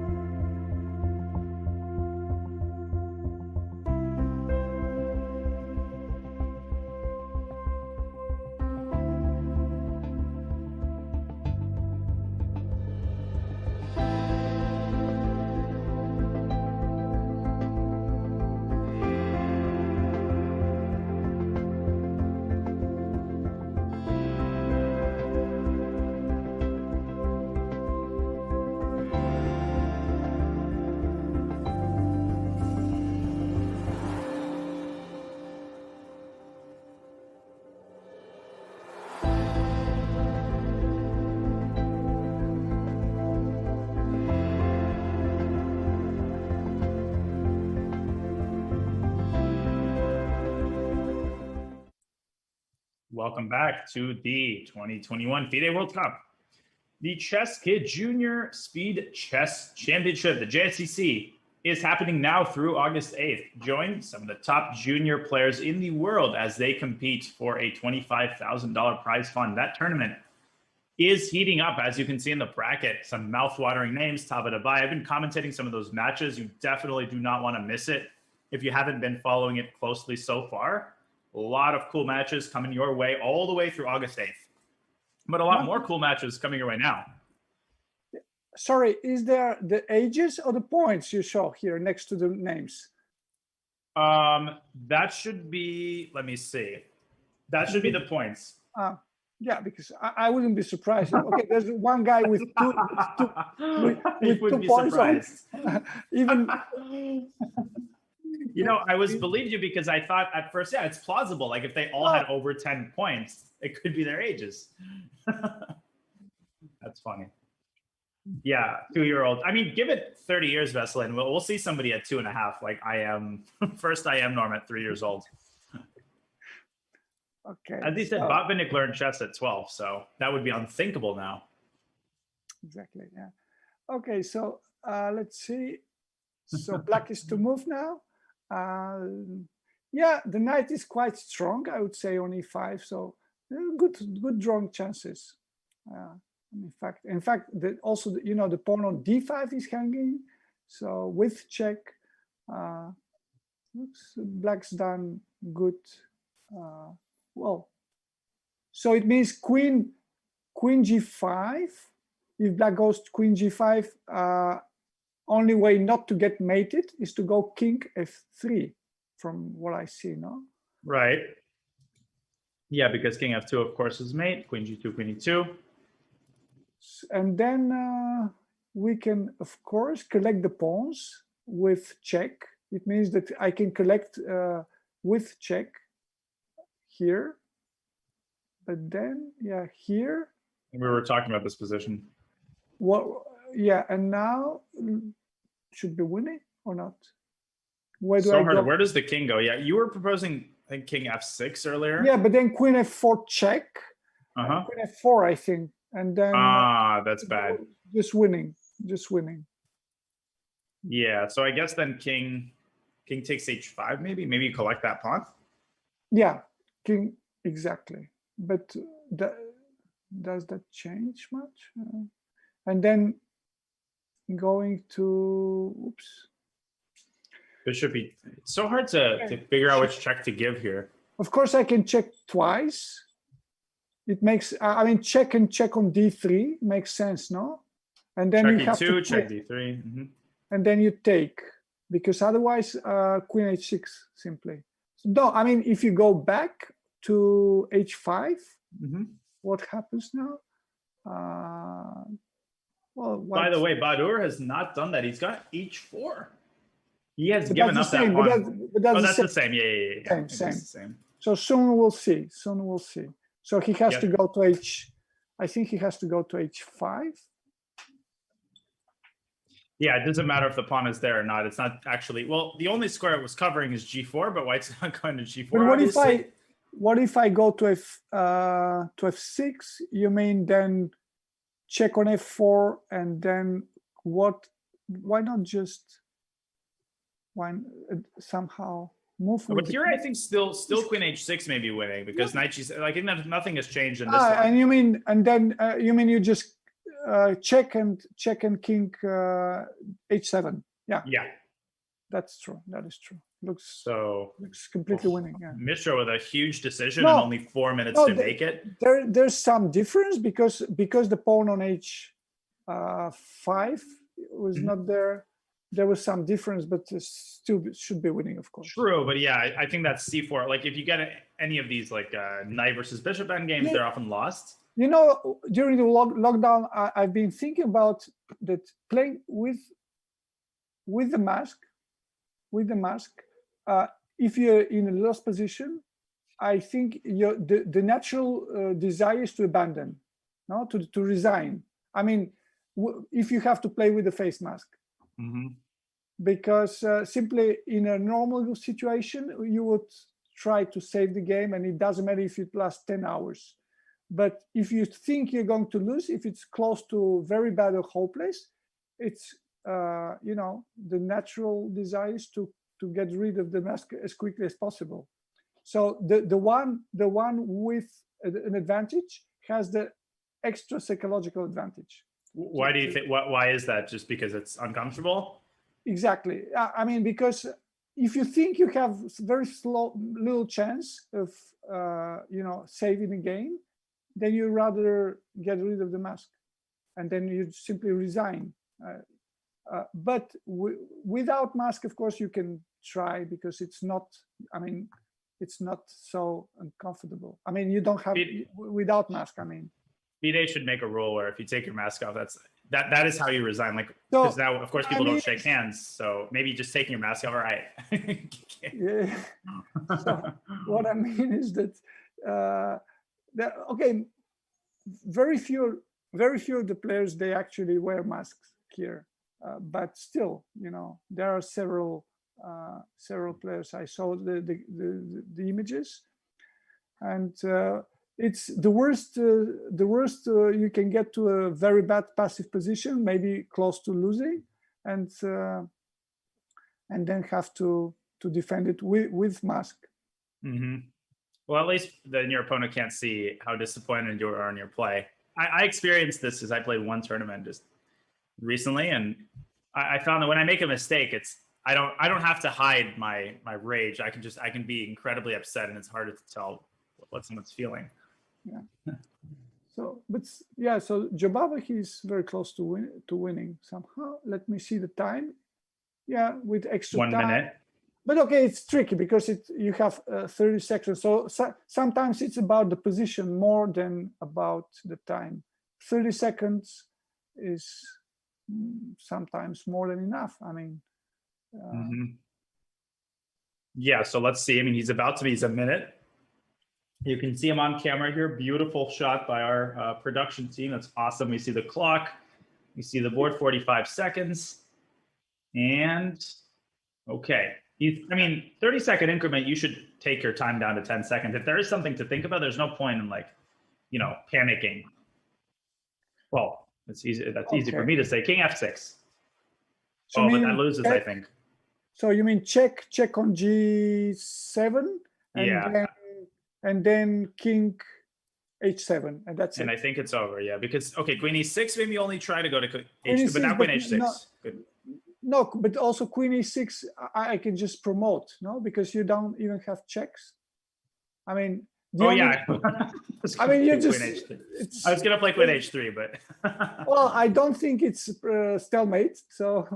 Right, I was thinking about some stalemate ideas, but there is just no. I was just about to blunder the queen, but. I just see two, and so this is already lost. I mean, check, and then king moves.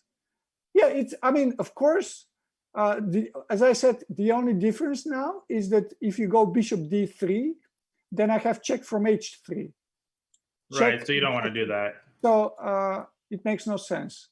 But if okay, yeah, he's done it. He's done all of it instantly, actually. Yeah, it's not so difficult. And now, of course, it's. What about Queen d6? Then Queen H6, I think, is obligatory. Of course, yeah. He's already threatening to collect the 9. Even and there's no way to stop it. Exactly. Yeah. It's over. Jobava is going to win. And then black game against Mishra. He only needs a draw. So this match, as I said, 90% chances to go to the second round. Yeah, you made a great point about black having the psychological advantage in the beginning. Exactly. Yeah, playing with black. Yeah, I mean, this World Cup, I never understood really, because it is a World Cup, so it is important for everyone to say I am a World Cup winner. But at the same time, it's only one level of this World Championship cycle. Right. And I don't really believe that the guys that qualified for the next level should be allowed, like Magnus and Nepomniachtchi. Actually, he doesn't play. So it's a bit strange. because he can interfere in the Influence the tournament. Yeah, that's a Also. great point. Okay, so okay, Mishra's taken on d5. That's probably the best practical chance, but it's not a serious chance. That's the free piece and goodbye, basically. Yeah. King f4. Maybe he's hoping for some crazy perpetual, but king is also in the way of everything. Okay, I mean, he can only lose 1 point. I mean, he can always resign. So no hurry. Right, exactly. And you mentioned this from the other side. Like, if you have any chances to win, you play. If you have any chances to draw, why resign prematurely? I mean, yeah, because you resign because you get rid of the mask. This is the right. only point. That's your reward. You can't win. You can't oblige your opponent to resign if you're better. But if you're worse, of course, you can resign quicker. Right. So, but also, I mean, World Cup also sometimes, because for important players that really have ambitions to play for the World Championship title, of course, it means that the semi-final is more important than the final, because if they don't care about money, I mean, there's no difference, and both players from the final qualify. In a way, it means that the semi-final becomes more important than the final, because final is okay, the title and some money, but it's the main goal is to qualify for the candidates, and then of course the semi-final is the important thing. Yeah, that's completely agree. And okay, the game seems to be essentially over, so we can switch to some of the other remaining games. We have a pawn end game, really interesting pawn end game in a game between two GMs, Barrientos and Burkic. Burkic is playing Black Croatian Grandmaster.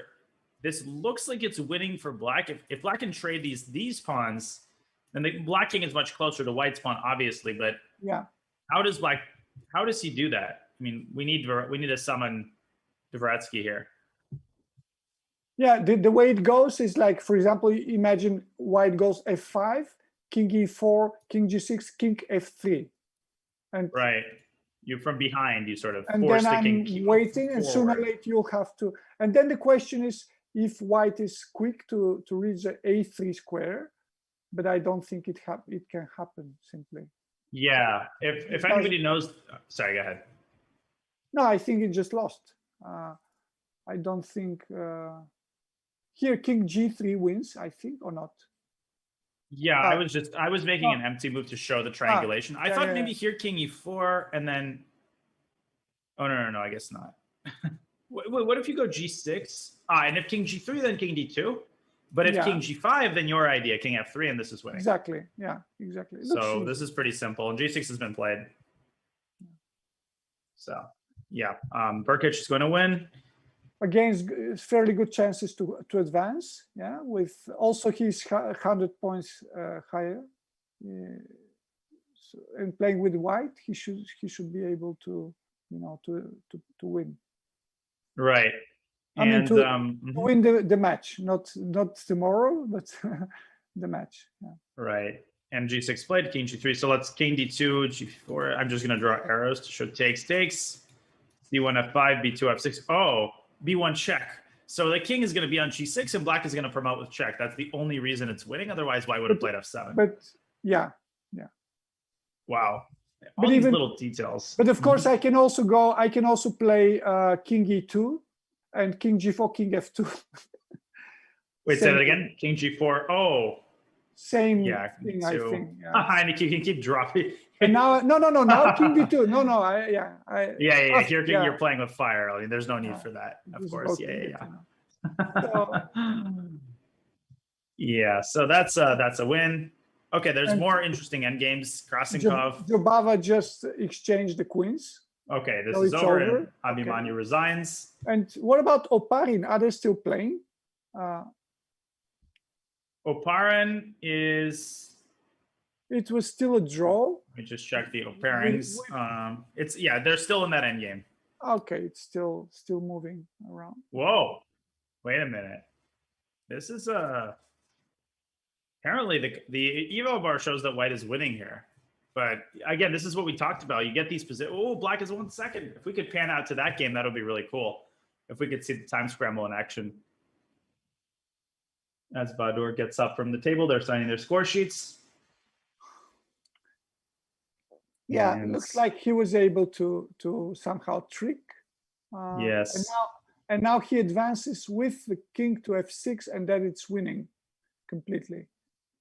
That would be a draw if the bishop was on dark squared. If you have if you have king to f7 and bishop to e7, then it would be a draw, I think. But now it's winning. As I said, yeah, with no time. Yeah.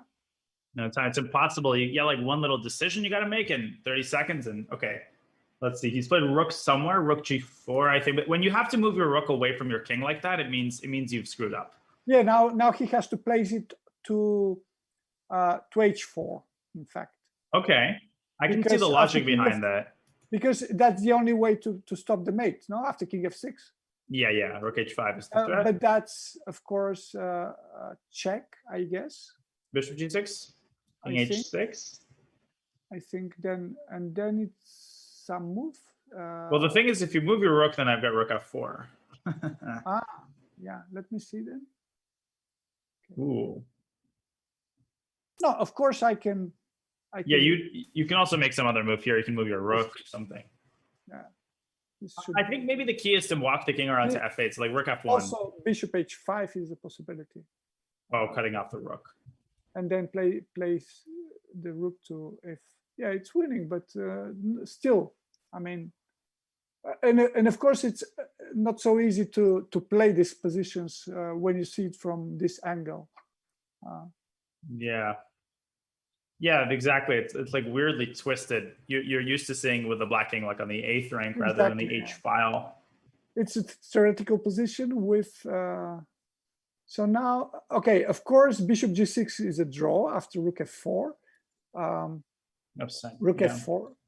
Yeah. So we have to move the rook to the bishop somewhere else. Yeah, g6 is desirable from the perspective of depriving the king of squares, but it deprives the king of too many squares. So it just go to e2, I guess. Yeah, and then the rook moves. And then maybe to g4. Okay, I'll go back. Yeah, but then I can go rook f2 or rook like this also. Yeah, rook f2, and you can't take the bishop. So, and then next somehow should be bishop f5 or g2 or g8, something like that. Yeah. So with the rook, for sure, it's winning. Right. Yeah. So Aparin also has plenty of time to calculate all of this. Got over 20 minutes. So yeah, not those riveting endgame, but definitely we'll keep an eye on this. We've got a couple more results. Matilov won his game against an IM. The vast majority of games are done. We got Krikor trying to outplay Gonzalo Zamora, Mexican GM. And this is, I don't know what to make. What are the chances here that white wins? No, I guess it's just winning, but of course, still not so easy because sometimes black tries to sacrifice. I think knight c5 back should be the correct move, and then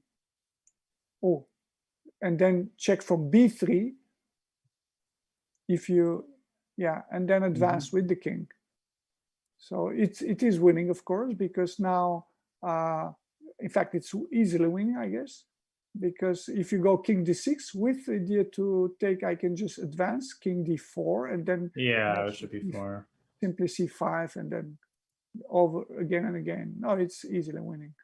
I mean, white has a good coordination, so as long as white does not make a big mistake, it's easy to win. That's Mekhtarian. It took him like 40 hours to reach Sochi, or maybe more. Really? So he's a hero because I think he had some problems to to get to the plane in Brazil, and then he went after many hours. He reached Moscow, and I don't think he had a lot of rest before the game. So he's a hero. Well, yeah, he's a trooper. You know, when I played Libya, that's the last. Well, no, not the last knockout, but actually we had problems with the visa, so I actually arrived for the first round during the round. So they postponed my game for 1 hour. So immediately from the plane, I went to play. That's insane. And you had a long, I assume, a very long flight, long journey. No, it was, we were flying from Amsterdam. I don't remember how long the flight was, but, and of course I lost my luggage. It came late. Oh, of course. So, yeah, naturally. But again, the problem was that I had to play, to go from, immediately from the plane. That's insane. Yeah, and I mean, Krikor has a lot of fans in the audience. He's awesome. He's a streamer, commentator, very accomplished. So a lot of people cheering him on. Okay, so he's probably going to take this one all the way to the end. I'm looking. There's just not a lot of games left. Just a couple. Some of them are about to end in draws. Let's have a look at the women's section and see if there are any games ongoing there, any surprises. Well, we do have, okay, we got Maltsevskaya, Russian, very, very strong Russian women's GM, still in an end game. I'm looking at, yeah, mostly results have been pretty predictable. A couple of small rating upsets. Oh yeah, we got a 2000 beating another 2400. Carolina Varela La Madrid from Venezuela beating Pauline Guichard from France. Wow. Another very stunning rating difference right there. Bad. But again, still one more game to play. So right. Yeah. Okay. And other than that, essentially, okay, Almira Skripchenko still has this end game against Shahenda Wafa. It's a draw, I think. Should be a draw. Just because there's no way to make progress. No, but even if Black reaches c8 and sacks his pawn, his bishop for the pawn, I think it's still a draw, no? Oh yeah, Black's king. Yeah, I mean, if I reach with the Black king to c8, I think it's a draw. I don't think it's possible. Oh, that's like the Geary Shanklin game. Do you remember that one where Sam resigned? Yes, yeah, exactly. Yeah. So not to dredge up bad memories for Sam. But so yeah, that was crazy. He can simply should be a draw, of course. Can place his king to e6 and then move the bishop. So every time that a pawn is at maybe it doesn't look like well, that's also a good option probably. But what if Almira tries bishop g3 and then bishop h4? Yeah, but then of course I attack your pawn on b6. Oh yeah, we're so long day. Yeah, bishop g3. Yeah. I think you should go bishop g3. Just hope that it doesn't attack it. Just to draw. I mean,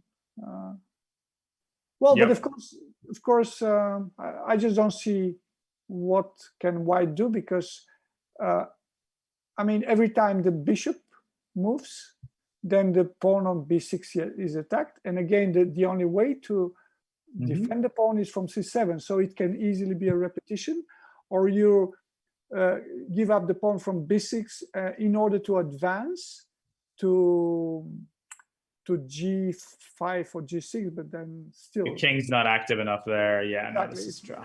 Yeah, just this is a draw. Okay, so what else is going on in this section? We have Dina Belenkaya, who was completely lost, just down 3 pawns in an endgame. Now is on the cusp of holding a draw.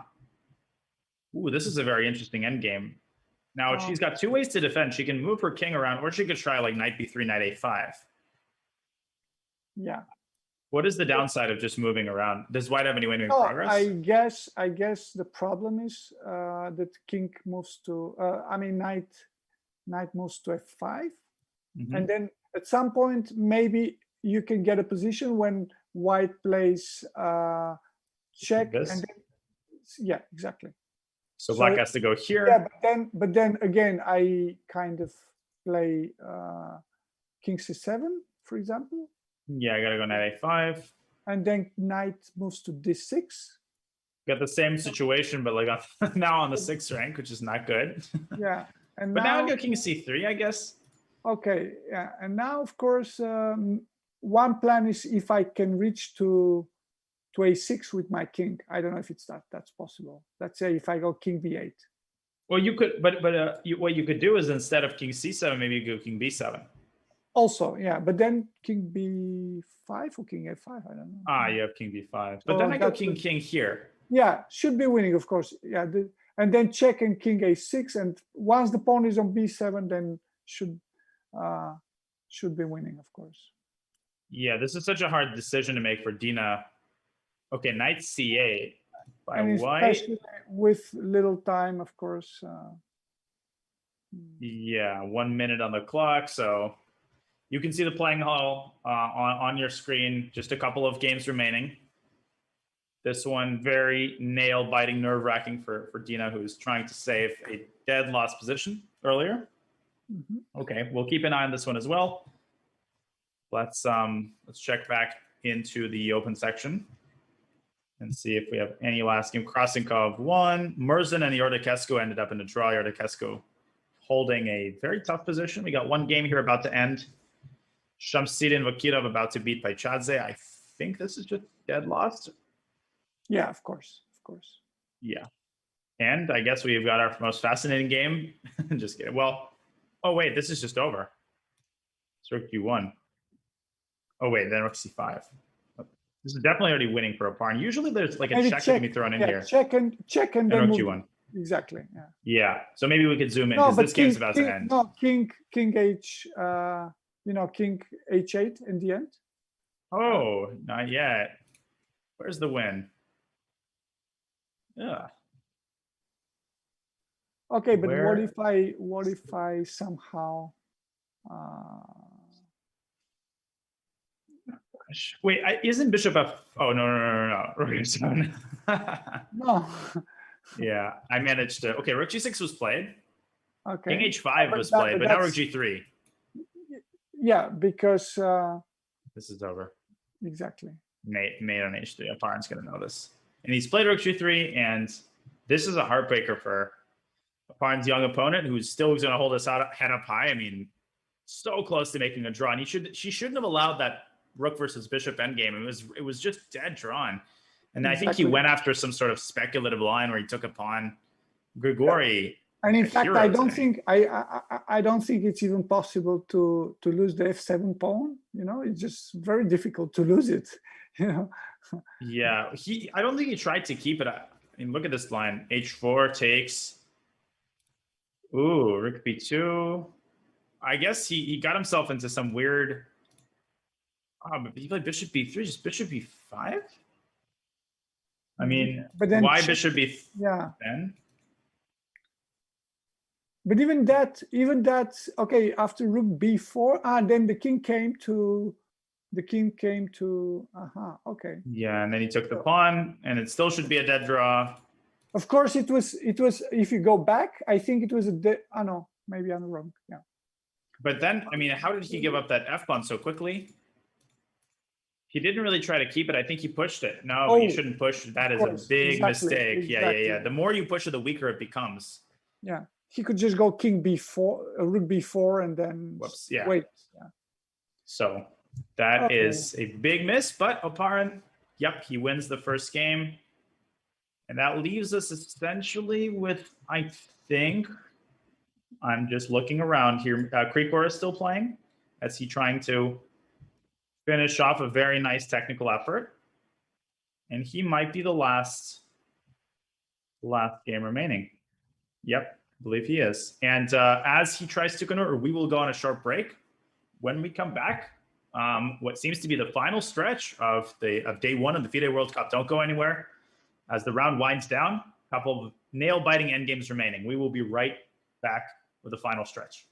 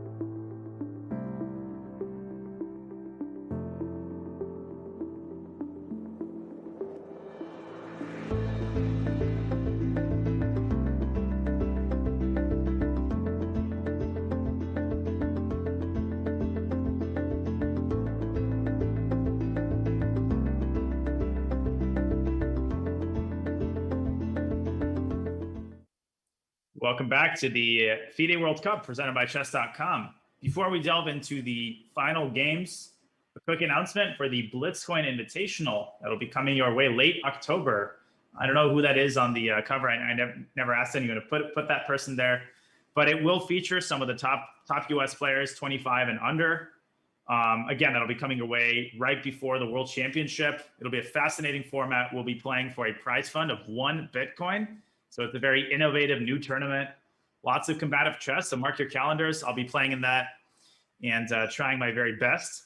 And that will be also presented to you by Charlotte Chess Center, which has been instrumental in helping to organize this tournament. But in any case, back to the concluding part of day one of the FIDE World Cup. We've got Krikor, Mkhitaryan, fan favorite, trying to convert an advantage against Juan Carlos Gonzalez Zamora from Mexico, and Veselin, I think he's about to put the finishing touches on this game. Oh, well, definitely. If I'm white, I would just advance my king to d6. It looks like almost white is almost there, no? I mean, simply the next level step is just to, if the only way to stop the advance, the check from g4 is, let's say white goes something like rook c1, and then I would probably place my bishop in the center to d5 without giving check immediately, and then or knight b5 also. Oh yeah, and then bishop g4 and c7. Somehow, it should be over in 2 moves. Well, you got to be, one thing to be careful of, like, is c7, rook takes c7 here is a draw. Yeah. Because this is a stalemate, but Krikor is obviously going to see that. Rook F1. Okay, bishop G4, and it's over.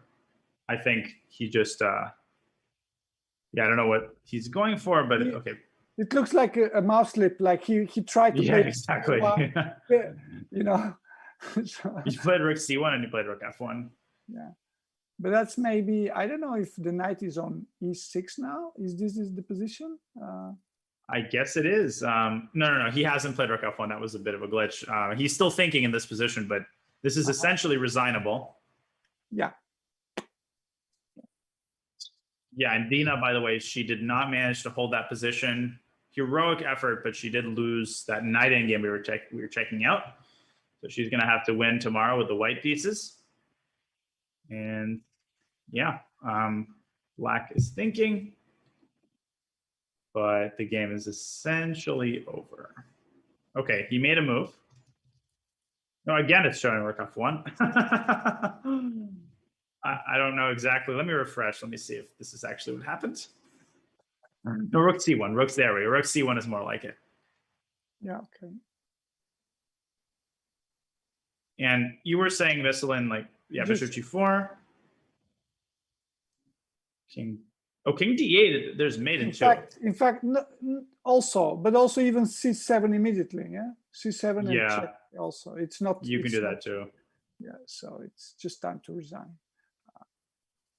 Yeah, he's gonna go King B8, I guess. But I mean, it could be that Black wants to sack his rook for the for the pawn and then wait to get mated.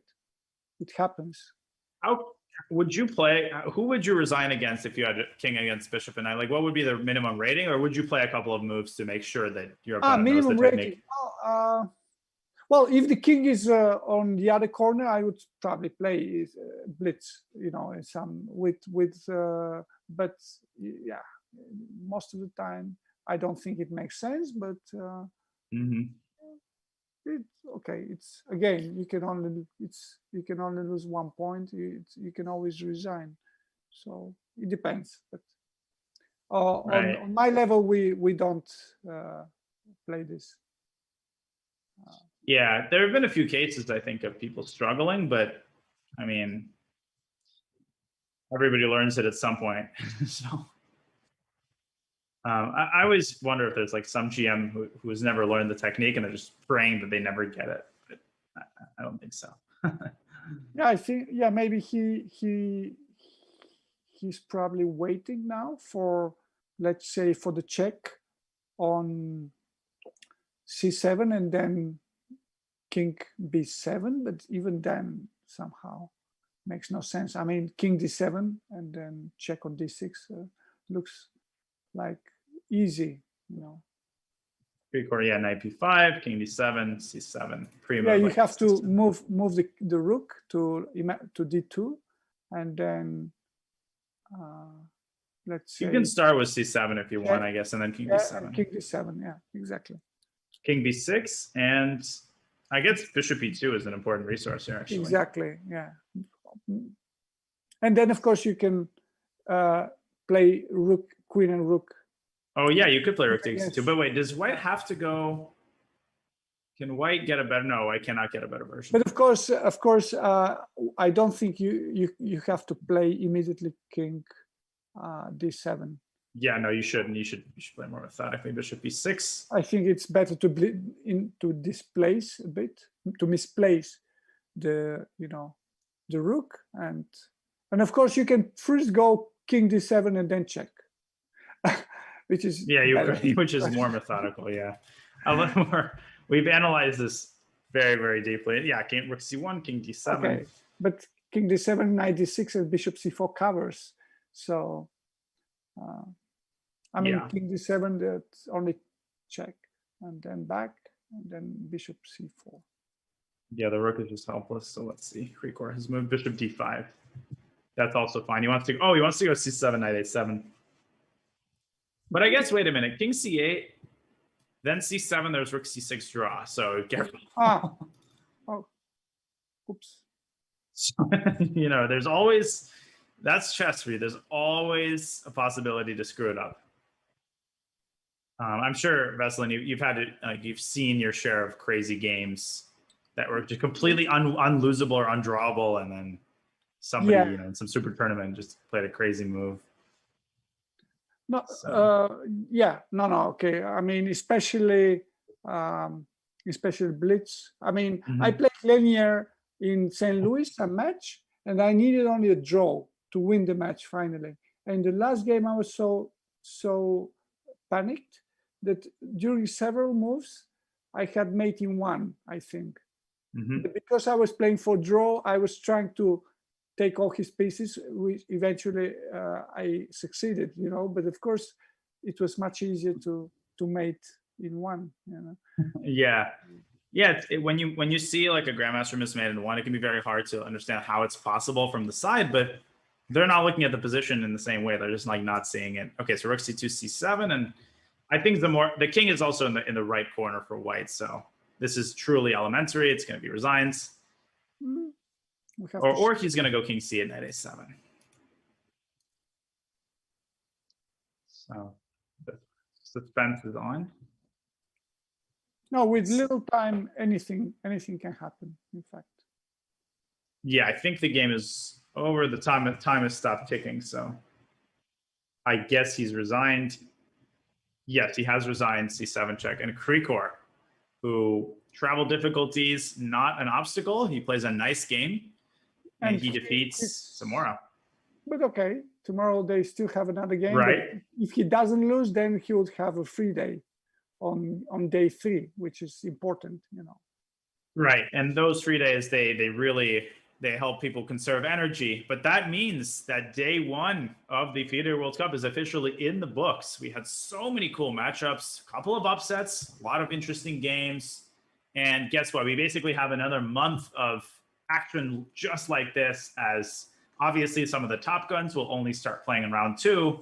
As we take a quick look at the schedule, we have game 2 tomorrow, and then tie break for those matches that require a tie break on July 14. That repeats itself all the way to the final, and the time will be the same. So it's very straightforward schedule. Tomorrow will be game 2 of these first round matchups, as many players have to win in order to tie up the match, which makes these second games very interesting, Veselin. And it's been such a pleasure commentating. What are your thoughts, Veselin, on day 1? Sort of as expected, or it's something you feel like will be different about this? I liked young guys. I mean, there are many new young players which I don't even know, and they're putting a good fight. So chess is a lot. From what I see, there's a lot of talent, you know, and again, of course, I mean, from what I see, it becomes more and more obvious that chess is about age. And Gary, actually, the last couple of days, we clearly saw that even a genius, he needs practice. So all these young guys that play online every day, they improve very quickly. And we see this now in the World Cup. We have many young grandmasters, and it will be easy. It will be interesting from even the tie breaks for big favorites are not going to be so easy. Yeah, and obviously a lot of the people in the chat, they like upsets. We like upsets. They make things really interesting, and we'll definitely have some of those. As Veselin said, all these underrated young guys are going to be looking for blood in the rounds to come. And so that is basically it for us on day 1. I just want to thank my co-commentators. It's been an absolute honor. Of course, Hoyi Fan will be joining us again tomorrow for the first couple of hours, and Veselin Topolov, so gracious for commentating. I had such a blast, and I know everybody in the audience did as well. So thank you so much, Veselin, and you will be back tomorrow. We'll have the same crew, and of course, a big shout out to our production crew, Bigfoot, and everybody else working incredibly hard behind the scenes to make the production absolutely seamless and our jobs easy. And of course, to the audience in the chat, taking time out of your Mondays for watching the World Cup. Day 2 is tomorrow. Starts at the same time, 8 a.m. Eastern, 5 a.m. Pacific. Set your calendars. That's it for us. We bid you goodbye until tomorrow. This was the FIDE World Cup 2021, day 2 tomorrow. Goodbye, everybody. All the best. And until tomorrow. Tomorrow.